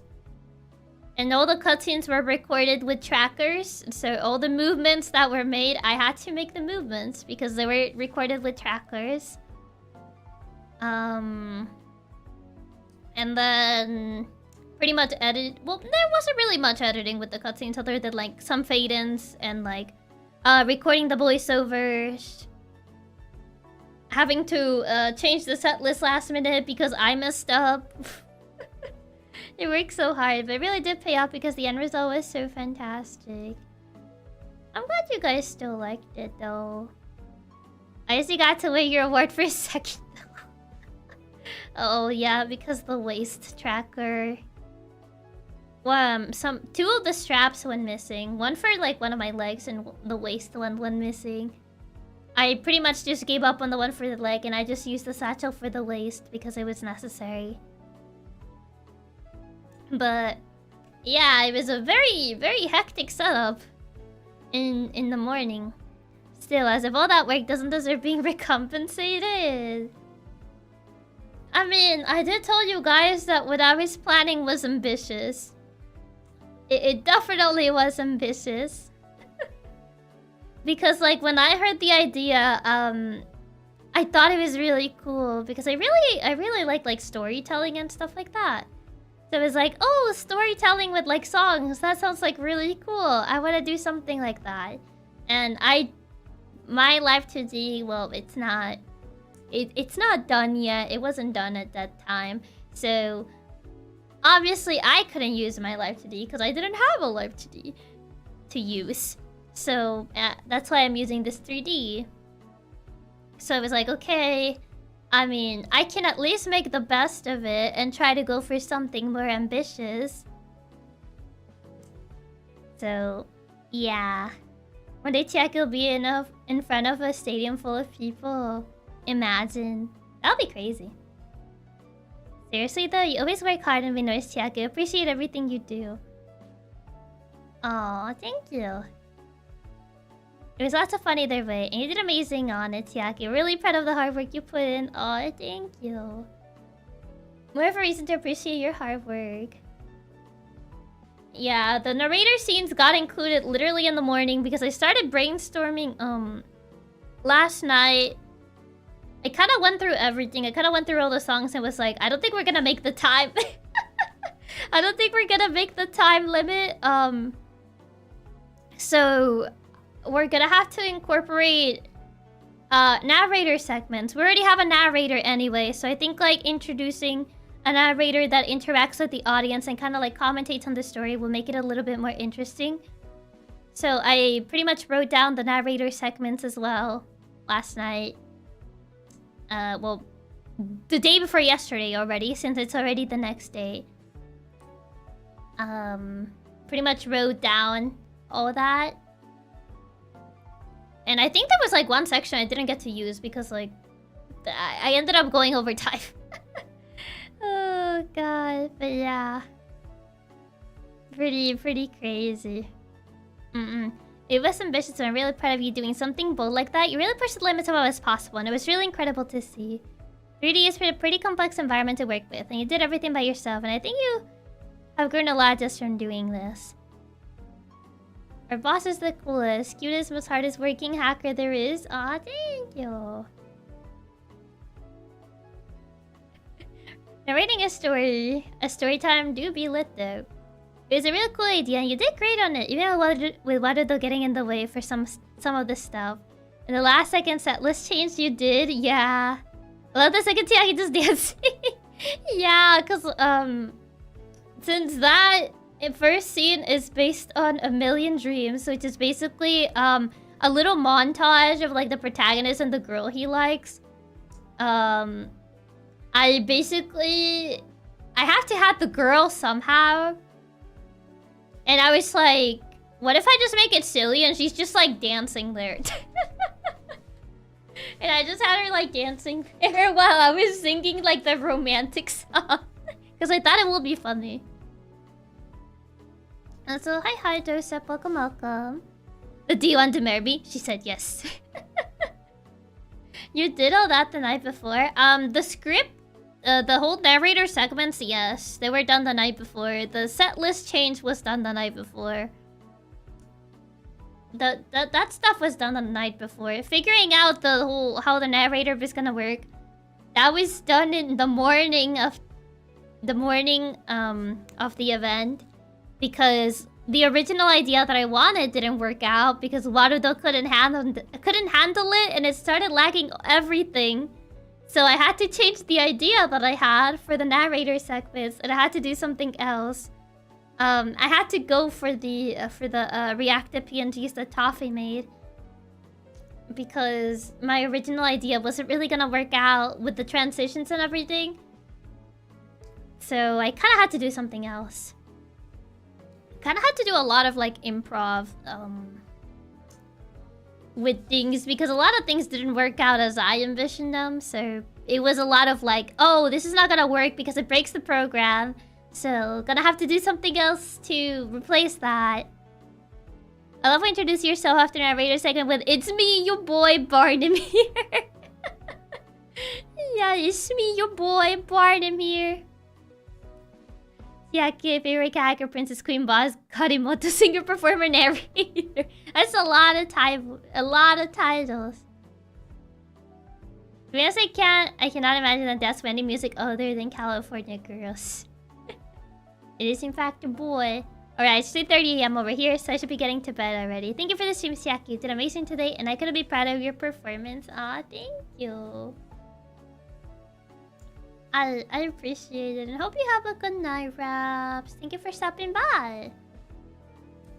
Also, I realized that I said that I was ending stream like forever ago, and I'm still yapping. Oh my god. I did say that I was gonna end stream like forever ago, and I just looked at the time. It's almost 5 hours. Jesus.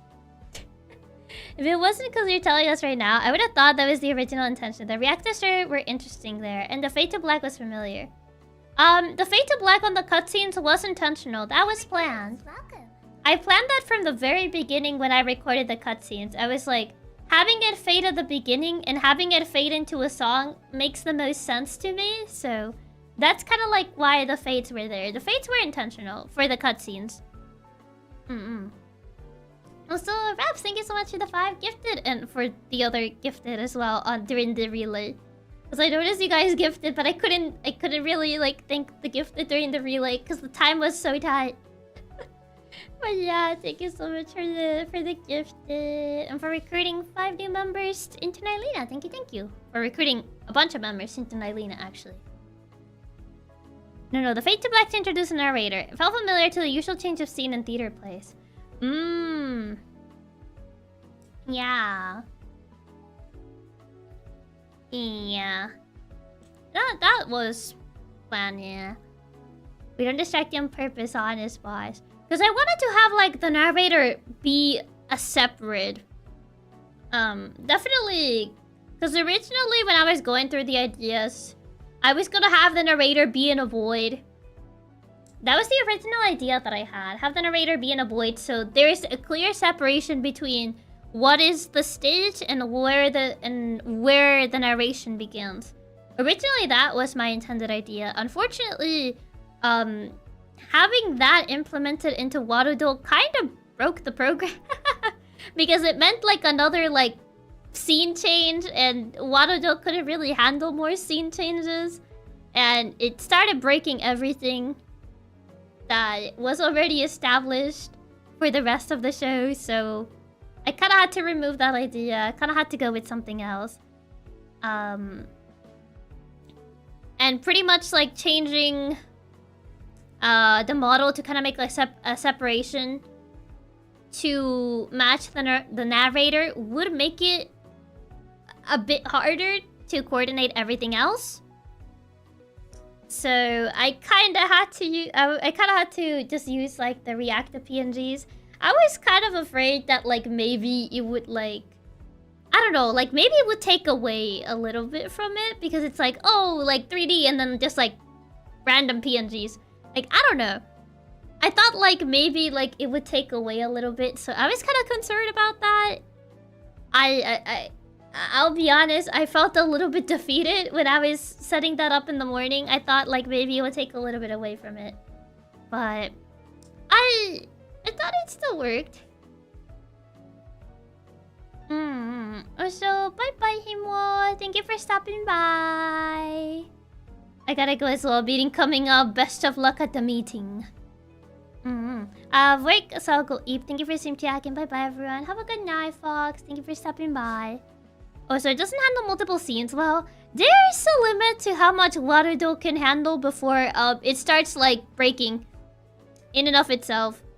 I feel like the amount of scenes that I was already doing was already going to the limit of Warudo. I feel maybe, like, the pro versions of Warudo would probably handle things a little bit better, but, I don't have the pro version. So I'm using the basic Warudo, which probably is a little bit more limited to what I can do. I think it was fine having both the 3D and PNG. It didn't really take away from it, in my opinion. I'm glad. I wasn't sure if it was gonna, like, I don't know, take away too much. Like, I don't know. What's the correct word? I guess take away the immersion of the whole theater thing a little bit. I mean, this cheap solution you had to do sure made the show more interesting. You think so? So he told that this is what it's like to go beyond.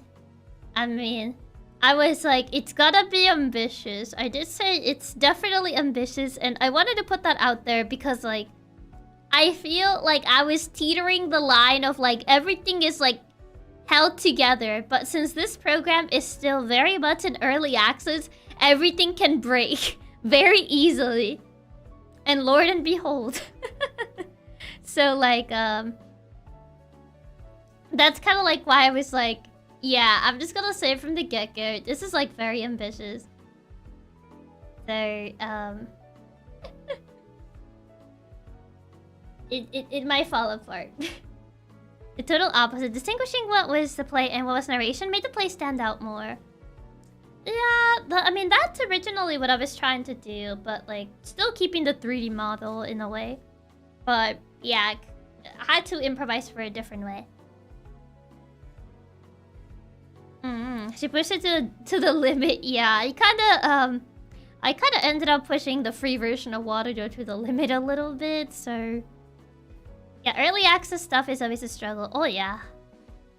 Yeah, like the pro version probably does allow for more stuff, but... Yeah... There's only so much that I can do with the free version of Waterdo before it just, you know... And before it just straight up, like, explodes. Like, I did email, like, Waterdo about, like... Oh, like, is it possible to, like, apply for, like, pro? Because I would, like... It's not gonna be the main thing I do because the amount of prep for it is insane. But, I would like to do, like, silly, I guess, like, more ambitious stuff from, like, time to time. I thought it would be cool to do, I guess, something like, you know, like that. How do you spell the program? It's spelled Warudo, like that. I plan to use it often. It's always worth buying. It's a bit expensive. And since I'm not planning on using the pro version, well, I'm not planning on using Warudo that often anymore. Once I get the Live 2D, I feel like the price is too much for like the amount of use it's gonna get, because it's not gonna be the main thing I do. You know what I mean? Like, I would like to like use it to do like more ambitious things in the future. But with the amount of usage it's gonna get, the price, well... Yeah. It's a bit too much for, like, the amount of usage that I will get out of it. Having it as an option would always be fun.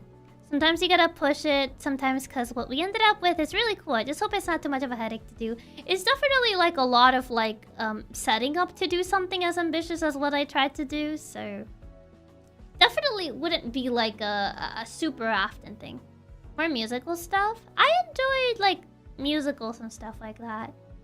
So it would be interesting to kind of like do more Jukebox musical stuff would be interesting. Or like readaptations of like musicals.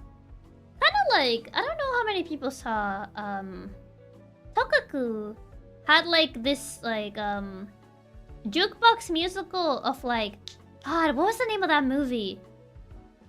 I forgot the name of that movie, but it was like, it's like a 4 or 5 misfits like get to stay after school because of detention, and then they like talk and they like get to know each other and whatnot, and they find out why they are in detention in the first place. The Breakfast, yeah, the Breakfast Club. Thank you. Yes, that's the movie. I've never been much into musicals myself, but I'll be interested in trying some out.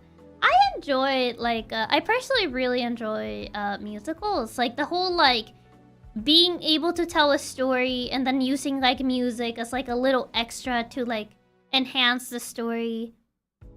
I do like musical movies. I wish I could watch like more stage play musicals, because like the whole acting on stage and like seeing I guess seeing like the whole stage play of like a musical. I haven't seen that many like stage plays because, you know, it's a little bit hard for me to actually get to like see them.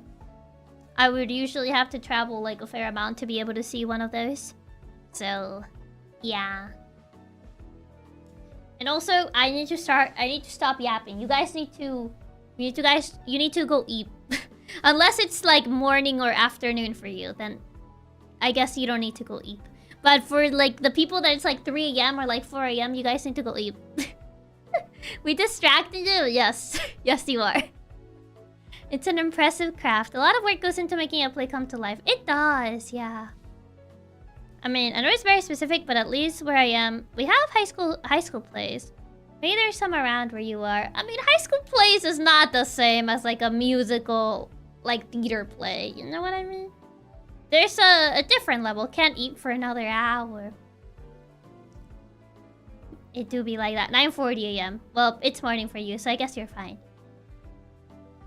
Thanks for the stream, Chiaki. It was a lot of fun getting to yap with you. And you did super good with the relay today. You worked super hard.